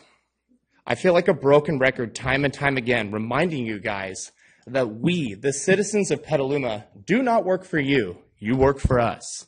It's blatantly obvious that we do not want this hotel in our town. I brought up multiple issues last meeting, with the common logic being the main focal point in my argument. Parking, none of which exists. Fire and safety, there's no way to reach a building of that caliber with the fire equipment that we have in our town. Other hotels, we have multiple hotels in our city, none of which are ever fully occupied. I went to each hotel myself individually and asked them. All of them say they never reach maximum occupancy. I do truly believe common logic and realistic thinking needs to be brought to the table. Stop the dog and pony show and give the citizens who voted you guys into your positions what we want. We want to preserve our town. We want to remain a small town Petaluma. Thank you. Thank you. Jason Jenkins, to be followed by Dolores Tuttle Brown. Am I right? Go for it. Jason Jenkins, I'm a business owner downtown, 20 years. I've been working, born and raised here. I would love to see a 4-story Edwardian, Victorian brick, something beautiful and attractive that's an asset to our town. Something so nice that people come to our town to stay at that specific hotel. It outweighs the Petaluma Hotel, even better and nicer. Something classy, not something that looks like a monolith in San Jose that is completely ugly. That being said, I've done this forever. I'm downtown. My finger is on the pulse. I talk to probably more people in a weekend than you guys do collectively. All the time. There is nobody that wants that hotel to go in. Yet, certain members of the Downtown Association are peddling the falsity that businesses want this, and that's a lie, because businesses mostly, I only know one business I've talked to, and I talked to a lot of people that wants this to happen. They're probably high on drugs. Nobody wants this to happen. That's all I'm going to say. Thank you.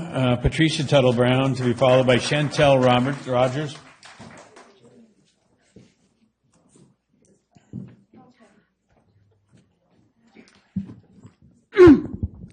I'm not feeling my most perky. I hurt my knee. Isn't that waste of my 2 minutes? But I had to come down, and this is my commentary to the council. My feeling is I agree that we need to get rid of the divisiveness and you come together.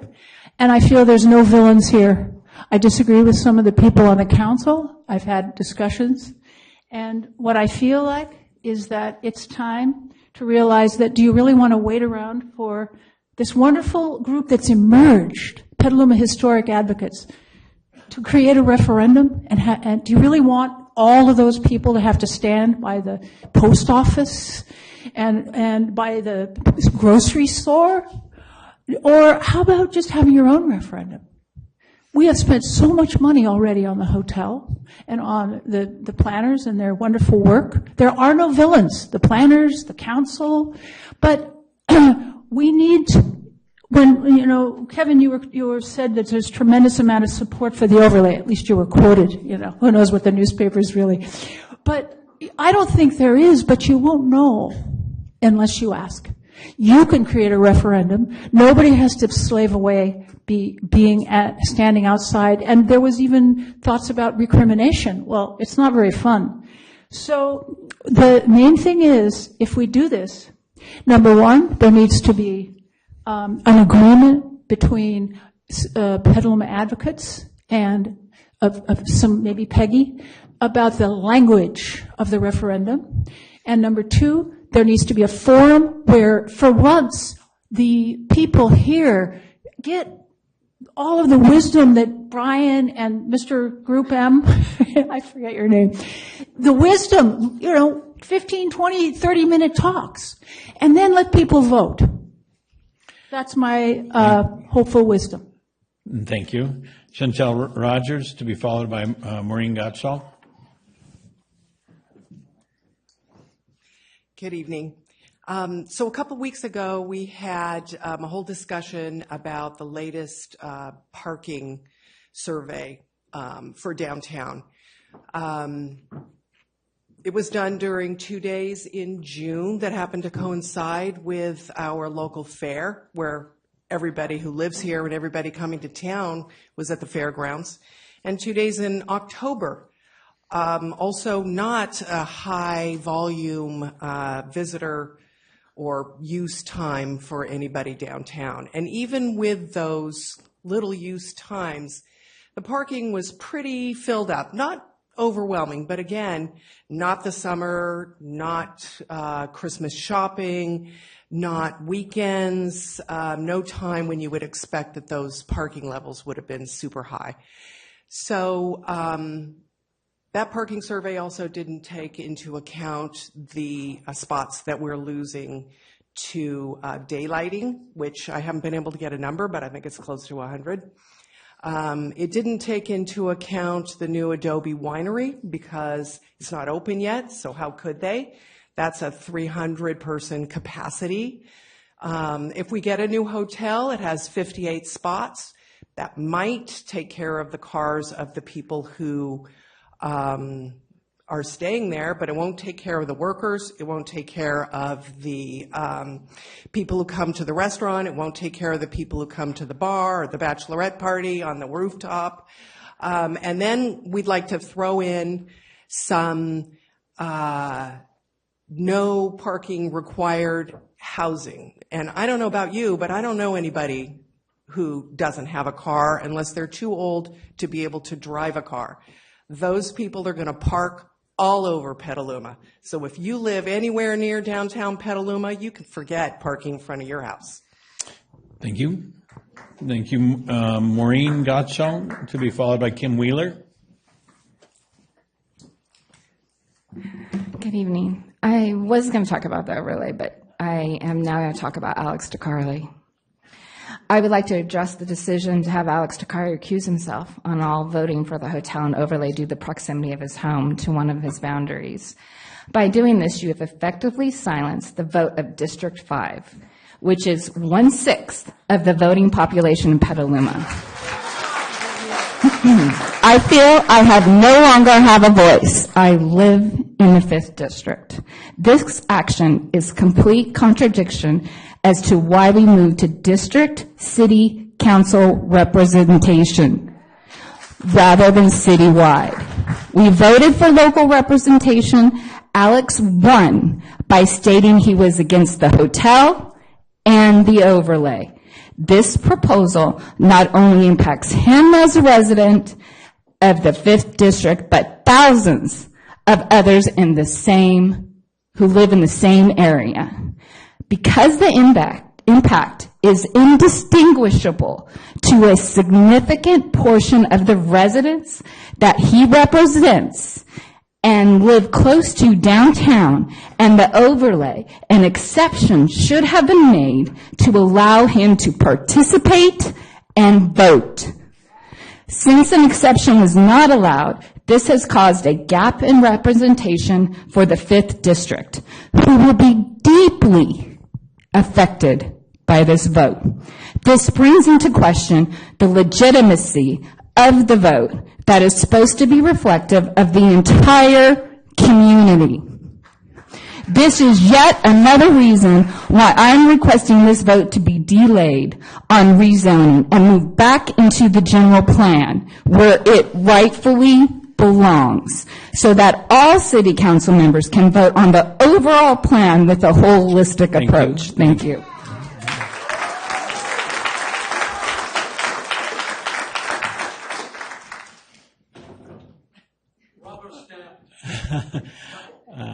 I do have to make comment here that the recusal is in fair political practices, action and law, not an action taken locally.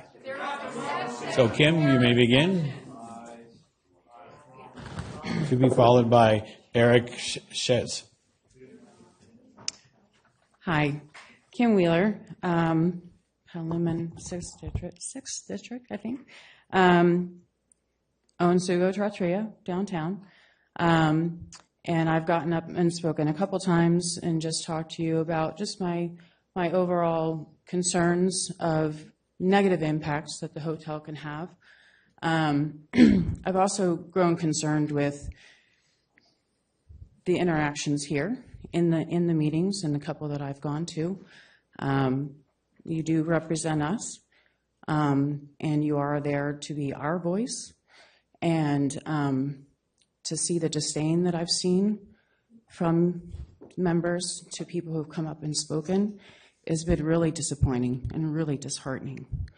Also disheartening was, it was mentioned in the November meeting that there was a letter written by the Downtown Association, a representation of downtown businesses, which I was unaware of, maybe because it was done or the information was gathered prior to me taking over. However, I do now have this letter. And the letter, again, in the November meeting was represented as the businesses in the downtown support this particular hotel. I'm going to read the letter, take off my progressives, maybe not, sorry. I'm getting used to them. We, the Board of the Directors of the Petaluma Downtown Association, would like to urgently remind you of the concerns addressed in our letter in November 2023 regarding the proposed overlay and in general the development of downtown. We firmly believe that any actions taken by the city to drive development in downtown Petaluma should address the concerns of downtown merchants. These concerns, as communicated last year, so in 2023 letter, the creation of a retail formula for the downtown area so the prosperity does not inadvertently drive out our local businesses. It's in your packet, November 18th, item 10, attachment 11. Please reread it and know that Thank you. was misread. Eric Shade to be followed by Larry Jonas. Yes. I'm Eric Shern. I've been a Petaluma resident for over 10 years now. The council is here to hear you. Know before you grow. These are comments coming straight from our city council tonight. And I think that there's a really hypocritical point to that whole thing right here. One of the things we're talking about is that we're dividing the community. Quite the contrary. I think our community is completely united. I think the division is the community and those who we've elected to represent us. That's the division. You can hear everyone who comes up here. I keep hearing the same thing as well, that there are people we know who are for this, and we've not found anybody. And we have not heard anybody come up. A couple people have. One of the commission meetings that I went to, there were 5 people who spoke in support of. I subsequently asked them where they're from. Not one of them was from Petaluma. And so why don't we ask people, where are you from, as we come on up here to speak, so that we can know where we're from and what we think about our community here. You know, I keep hearing about this discretionary review process, and what scares me is the discretion comes into your hands. The planning department shared with us that the discretion has to be based on improving the streetscape. Look at this project. And the pedestrian environment. And look at this project. Is that going to improve those things? Absolutely not. And the parking issue is one of the things that's so important to me, only because one of our beloved community assets, the 4th and C, which ended up losing its ability to function because it needed to get rid of 1 parking space out of 9. And the city council and the commission said, we can't let that happen. We all walk there. And then this monstrosity that's being built has all kinds of variances for parking. And that's okay. That's the discretionary part that scares the daylights out of me. Thank you. Thank you, Eric. Larry Jonas to be followed by Suzanne Biaggi.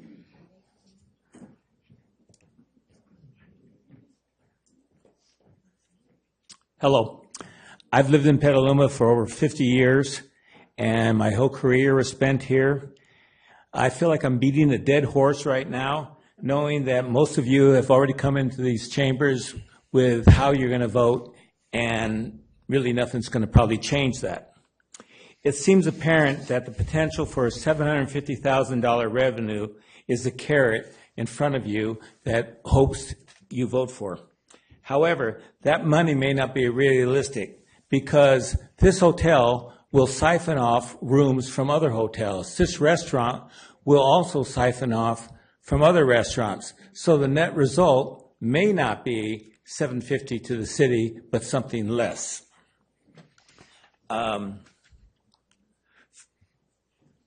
Furthermore, a 4-story hotel would generate perhaps 2/3 of that amount, using your numbers, which would be $500,000.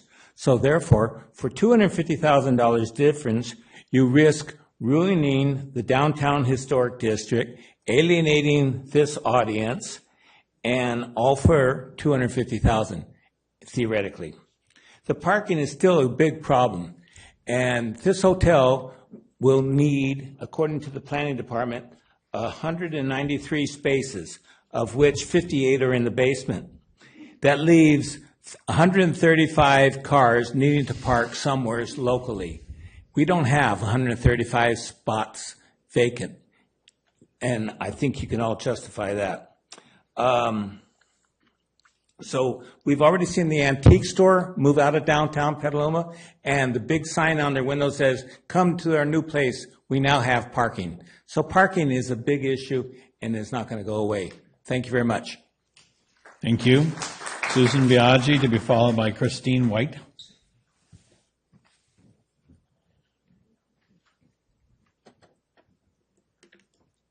I've been here many times before, but I'm talking about a vision tonight that was inspired by an article in the Argus Courier that talked about combining our historic buildings with contemporary buildings that were of equal quality.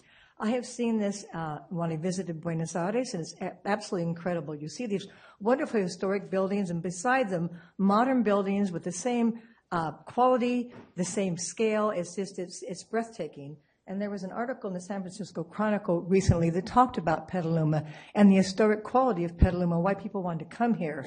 And I believe that with a large hotel that's poorly designed, that's going to kind of put the kibosh on that. So I've lived here since 1983, and I haven't seen an example that the city has built that fits this description. There's one on Webster Street that I've mentioned before, this won awards. We have no architectural review board or anyone on the planning commission that has any architectural background or strong portfolio. So when you talk about architectural review, who's going to review it? What expertise do they have? I don't see anything more in this, anybody in this diocese that I know has a strong design portfolio. I'm concerned that if the design and scale of the EKN is an example of future structures, that doesn't fit my vision. I think it would be better for San Jose. And I think also it sets a vision for this town that other people are going to want to come in and build buildings like this because it will pencil out. I would prefer to see people like the David Baker Design Group that was brought here, that had a talk at the Mystic Theater. They're designers and builders. They aren't just developers. What we're dealing with now is a developer that doesn't have any design sensibility. They care about the bottom line. How many units can they put in? Will it pencil out? That's what Petaluma may look like if this goes through and sets a precedent. Thank you. Thank you. Christine White to be followed by Lydia Aslan.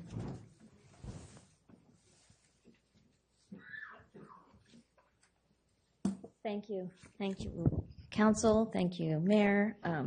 First, I wanted to say for Mayor McDonald, I completely echo the comments of Maureen Gottschalk. In fact, I was going to say something else when I came up here, but I feel that I have to say, you said that the decision of the council is yours. This decision is yours. However, that you would listen to the comments and that we would be heard. But we aren't being heard, those of us that are in Alex DeCarli's division, because we voted for him. He is our voice, and I'm sorry, but that's the empty chair that's next to you. So therefore, we have no voice. Do I need to be silenced? I think not. I wanted to talk to you about a couple things. One, site coverage on one of your pages, I forget which it is, and Mr. Councilmember Schreiber, I think you asked about, can we have 3 out of the 6 instead of only 1? But on site coverage, you also said only 1 needs to be followed. And that would be waste and recycling if I were the developer, because everybody has to have waste and recycling. So maybe you need to consider making that more robust as well. Also, as a retired project manager, I previously asked this council, what is the vision for Petaluma?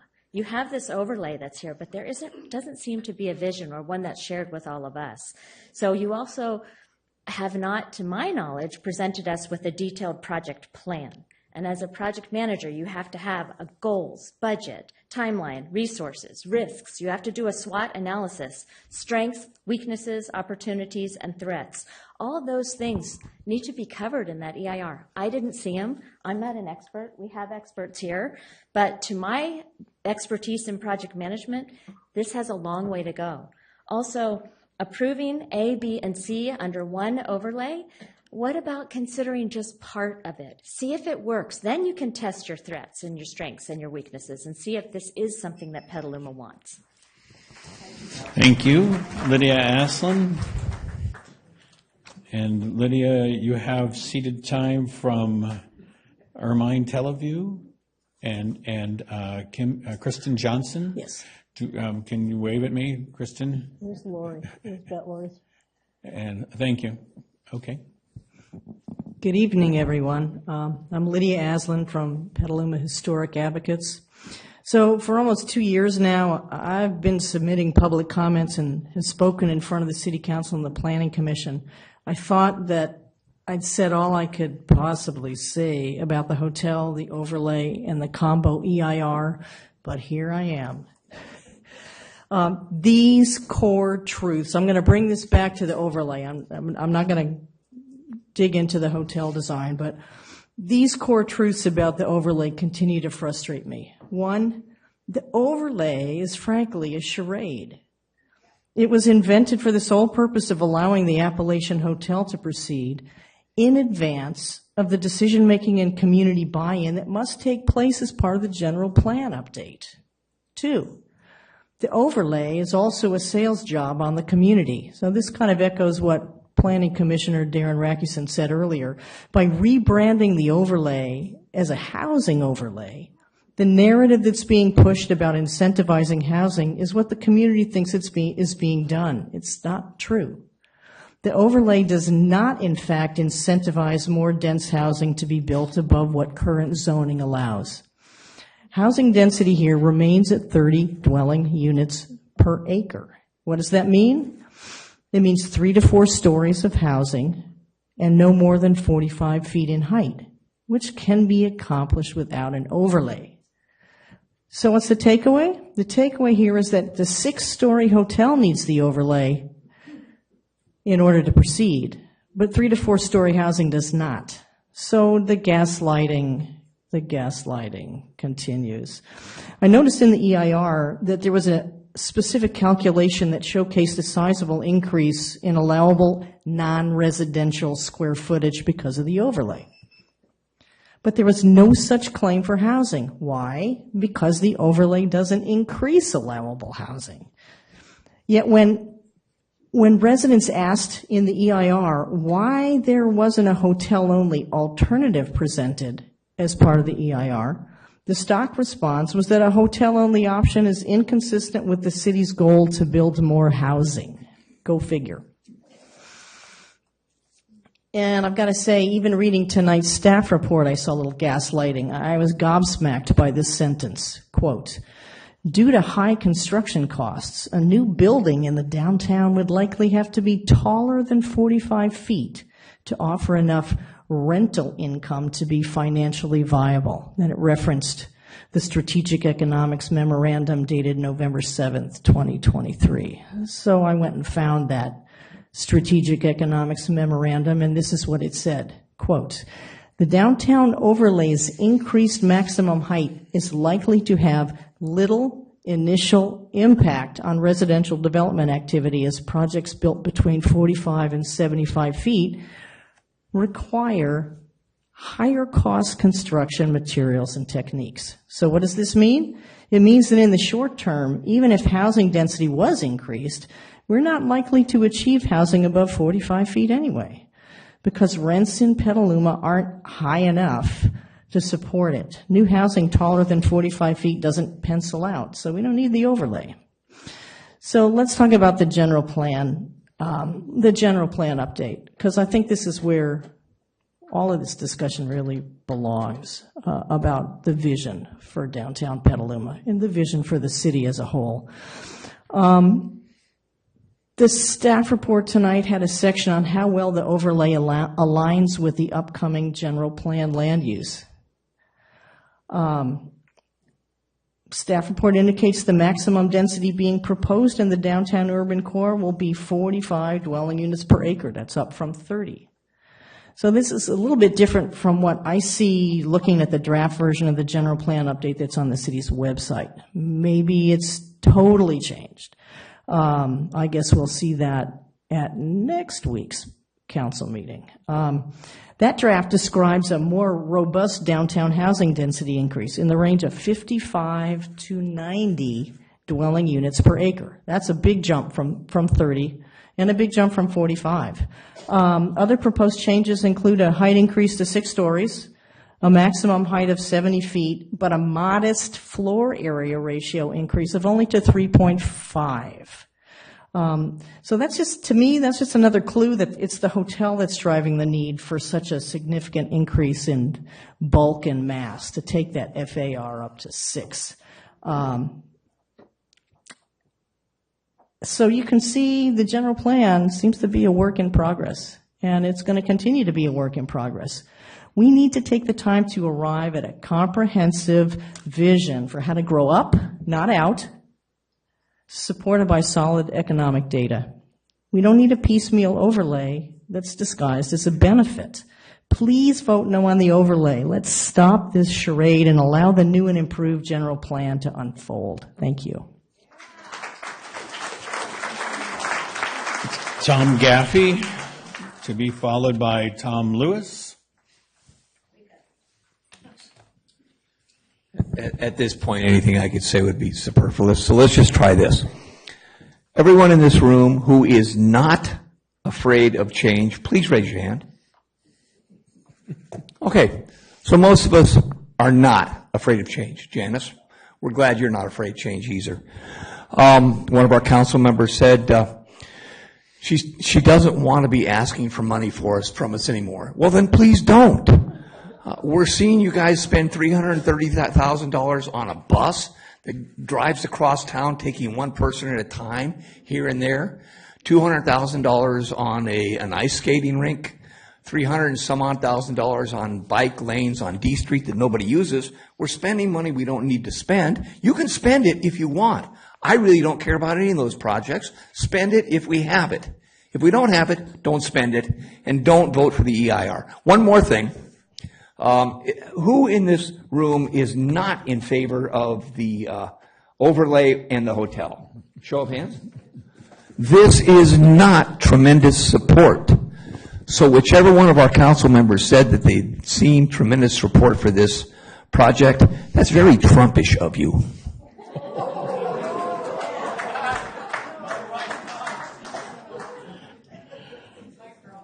Tom Lewis, to be followed by Shailene Moreta.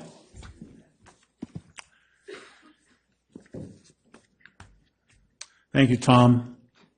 I think this is the newspaper you were reading. I've been reading the same one. And the kicker in this article is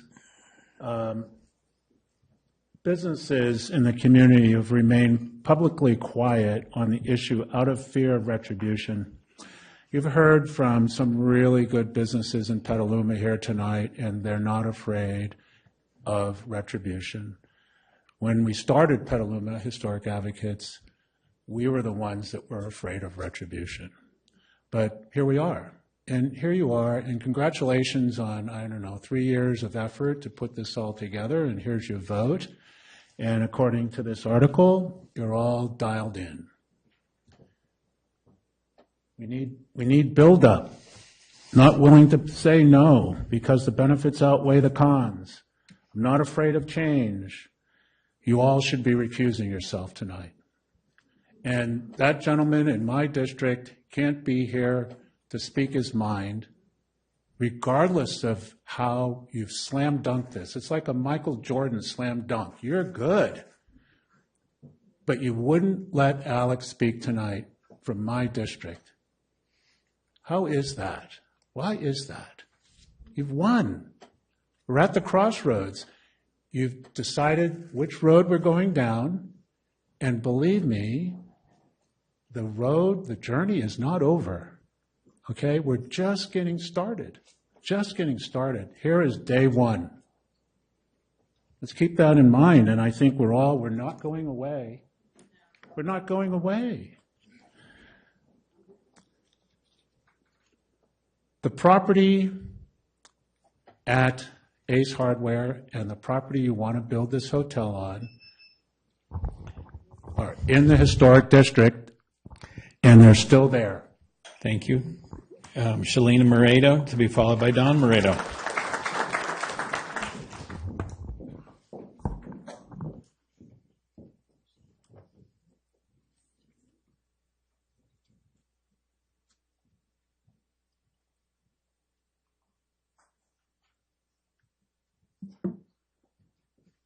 Are you in charge of the time?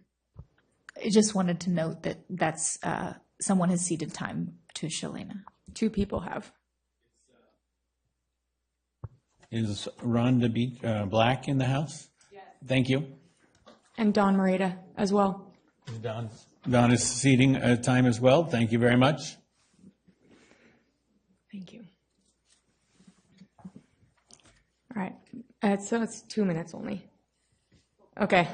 My name is Shalina Moreta. I'm a local 5th-generation dairy farmer and an international motorcycle racer. Through my career, I have traveled much of the world, and there is nothing like Petaluma.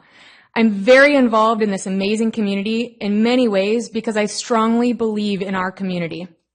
This overlay that you're proposing will have a massive effect on our community as a whole, not just the downtown businesses and not just the immediate surrounding area of town.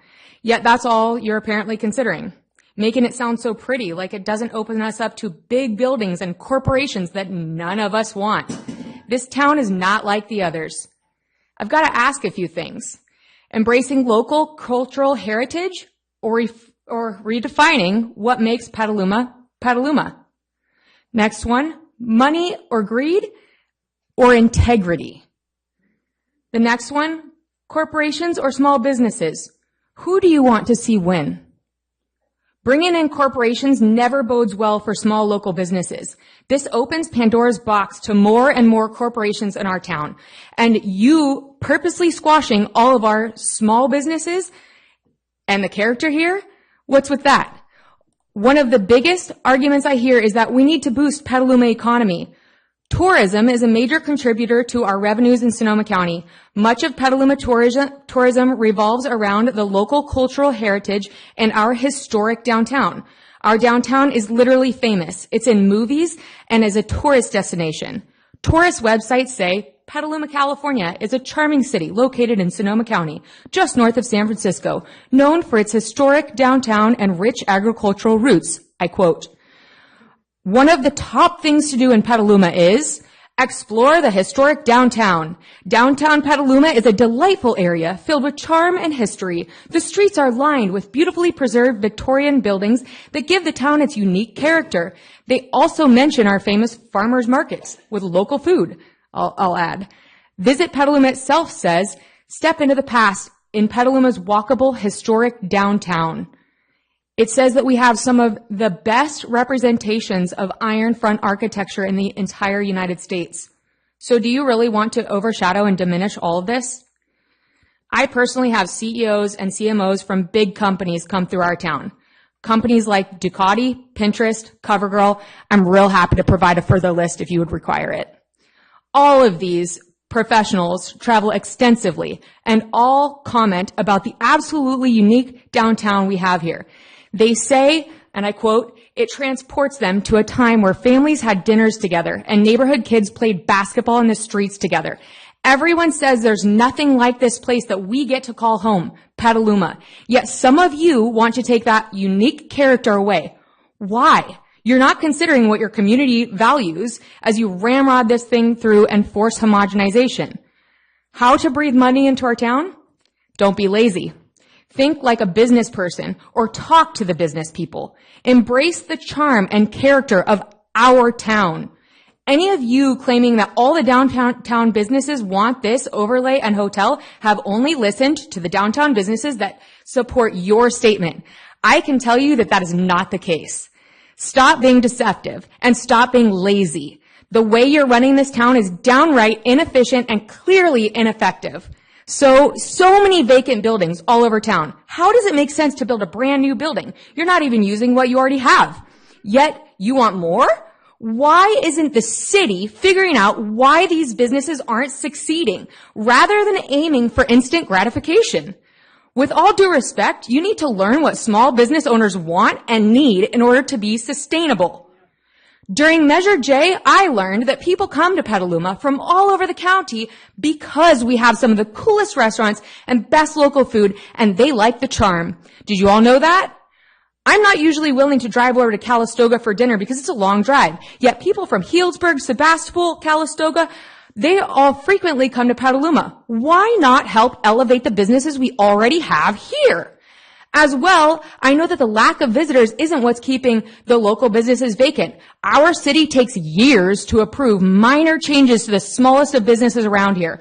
Not sure if I'm supposed to bring it up, but Elroy's, which we all know and love, has remodeled an entire building in Roanoke Park while awaiting only an approval to move in to their Petaluma site by Walnut Park, which has been surrounded by a chain link fence for years. They aren't the ones dragging their feet. People would frequent their restaurant. They have a consistent line for their taco trucks. So why is the city taking so long? You're literally voting to bring in corporations who will end up squashing them. And these are the very minorities you say you want to listen to and prioritize.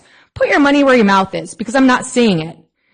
And then to make Alex recuse himself, you all make districts to make sure that everyone's represented, but then you won't allow a full district to have a vote. Who represents them now? You never answered that. Nobody asked how recusal works. They asked who will represent them. You all are really playing games with DeCarly. He's a newly elected representative. Great things happen when we all communicate rather than gaslighting others' valid concerns. Please protect Petaluma, the story of Petaluma, the history of Petaluma, and the community of Petaluma. Think about what you're doing. Thank you. Thank you. David Keller, to be followed by John Hunnit. John's time is ceded to David Keller.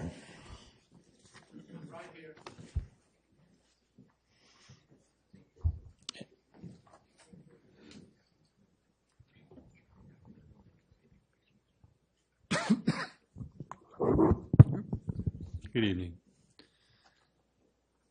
I really appreciate what was just said, and I really appreciate this collection of people, our fellow townspeople, being here. So I'd like to address the council. Mr. Quinn, this is your first on this subject, so I have to exclude you in terms of some of the things that I want to say. I really do appreciate the questions you had earlier. For all the promises of economic wonders, tourism, jobs, and the illusion of gold for the city's treasury, you have chosen to give up something far more valuable: the trust and good faith of our smart and dedicated Petaluma community. Rather than welcoming public, business, and property owners into an engaged, collaborative, and creative conversation and debate about a proposed hotel, the tail wagging the dog of the overlay district, you've consistently closed the door. As the FEIR responses to public comments frequently states, quote, "We have done all that CEQA requires," or "CEQA does not obligate us to discuss or evaluate those requests or objections," or "Your 2 minutes are up." You've chosen the minimum number of public meetings. You've chosen the minimum required public notice and comment periods. You've omitted all verbal comments received at the Planning Commission and City Council meetings. That means people who stayed until midnight, 1 o'clock, 2 o'clock in the morning at some of those meetings. None of those comments are in the final EIR and no responses. That violates CEQA. Those were comments on the record. You refuse to require hotel story polls and he refused to post any on-site signs or posters and accurate representations at any of Area A, B, C zones and properties. I asked that for a week, and the answer was, no, we're not going to do it. We're not required. You chose to release 1,500 pages of the final EIR on Friday the 14th, leaving only 6 business days to read, digest, and understand the basis for your CEQA-required fully informed decision-making. That's a legal standard. Again, this is the minimum that CEQA requires. It's a hell of a Valentine's Day present. I have to doubt that all of you have even completed reading the document yet. I suspect very few in the public have.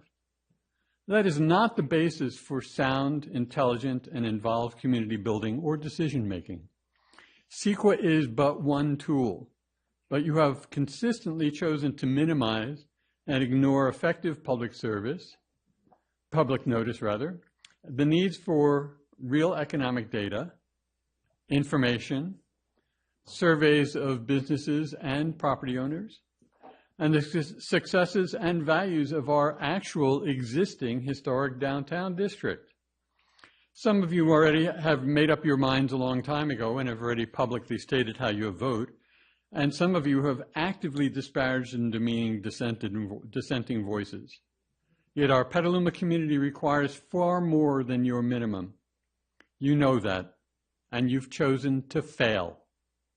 No doubt you've earned the trust and faith of EKN and their marketing team, but you've lost the trust of our smart, lively, and passionate community.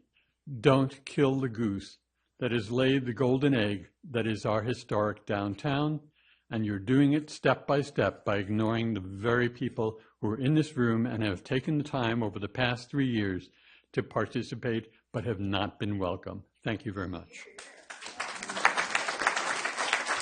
Thank you. Deborah Moreta? Okay. To be followed by Heather Gallagher.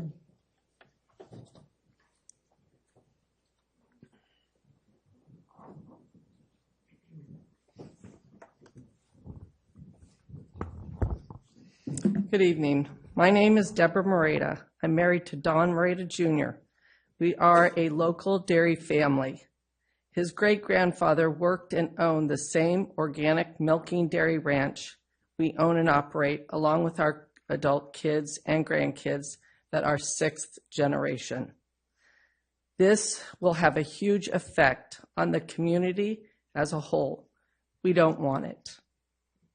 A few reasons to be against this new overlay and hotel. Parking is already bad and traffic is turning into a parking lot. It will overshadow the other older businesses and buildings. This brings corporations in, which puts pressure on small businesses. I want to quote an article about the importance of community culture. Local culture provides a sense of identity for communities and residents. This identity builds common understandings, traditions, and values. Culture contributes to building a sense of local identity and solidarity. It influences the confidence community have for coming together to address specific needs and problems. Unfortunately, I don't think you get it. The majority of local Petalumans spoke when we voted for no on Measure J. It was 85.3 in our favor and a huge success to keep things local and not overcrowding. This is the culture of Petaluma. Your environmental legacy should not be building more housing or increasing the overlay. It should be about improving agriculture, but yet you're destroying it. Shame on you.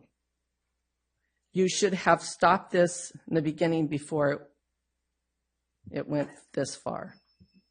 Thank you. Heather Gallagher, to be followed by Isaiah Gonzalez.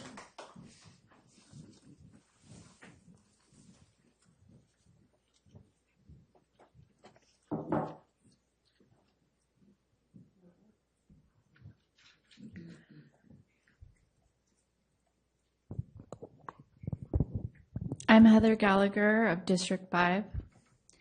Many elected leaders think about right now, or 5 years from now. With an ever-changing general plan, it's hard for council to see the future. Petaluma is the only town in Sonoma County left that has the curb appeal that it does. All the towns are cute, but the charm Petaluma has, where locals from all over the county and surrounding counties want to live here, that's amazing. People from all parts of the county and countless tourists come to walk our historic, charming town, paddle our slough, to eat, shop, and enjoy our open spaces. That's good for Petaluma. Larger hotels are only good for the moment, and we have a few already built that aren't at capacity. What percentage of people are staying in hotels versus Airbnbs, VRBOs, and traditional bed and breakfasts? The overlay's proposed projects threaten our fire and emergency evacuation. With an A, B, and C project of the size proposed limits the accessibility of fire trucks. How will the current emergency plan be impacted? The single-lane roads in Petaluma are vast. Our existing residents and our rural residents will be in danger if this overlay utilizes its maximums. The reward of the overlay proposed projects is more options for tourists. The risk is the tourists will go somewhere else because it's not Petaluma any longer. I know growth is inevitable, but the tallest building is within the means of our town. The overlay is proposing about 6 to 9 stories high, expansive buildings. Thank you. Thank you. Isaiah Gonzalez, to be followed by Ben Peters. Isaiah, are you here? Isaiah?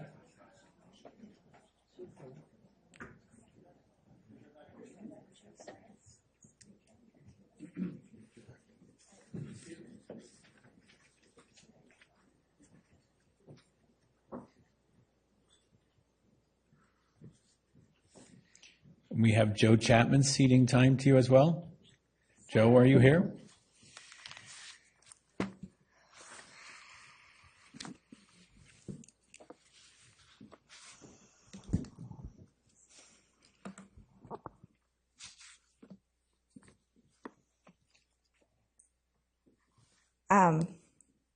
Good evening, everyone. I am so grateful to the amount of community that has come out here to voice their opinion tonight, especially given that this meeting was for some reason started at 5:30 tonight as opposed to the usual 6:30 to go over and skip through a bunch of things that should have honestly been given equally the same amount of time as this topic, because a lot of these things are incredibly intersectional.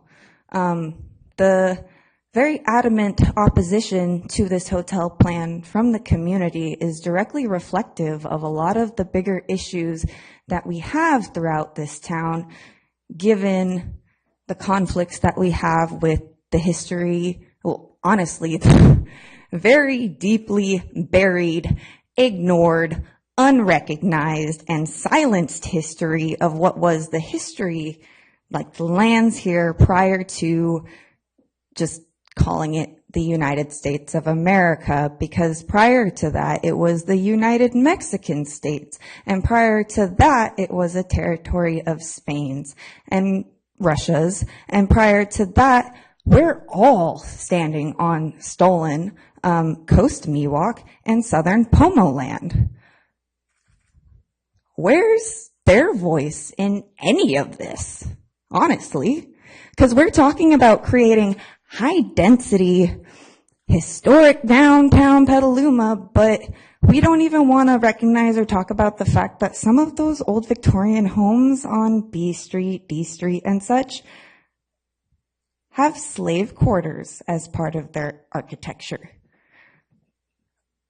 We hear all the time that we don't want to turn into San Francisco, San Jose, and such, and I'll tell you that I didn't graduate from Petaluma High School on time. I wound up at truancy court for misdates because my minority family that experienced chronic displacement here wound up having to move in with our grandparents in the San Francisco Mission District and commuted during my freshman and sophomore year so that I could keep up staying enrolled at Petaluma High School, because at that point I had 4 younger siblings also at Grant Elementary School, Petaluma Junior High School, and the importance of keeping us rooted in this community, a community where my grandparents, as I've said in this room before, purchased their home in 1999, a brand new development for $200,000, a beautiful 3-bedroom, 888 Holly Lane. That Lynch Creek trail and all that right there used to be a rock quarry. I remember when the Target shopping center was a bunch of redwood trees. I was just telling my son that, my son who has anxiety over toys at Target and whatnot, because we've been on Section 8 for the past 2 years. I told him about how there used to be all those beautiful trees there at the Target shopping center and how once upon a time we might have properly managed the land and developed that maybe into a walkable forest, but instead we turned it into a shopping center with Tesla charging ports. And that's essentially what I foresee happening in the downtown area here, the way that we're treating it. There's so much more that needs to be done to recognize the fact that we're also undergoing a coup at the federal level. We might not even be here for this. So, thank you guys. Thank you. Ben Peters, to be followed by Jane Hamilton.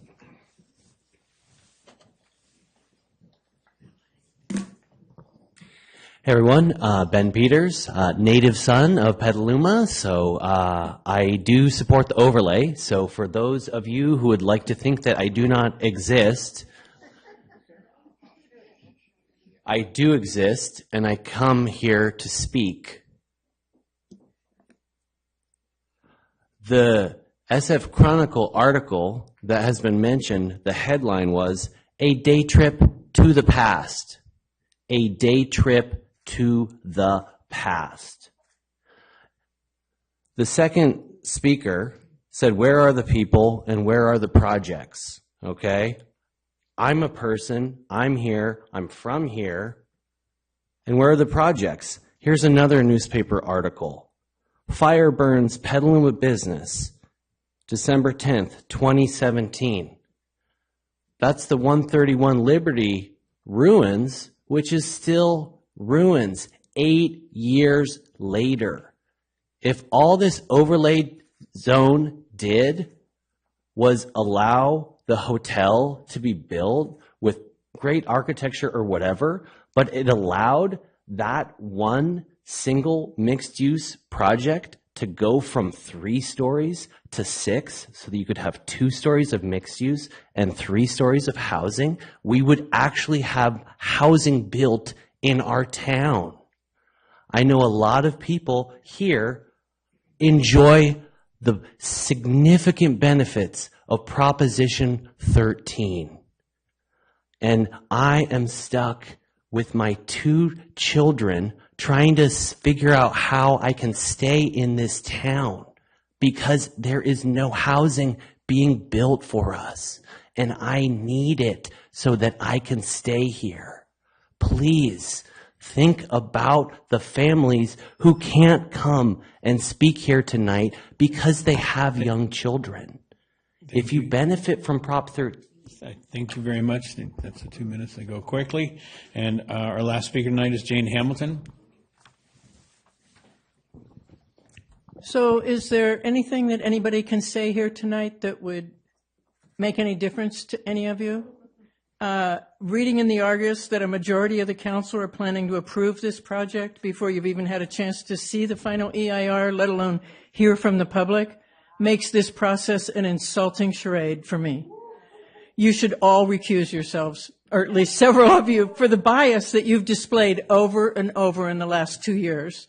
Brian Barnacle's been posting on Nextdoor that it's disingenuous of PHA to show visualizations of exactly what the overlay will allow, even though they are 100% accurate.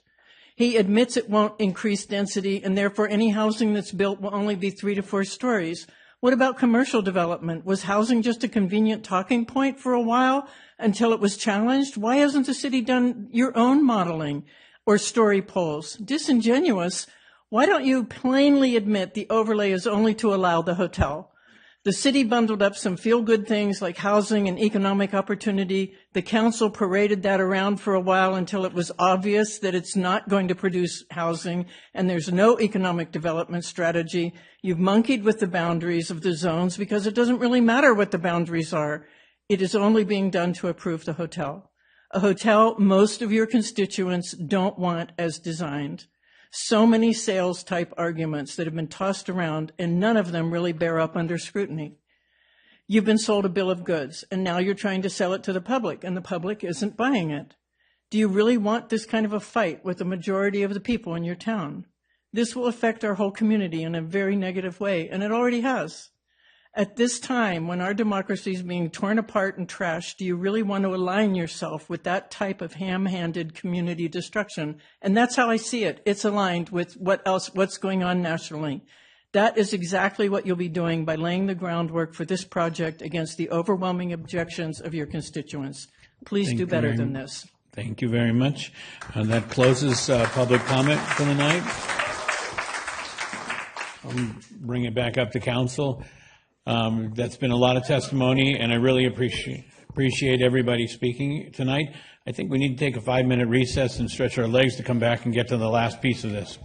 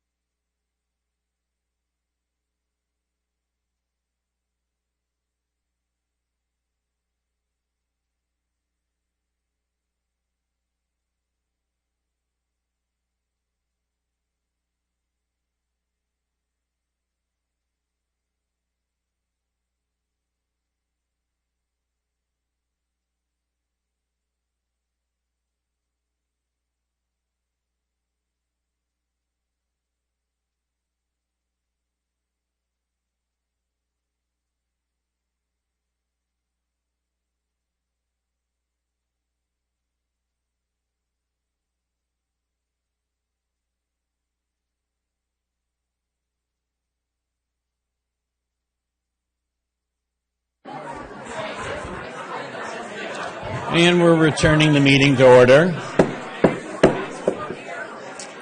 And will council members return to their seats? We'll try and get the meeting started again.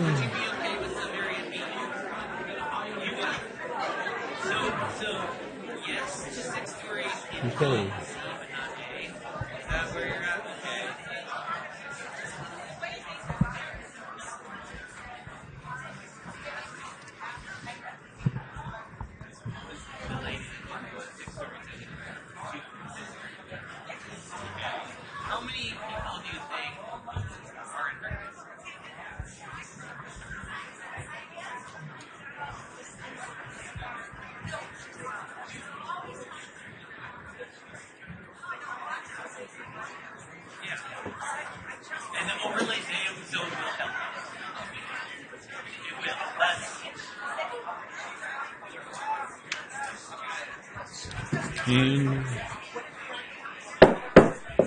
Good. Okay, now the meeting is back to order, and I'll bring it up to the council here for comments.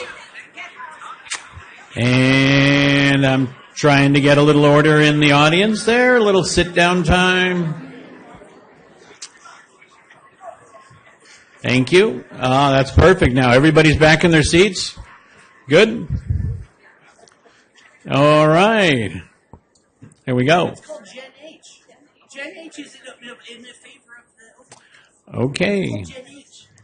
Well, again, I appreciate everybody coming and staying so late into the evening. Obviously, it's been a conversation that's been ongoing in the community for several years now, with lots of twists and turns. And, you know, I realize it's a very difficult thing to come and speak to an audience that that you don't believe is listening. And I think it's possible that that transactional side is too directional. Yeah, it's been my practice and experience in this group is that very often we have a civil discourse that leads to an understanding and respect for the position of the people who hold a different position than oneself. So I am saddened to not be seeing that here tonight. But I am absolutely certain that the council hears you, and whatever direction the council takes is in consideration of your comments. We are listening. It may not be that your preference is chosen, but it is us listening. And I hope the same can be said if you all stand up and say that you've heard what the council's perspective is and respect that as well. A couple of things that came up during comments. One was about a council member's recusal, and as noted at the time, that is not a council law, that's not a city law, that's a state law, and that advice is provided between any council member. And many of us, past council members, current council members, have had to recuse on items before, and it always frustrates us. Another note is the city has moved into district elections, and you have voted for one council person. But the fiduciary responsibility for the city as a whole remains with the whole of the council. You are still represented.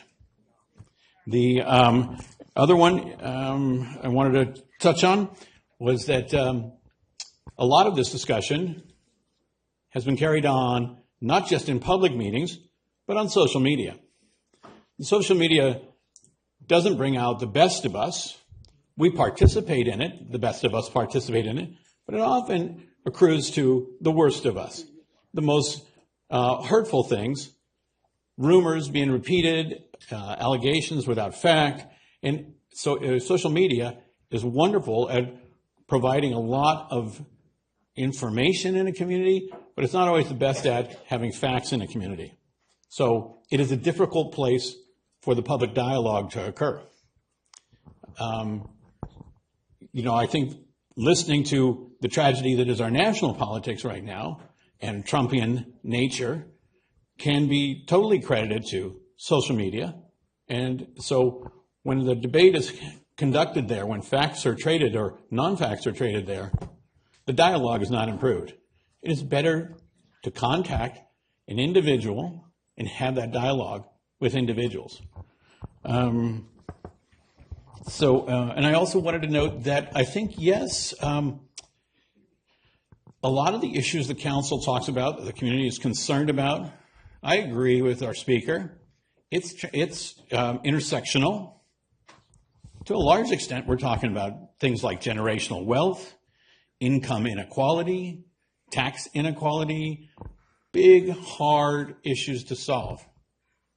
So when we put together planning policy, housing policy, economic policy, we all need to know what perspective we're starting from. You know, do we have good, secure housing? Have we lived in a community and have our careers well in hand? Are we those who do not have that housing? Are we those that pay tremendous amounts of our percentage of our incomes for that? Are we housing insecure? As Generation H and others have put tremendous data on this subject, and all of our council attends numerous planning and housing information sessions, and so we pull together a broad perspective, a broad view of what our community needs and what the dynamics of the world and our county and our city are. So a lot of that is just background to where we are with this idea. And I'll lead off a little bit on the whole of the project that we're looking at tonight. The hotel came before us. The hotel was applied for. And it was one of the few things that has been proposed in the downtown in a very long time. The Theater Square that we were so happy with now, that's 20 years old, or coming up on 20 years old. That's the last major change in the downtown area. So many of us looked and said, well, there was a proposal for a 4-story hotel on this site, but it got chased from town. And what is the issue that is being evaluated? Is it the historical district? Is it the height? Is it the lack of desire for a hotel as a business in the community? Is it traffic? Is it parking? Is it all of these and none of these at the same time? Are we looking for the solution to the problems, or are we just angry about where we are as a community today? The traffic's too bad today, nothing should occur. Petaluma has a tremendous reputation as an awful place to build, an impossible place to build. And so much investment opportunity money would go somewhere else, leaving us with less housing, higher rents, and those troubles. So I think when we added the overlay to the hotel proposal, it was opportunity. That's what we saw as a vision for downtown. Obviously, the communication was not sufficient to reach all of you with the vision that was in the documents, but it doesn't mean that vision wasn't there, and it doesn't mean that opportunity and good wasn't being looked for, and that Kevin, solutions. The vision is wrong. It sucks. Thank you. So moving from and we've had a healthy amount of public input, but very rarely do you have the breadth of the council output to you. So I'd like to bring it back to council and let the council have it say where they feel they are on the efforts that are in front of us this evening. And who would like to go from there? Councilmember Barnacle. Yeah. First, I'll admit I contribute to the vitriol online. Apologies, Mr. Boyd, to the people that I've offended online.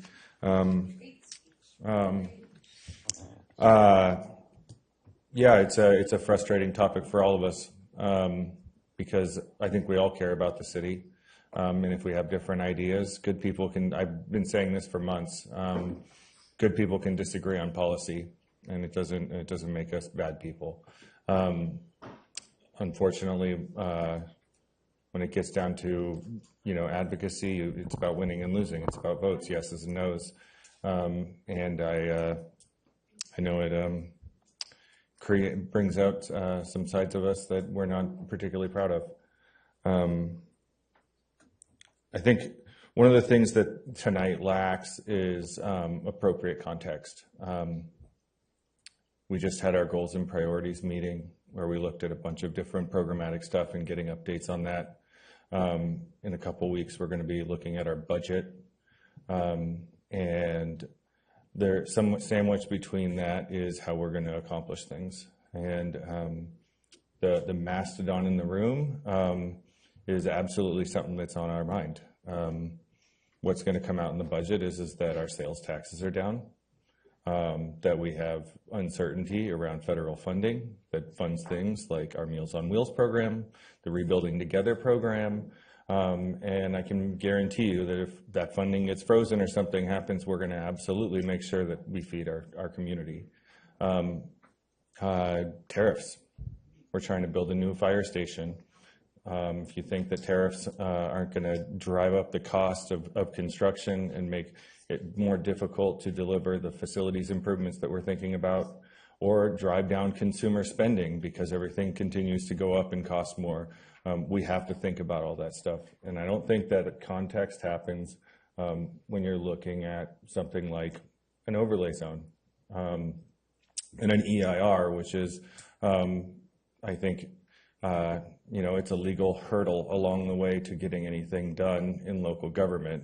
And we make a big deal about it because it's the legal recourse that you have, but it's not the visionary document that you're looking for. It's not what's going to solve all the problems and make every project work. I'll note that there's been, comments about the costs and the return on investment and things like that, and is this going to materialize? Some people brought up Theater Square. Theater Square cost us a lot of money. The city paid for about $4.8 million that was supposed to be Basin Street in infrastructure costs, and then midway through the project, we had to pitch in another 9.6. You can Google it. There's an article called The Basin Street Blues that basically talks about the amount of money that the city had to take from our redevelopment fund when we had redevelopment just to get that project completed. And now you look at it, and so when we say it didn't pencil, well, it got built. We just had to put in millions of dollars. And then it didn't pencil because it wasn't financially viable. And now you look and you see the vacant storefronts that have been really hard to fill in there, keep filled. There's a reason for all of that, and that's because when we say it doesn't pencil, it means it's not a financially viable project. I think it's,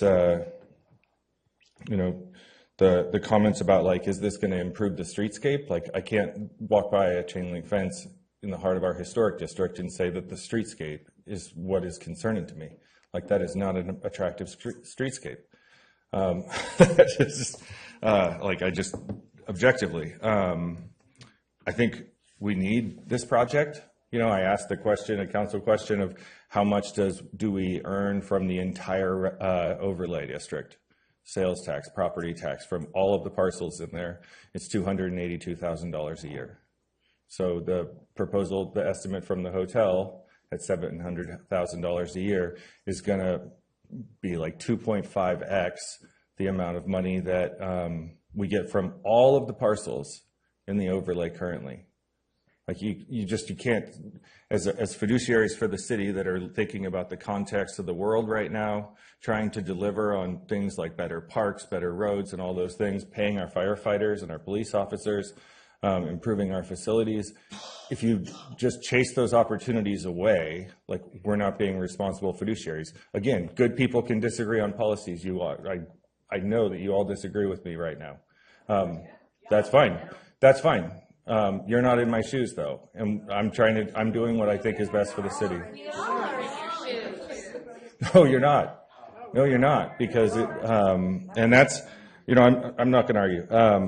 I'm in support of it because I think it's the right thing for our city. I think that, as people have said, change is hard, but I think it's the right thing to do, and for that reason, I'll be supporting it tonight. I do want to add in the jobs housing imbalance analysis to this, into the overlay.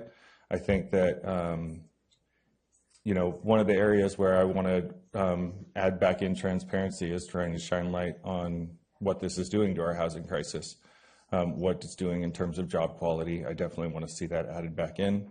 And I think other than that, I'm good with the policy as it is. Thank you. Does anyone else wish to speak tonight? Thank you. Councilmember Shribs? Okay, so I'm very impressed with everyone showing up, and I'm really glad to hear you. And I do hear you about a lot of the different things. I sort of do agree with you on the Alex. It'd be wonderful if he would have his voice here, but I think we can assume, at least I assume, what his voice would be. And I think we already know what it's going to be. So we'll just accept that I'd like that as part of the vote if I could get it. I would change it if that was a choice, but it's not a choice. But let's assume that he's going to vote no on the whole process, because he's made that very clear in his elections and so forth. All right, so I'll give that as a given. Other things that happened to think about. One was I thought it was the idea of the half mile from the SMART. That was a comment that was made, whether from the platform for the property. Get that clarified, and see if that's going to if that changes anything. Another one is the poll that was done. Mike Healy came in and gave us I'd have to look at that poll, and if that poll is correct, and I think we need to actually have the city conduct its own real poll. And so I need to find out more about what the actual city wants, the referendum, if it's going to take a referendum, if it's going to take a ballot on this issue for the whole thing, because the general plan is coming up. Maybe that might be needed, and maybe we should be doing that, but maybe doing that in conjunction with, at the same time as moving forward on this. Another little fact comes up is that what was listed in the letter that came from the Downtown Business Association was we would accept that the Mutual Relief Building as the model to look at for comparison. And that building is 63 feet tall, and it's 63 feet tall right from the street to the top of the building at street level. Hotel at street level, from the street up, is only 45 feet tall from the base to the top of where it is actually what you see right there. And then the setbacks put it up to 68 feet, 5 feet taller in the center of the actual building, which you're not going to see from down below anyway. So for visually, the hotel is going to be less visual than the Mutual Relief Building right around the corner. So that's another little fact we need to be aware of, that we already have buildings in town that look as massive or more massive than this hotel or is proposed. So that exists. We also have the mill at 60 foot tall, as far as in a larger volume of actual space, much more than a third of an acre. So we do already have buildings of massive size. I would like to see limitations, both for the overlay and for the hotel, because all these hotel buildings are being looked at from both angles, from all sides, where there's like the B, you have the banks. They're going to be seen from all four sides. So I think there should be an automatic, let's just make it, and if I'd like at 10 feet, but I'll have to live with, I'll have to go for at least 8 foot off, surround 360 degrees from the edge of the building in, each story, 5 and 6, 8 foot in, thus visual entirely from all angles. That does reduce some of the mass. For the EIR that's coming out, my current feeling is, okay, the staff did a huge job of basically saying this is everything that was wrong, that we don't like, is not part of the EIR, it's part of some other process. And I think we need to let that other process do its work. The EIR did its job, needs to be put to bed, put away, fine. But the real discussion is going to be in the SPAR, the HSPAR, the CUP discussions, the objective designs, the individual person coming in. This hotel, I can almost guarantee you, is not going to pass that gauntlet. That's a huge gauntlet. You guys are going to show up, and it's going to be a battle from here on out. So I know that's going to happen. So the hotel is going to have change in design to go through this gauntlet. So I expect that will hopefully happen. I hope it does make it through with the changes that need to get made, because I didn't like the design myself. As far as economics, I was provided, I did some numbers myself. I ran numbers. It's not just the TOT tax. That's actually small. The TOT tax we would get is small compared to the economics it would drive in the downtown area for our services. It turns out that, so it might be $500,000 a year, most $1 million if it was full capacity. And that $1 million is small compared to the actual economic benefit of the folks, because someone that comes in and pays an average at $400 to $800 a room, those folks spend an average of $300+ per day at least when they go to visit a place, whether it be in dinners, whether it be in wherever it is. And you take even 60 rooms, not 90 rooms, but just 60 rooms occupied at $300, it ends up being $3 million a year just for our local businesses. We need that $3 million for our local businesses. Don't care so much about the TOT tax. The city's going to probably have to, the cost of the city to do things for the hotels may cost just that much anyway. But it's the economics of them providing the money for our art galleries, for our restaurants, for our antique stores, who are complaining that Monday through Thursday, they're not getting enough traffic. Weekends, everything's fine.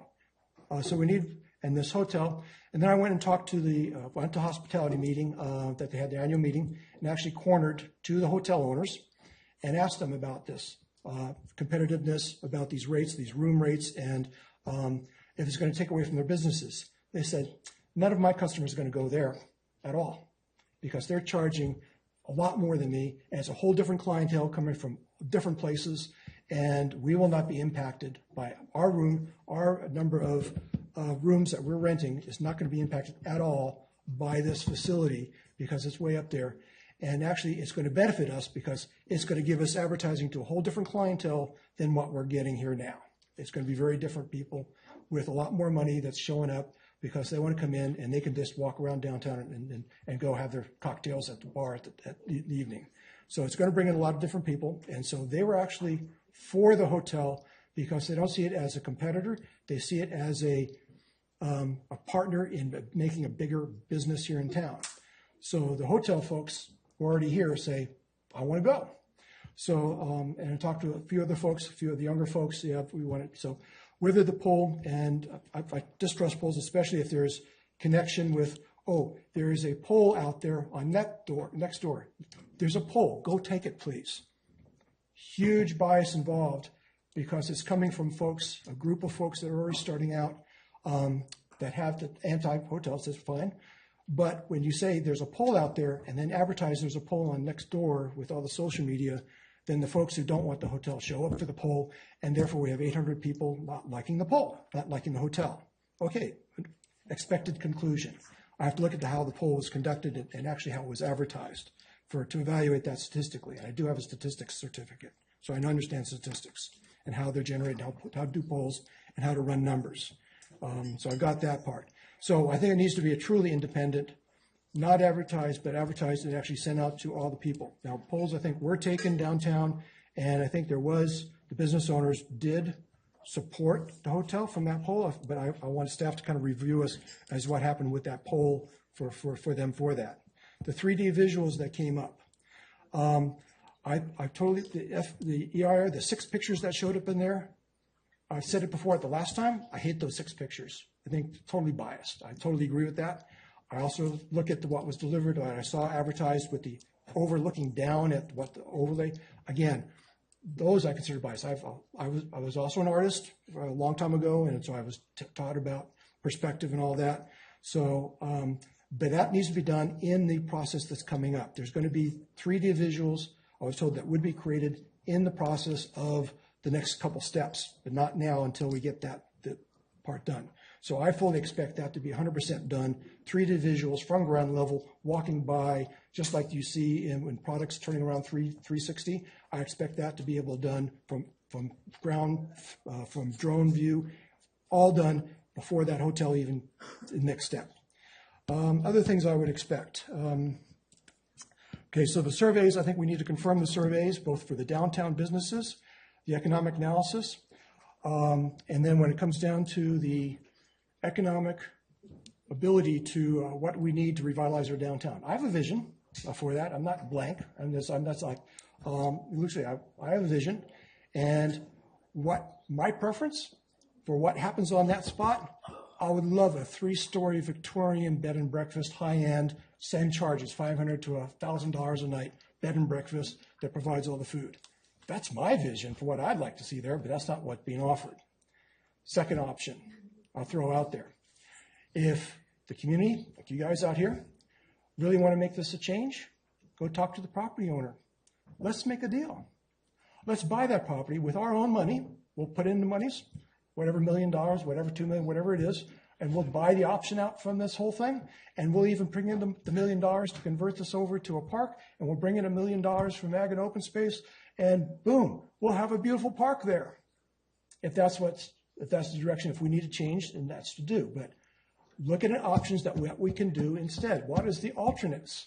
Can we do this? Can we talk to the developer down into a Victorian hotel instead as a developer? He's stuck. You look at all his developments are all the same looking thing. Can we change his mind as about what he wants to develop and put there? Can we convince him? Okay, let's have that discussion. Let's talk to the property owner and see, and to some of the folks who are like you guys are in local. Could we raise $3 million and change the whole topic? Yeah, possible. Let's talk about that. Let's talk now, the vacant lot, that's F, that's plan F, that's for failure. That's real failure. So this plan D, which is down the list for me, that plan D, I'm gonna go with plan D because I hate plan F. So, but if the plan B up there, maybe we can change gears and we have time. At this point, we can say yes tonight to the ARR, we can say yes to the overlay, we can say yes to all this, and I'll probably will say yes under these conditions that we have the opportunity to have the time for an alternate plan to be generated and for the community to speak up and also to do the surveys that we need to do to actually come up with a vision that's going to go in our journal. This is a hot point we're in right now, really a focused turning point for our whole general plan. Depends on, are we going to build 6-story buildings in our town or not? That's the philosophical conundrum we're in right now that we're discussing.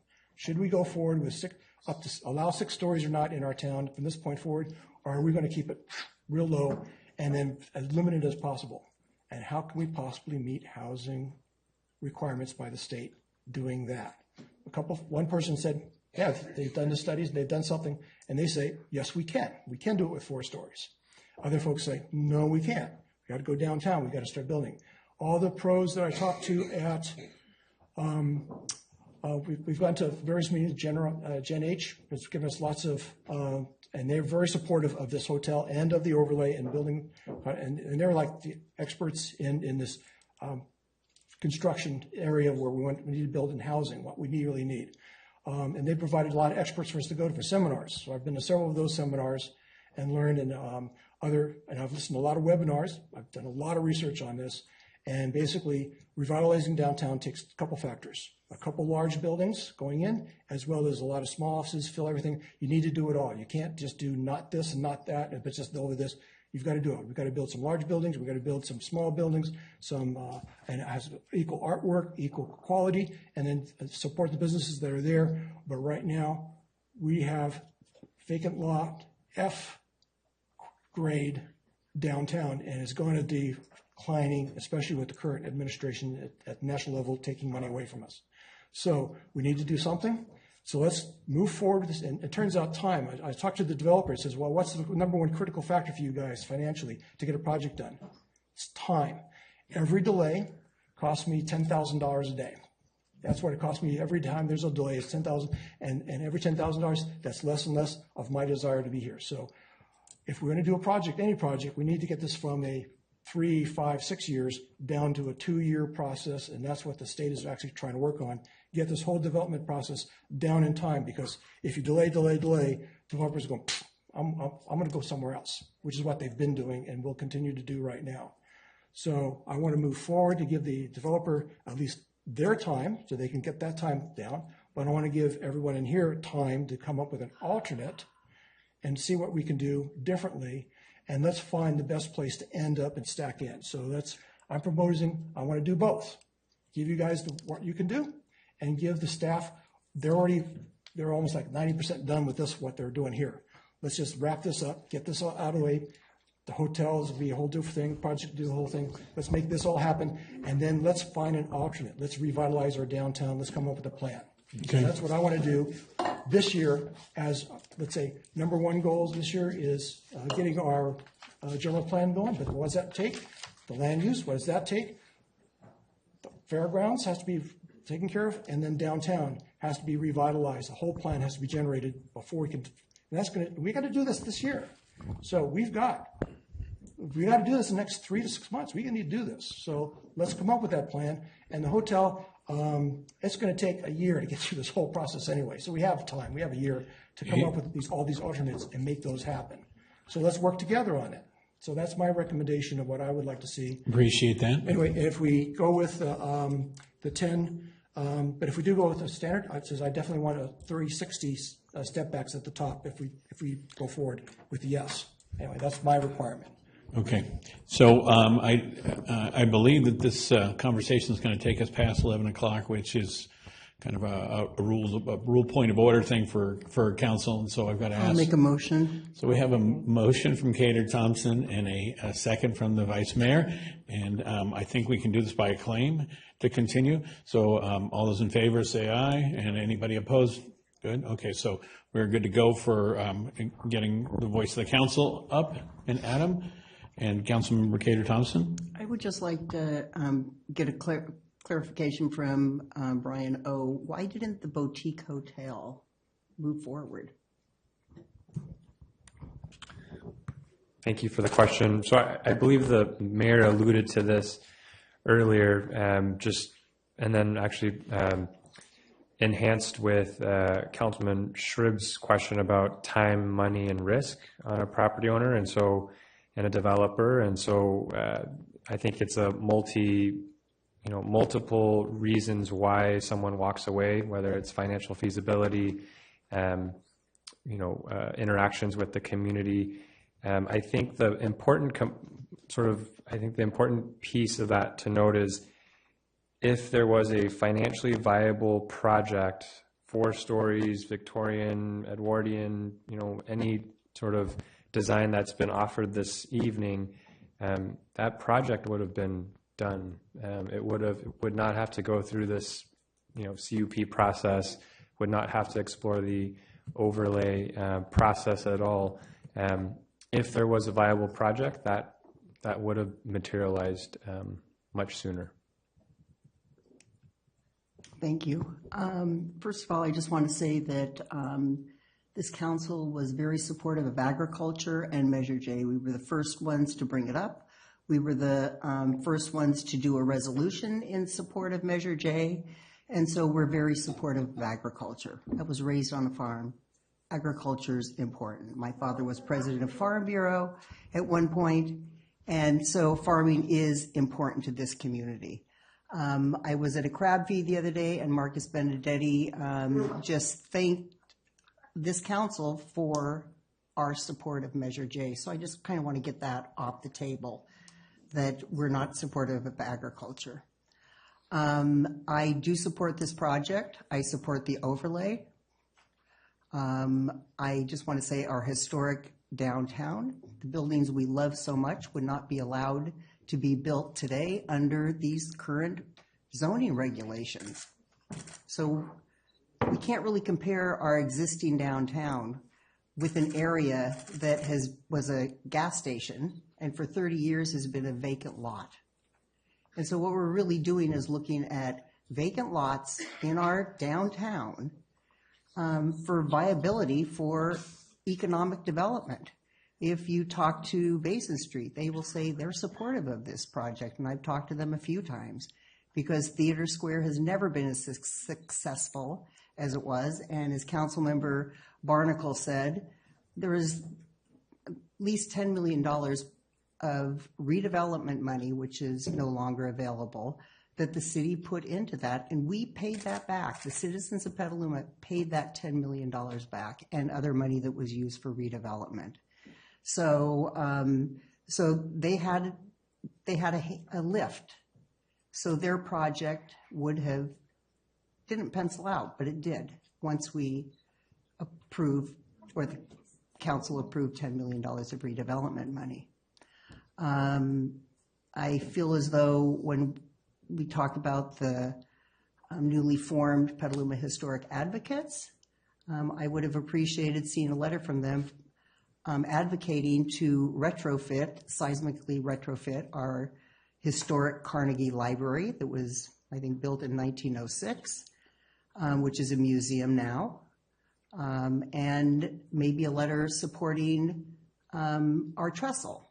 And they didn't send one in. And I would think that historic advocates would be advocating for all of downtown, not just one lot. And that's what I feel.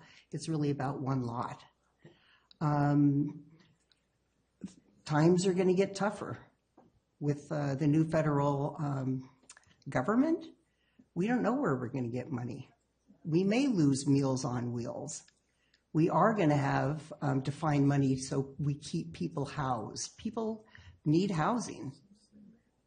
And we have not done, well, we've done a decent job, but not as good as we could. Not everybody can afford $3,000 a month or $4,000 or $4,000 or $5,000 a month. Some people can, but a lot of people can't.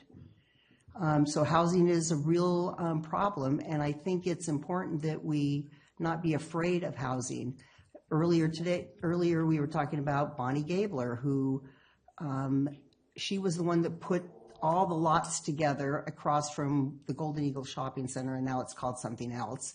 And so that whole housing project that is being renovated, that was a low-income housing project, and there was a lot of people that were very angry and did not want that project in our downtown. Well, it's been successful, and it's housing people. People can go across the street to the grocery store there. You see people walking across all the time. And so we shouldn't be afraid of housing and bringing people into our downtown. When you're walking by chain link fences, it doesn't feel safe. When it's dark out at night, it would be nice if you had something that made it feel safer. Liberty Street, it's not that safe. It doesn't feel great when you're walking there at night because there are lots, the one that burnt down, and there were some projects that were proposed, but they never penciled out, and that's why they're not built, because we have restrictive zoning in our downtown. It's 45 feet, and that's it, and you can't deviate.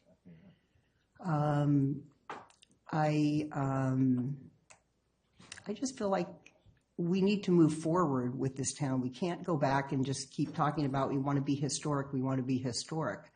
You can actually build in next to a historic district. And in 50 years, people are going to look at that architecture and say, wow, that was pretty interesting. And with that, design is most important to me, and I think that is what's most important for the community. And I certainly have let the hotel group know that design is important, and that is the number one thing for me, and I think that's the most important for many people in this room, is what is it going to look like? And in 50 years, are we going to feel like that is really an interesting building? Like we look at our downtown and realize how interesting those buildings are that are way over 100 years old. But we want to make sure they're preserved also with fire sprinklers in them so we don't lose our downtown. There's a lot of things as a council that we look at, and it's not just one project, it's looking at the bigger picture. And finance right now, finance is always a big issue. We are the highest tax rate, which is really difficult to swallow. And I don't want to raise taxes, and I would not raise taxes, but these are things that augment having to ask us for more money. And I'm saying about us because we're all part of this community also, and we're all affected by it. I have kids that live in this community, and I worry about them, especially with this administration. What's going to happen? They all have mortgages. Really scares me. What's going to happen? I just think that there is more benefit than negative for moving forward with this. And it's not just following the dollar, but it's really about our businesses downtown. When somebody says they feel like they're speaking for all the businesses, I've spoken to a lot of businesses. Well, and when people want to be rude, they can be rude, but businesses are concerned if they're going to be able to stay in business in this town because of the cost of rents.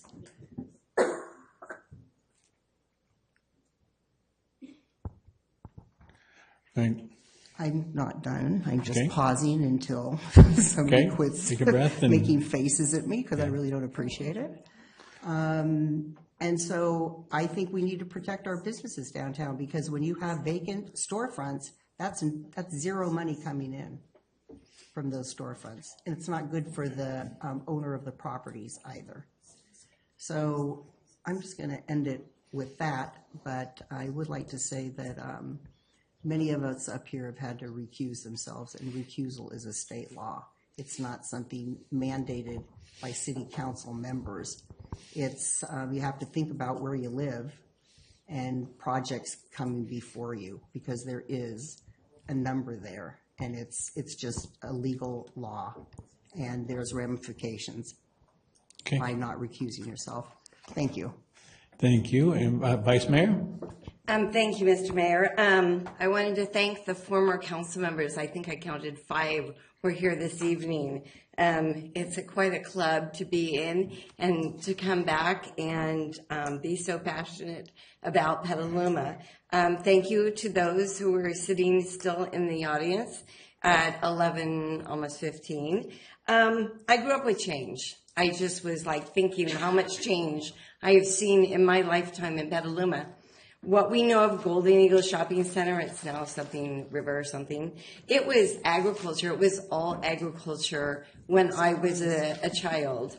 And it became a shopping center, and not an attractive shopping center. It doesn't face the river because the river wasn't something to be proud of. We changed that. Now the river is something to be proud of, and we have a pedestrian bridge that goes to our downtown area. I came home from college, and my favorite chicken was a housing development. So yeah, I have looked at change. I was recently at Victory Chevrolet, where I took my car to be serviced, and Victor, the owner, said he would have loved to have still been downtown. And I thought back, yeah, there was a car lot where our theater district is, and it is much more attractive to have a theater district and have some wonderful restaurants and the theater. And so we love our downtown, and we don't want to see it built out. There is probably 5 businesses that are vacant right now, from the Bank of America going south to Sienna Antiques. That's probably over 100,000 square feet.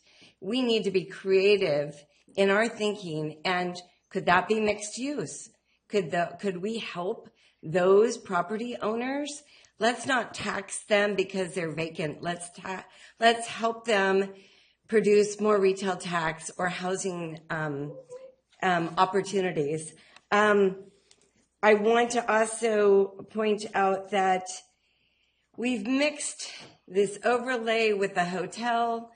Back when the boutique hotel was first brought to the council and to the planning commission, 15 years ago, I really supported that boutique hotel. I really wanted something to be in that location. And at that time, there was a bank next door, and that bank is where I got my first mortgage for my home. So we need to be thinking, like, maybe let's separate that overlay from the hotel. Just think about the overlay as something to put with our general plan. And then all the council members can possibly weigh in, and sub area A could be removed. So Council Member DeCarly could recuse himself just for sub area A. And then I think we can probably get away with the boutique hotel being far enough away from his home, if we do the math correctly. And then he could weigh in on the hotel. but sub-area C and B is mostly housing and mixed use. So we want to really take each project individually, just like we need to take the hotel individually. If we want to go higher than 4 stories, then do a variance for the 5th story for that rooftop bar. But we need to bring more jobs downtown. We need to bring housing downtown. But I don't know if families want to live in the downtown area. We have a lot of vacant homes in subdivisions on the east side, and we need to incentivize those property owners for making those properties available for first-time home buyers for sweat equity. So there's a lot of things that we can do to be creative with the general plan coming up, and I will not be supporting this agenda item this evening. Thank you. Thank you. Any comment tonight? Are you good? You're good? Yeah. I think there's a little bit of pulling things together here at the end. I've heard a few different things. I do have to note that the council has made economic development. I think 7 out of 7 of us all said we need to invest in economic development in town. And I think that's what goes towards vacant lots, east side, west side vacant lots. But I think there's another kind of economic development is when someone comes to you with a proposal, you give that its fair hearing too, rather than have to hunt and find them to talk to. And I think it's my feeling that we protected everything historic. We have a very strong historic district and a very strong historic guidelines to what can and can't happen. I'm dying to know what'll happen next to the clock shop. Up on that corner. I mean, it's going to be a challenge to find a buildable project for them. But don't think that we're hoping to achieve a huge benefit here. I think we're hoping to move the needle here. I think anything is a good thing when you have a housing crisis, and anything will help bring more folks into shops in the downtown. It's just a question of getting the quality, which goes to Councilmember Shribs' idea that the SPAR hearings are going to be the critical things. When we ask for a conditional use permit, that's going to be the critical element in this exchange. And I know there's so many things that we've trying to fund as a city and trying to deliver as a city. We put money into guaranteed basic income. There was for young families that are on the margins of having enough. And I tried to rally for refunding that. It was a 2-year pilot program. I'm told there's no money for that kind of thing. And people that lose that $500 a month, they're dropping into homelessness, where the cost to support them is just huge. And the need for that kind of marginalized monies, I'm sorry to digress here, seniors are now saying that's the program that seniors need. Seniors. So there's just so many things we're trying to achieve as seniors. And if we could get some housing in here and we could get revenue in here done right, it would really be a brilliant step forward of one more of the things that makes Petaluma awesome. So in no particular order, but I did hear Councilmember Barnacle talk about jobs balance, and it sounded like you were going to try and work some language or action into tonight's agenda. Is that true? You got to. Yeah, I'd like to propose that we add the language that was suggested, or some version of the language that was suggested by Unite Here. And I forwarded that over to make sure it was highlighted, but I'd like to add that in.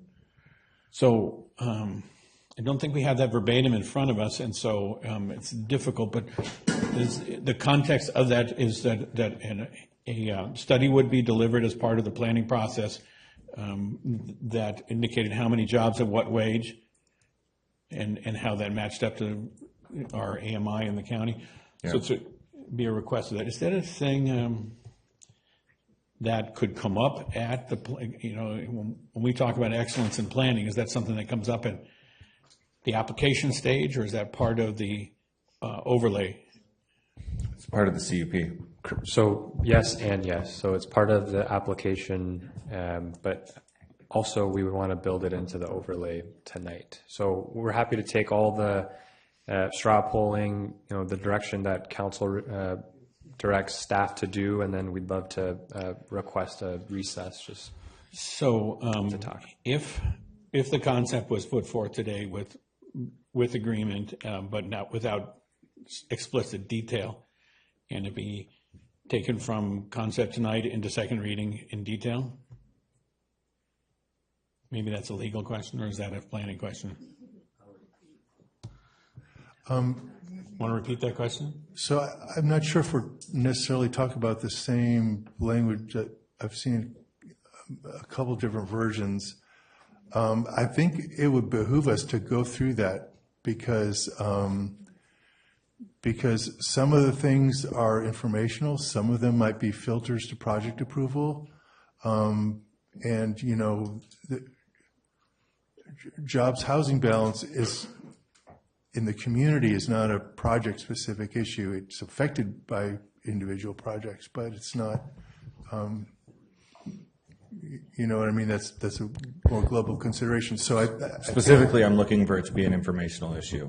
Okay. I want to understand that just the way I would like to understand, you know, economic impacts of a project, and we have the strategic economics memo that lays that out, right?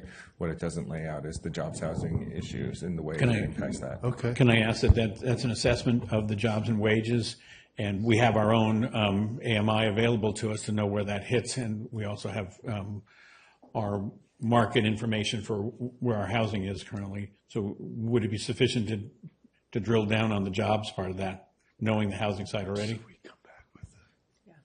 Yeah, I think the job side of it is the more important side of it. That's accurate. Yeah. So, and I don't know if that's well, you're doing your straw polling exercise, so probably to do that, we would need a little bit of a recess to come back with some specifics to share if a majority of the council wants to go the direction Councilmember Barnacle is describing, and we could, I think, have some tweaks. Let me come across. You want to weigh in on this? Well, if it's clear, I mean, we could also just get clear direction to do that as part of, you know, as the council's action tonight that would return in detail for the second meeting, but we'd have to have some clarity, and I just want to make sure that you're not, you know, you have the context yourselves for what you're directing us. Okay. I don't presume you do. I don't presume you don't. I want to make sure you come across. Yeah, this part of the work and income and housing. I'm not sure if that's part of what we're doing here right now with the EIR and the overlay, since it's more of a okay, let me recap. So, okay, I'd say I wouldn't put it as part of what this currently is, but I expect it later in the process. Then we have to put it in the overlay then. I think what we're saying is that the CUPs currently have multiple things required of them.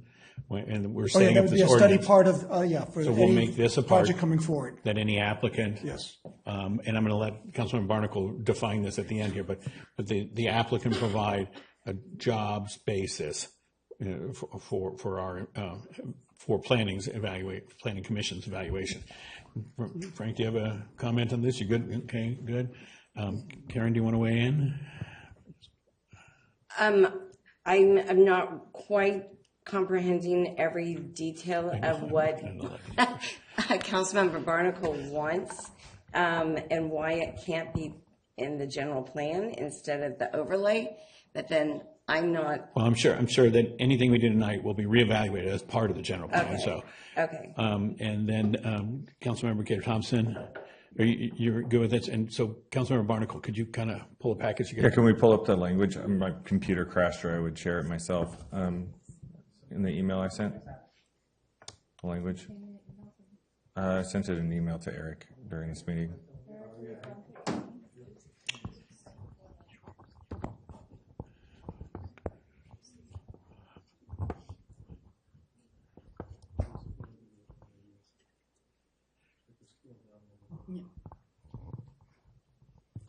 What you'll see is that what's been proposed is as part of the zoning amendment. There's, you know, it mistakenly refers to just these as criteria to get up to 45 feet of height, and that's already permitted. But we can look at once Olivia gets it, we can share it.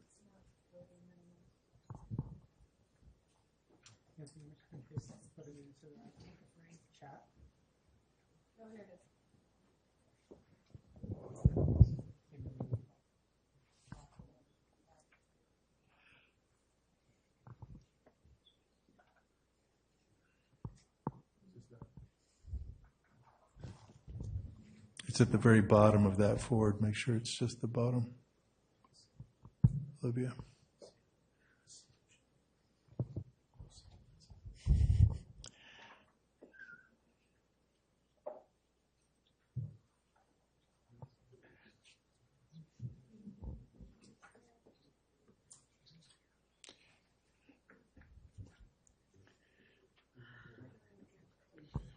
Do we want to move to another point of question? Okay, so I'm going to give staff a heartbeat here, but staff, do we have something going here? Okay.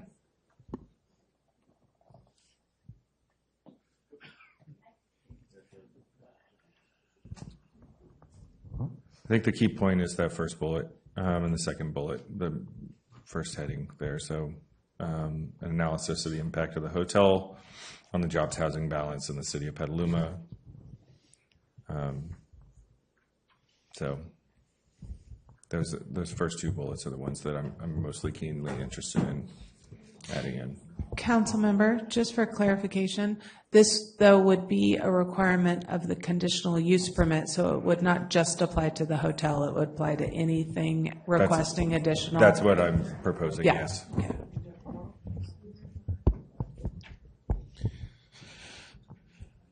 And then the need for affordable housing would be defined as how many jobs below 100% AMI, right? Or 80%. You could break it on that category. And also that bit about the commercial linkage fee too? We can strike that.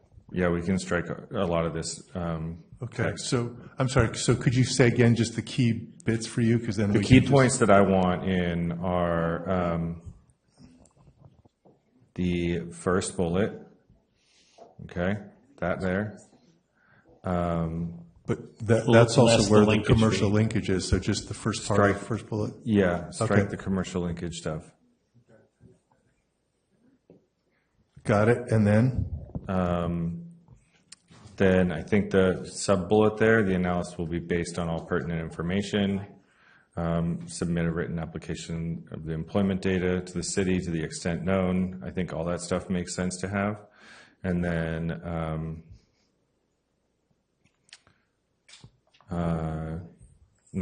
the second bullet there too, I think reads just fine too. But those are the pieces that mostly, it's a disclosure thing. So that third bullet is also asking for analysis specifically of the project that's under consideration on that same data. Mm-hmm. Okay. And the last ones are actually criteria that the project would have to qualify against. Yeah, no, we want the data is what we're looking for information. The data is what I'm looking Okay. for. It's a disclosure thing that I'm looking for, mostly. Great, thank you. Okay, so with sort of a consensus, we'll add that into the ordinance CUP requirements. Just direction. I did hear the vice mayor talking about separation of A, B, and C. I know you're not going to vote for the ordinance tonight. Well, only because if we separate it out, then Councilmember DeCarli can weigh in on B and C. So if I could, what we have today is the complete package, and any action in the future will be weighed as project.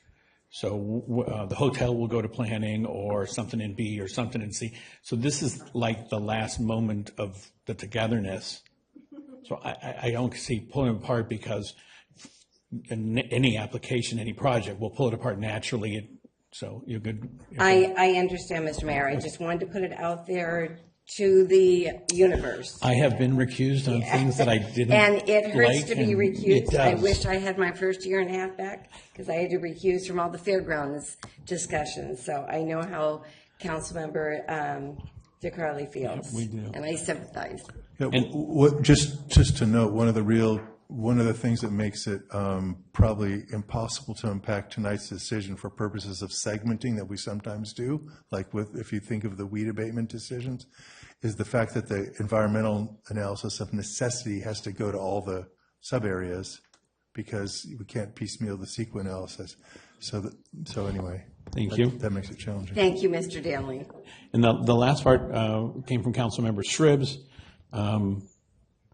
There were several things that you brought up, and one of them that worried me, you said your vote was conditional on alternative proposals, and I don't think we can do a conditional vote tonight on some of the things you were interested in. I think they all, and I think in your process, you came around to seeing that most of them were SPAR related.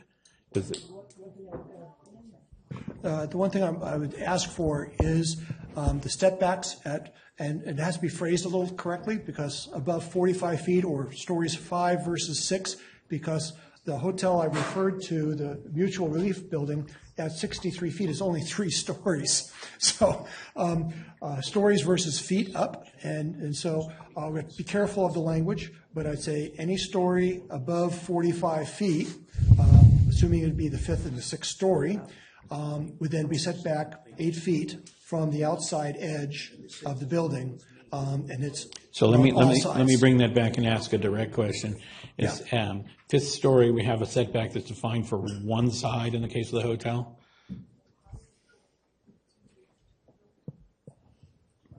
So staff will pull up the slide that shows the step backs. We did look at this when Councilman Shribs had first proposed it, and so just so I'm understanding this correctly,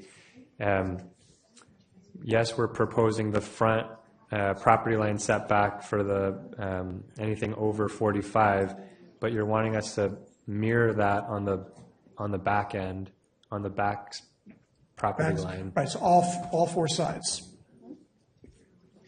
It was because in the overlay, I see most of these buildings in C area and B area are going to be viewed. It's not; they're all fronts. The back side is actually, because they're tall enough, they will be seen from the street over.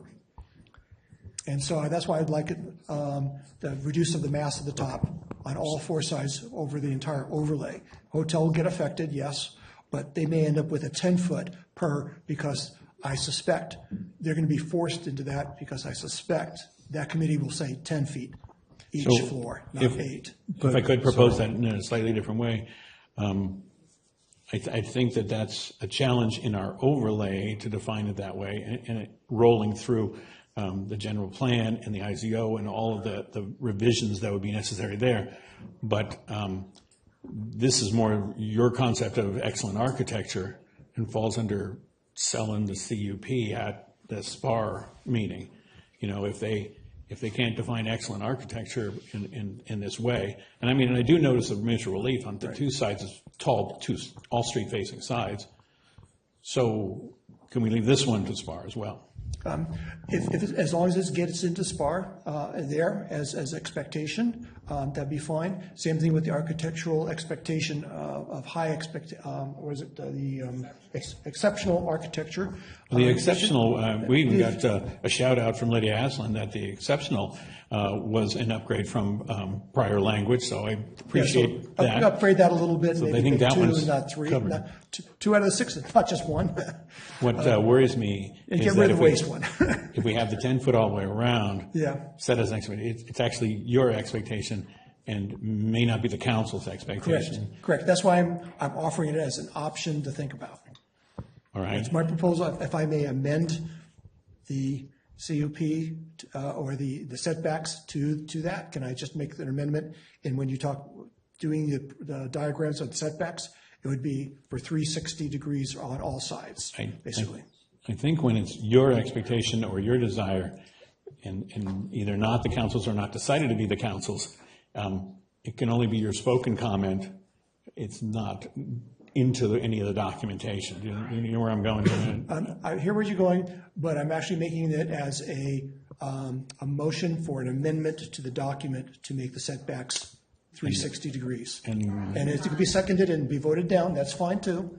but I'd like to actually get an opinion about that and a vote if we need to make it an amendment to the document that's being produced. Because council member, if you do that, then it's a constraint on the design review such that you basically have ziggurats above 4 stories.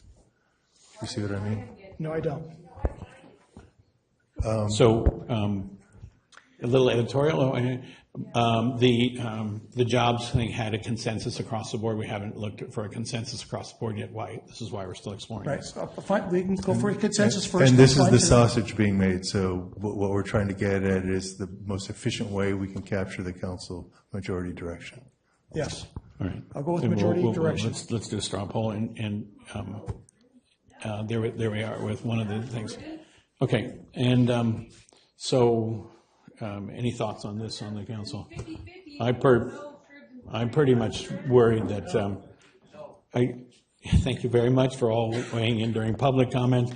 And my worry is that design change at this time is too much, too far. So I would be not supporting that as an amendment.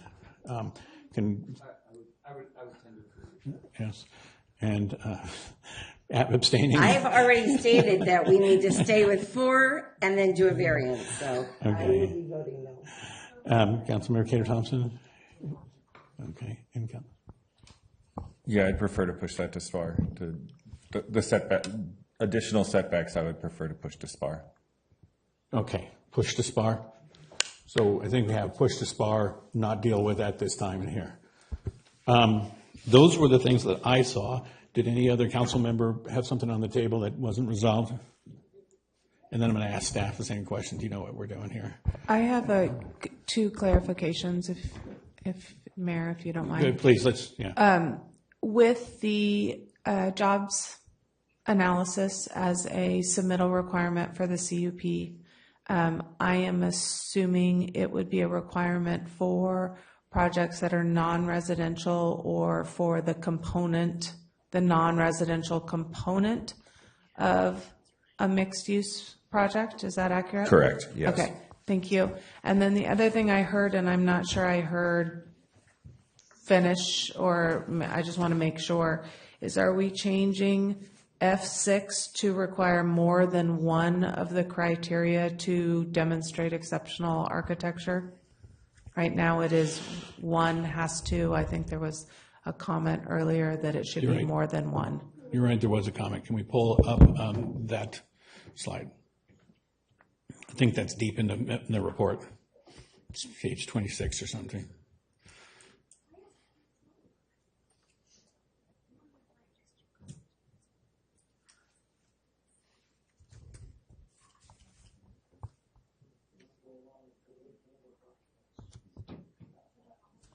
And Mayor, while staff tries to gather it, I would just like to remind if we could make any motion to include on page 3 of the resolution certifying the FEIR, on like the 3rd resolution, to make clear that the errata that was posted today is also included as part of the FEIR, and then some global changes to the resolutions that when it says city makes these findings, to say city council makes these findings instead. I think we're all okay with the errata being cleaned up, yeah. Thank you.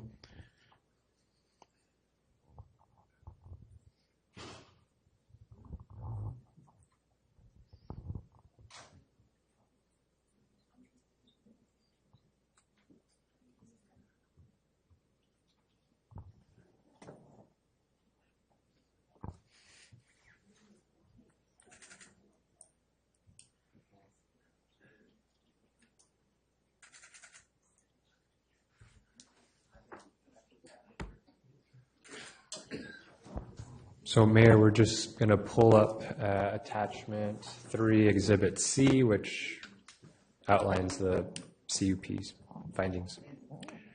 What's the language here that we're deciding?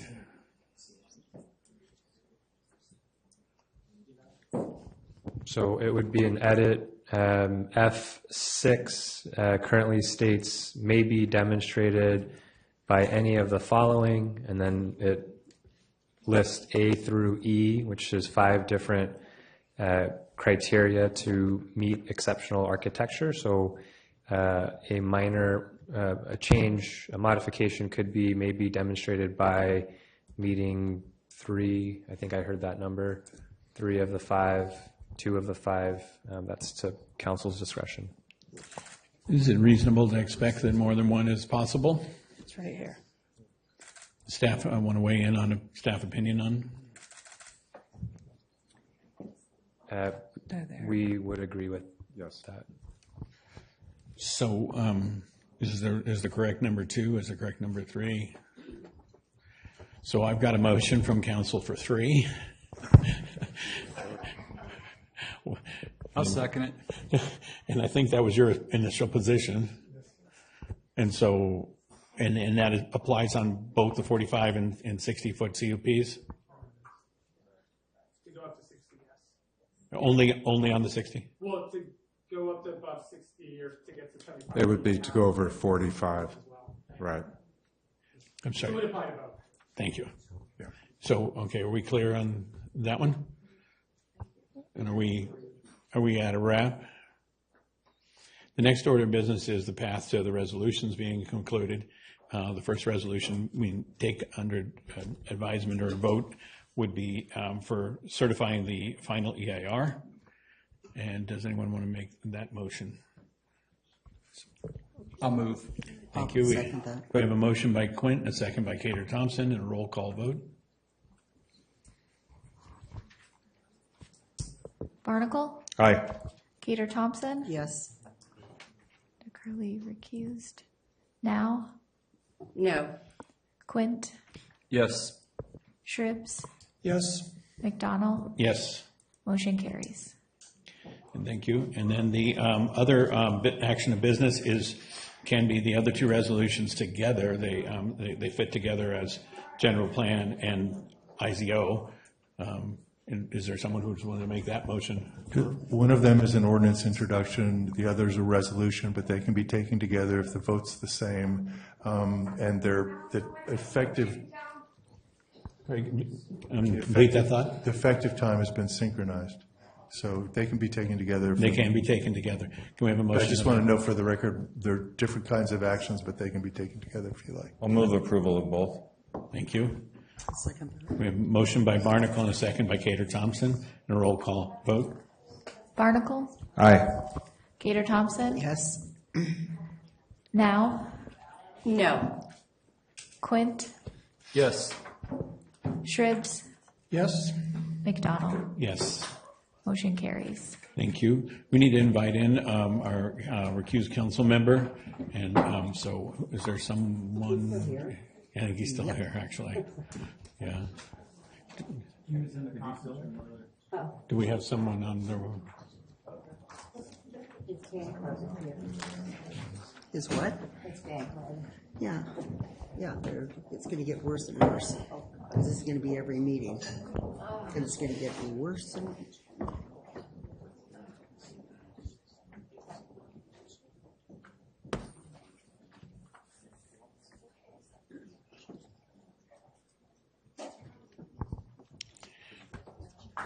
Okay, so there we go.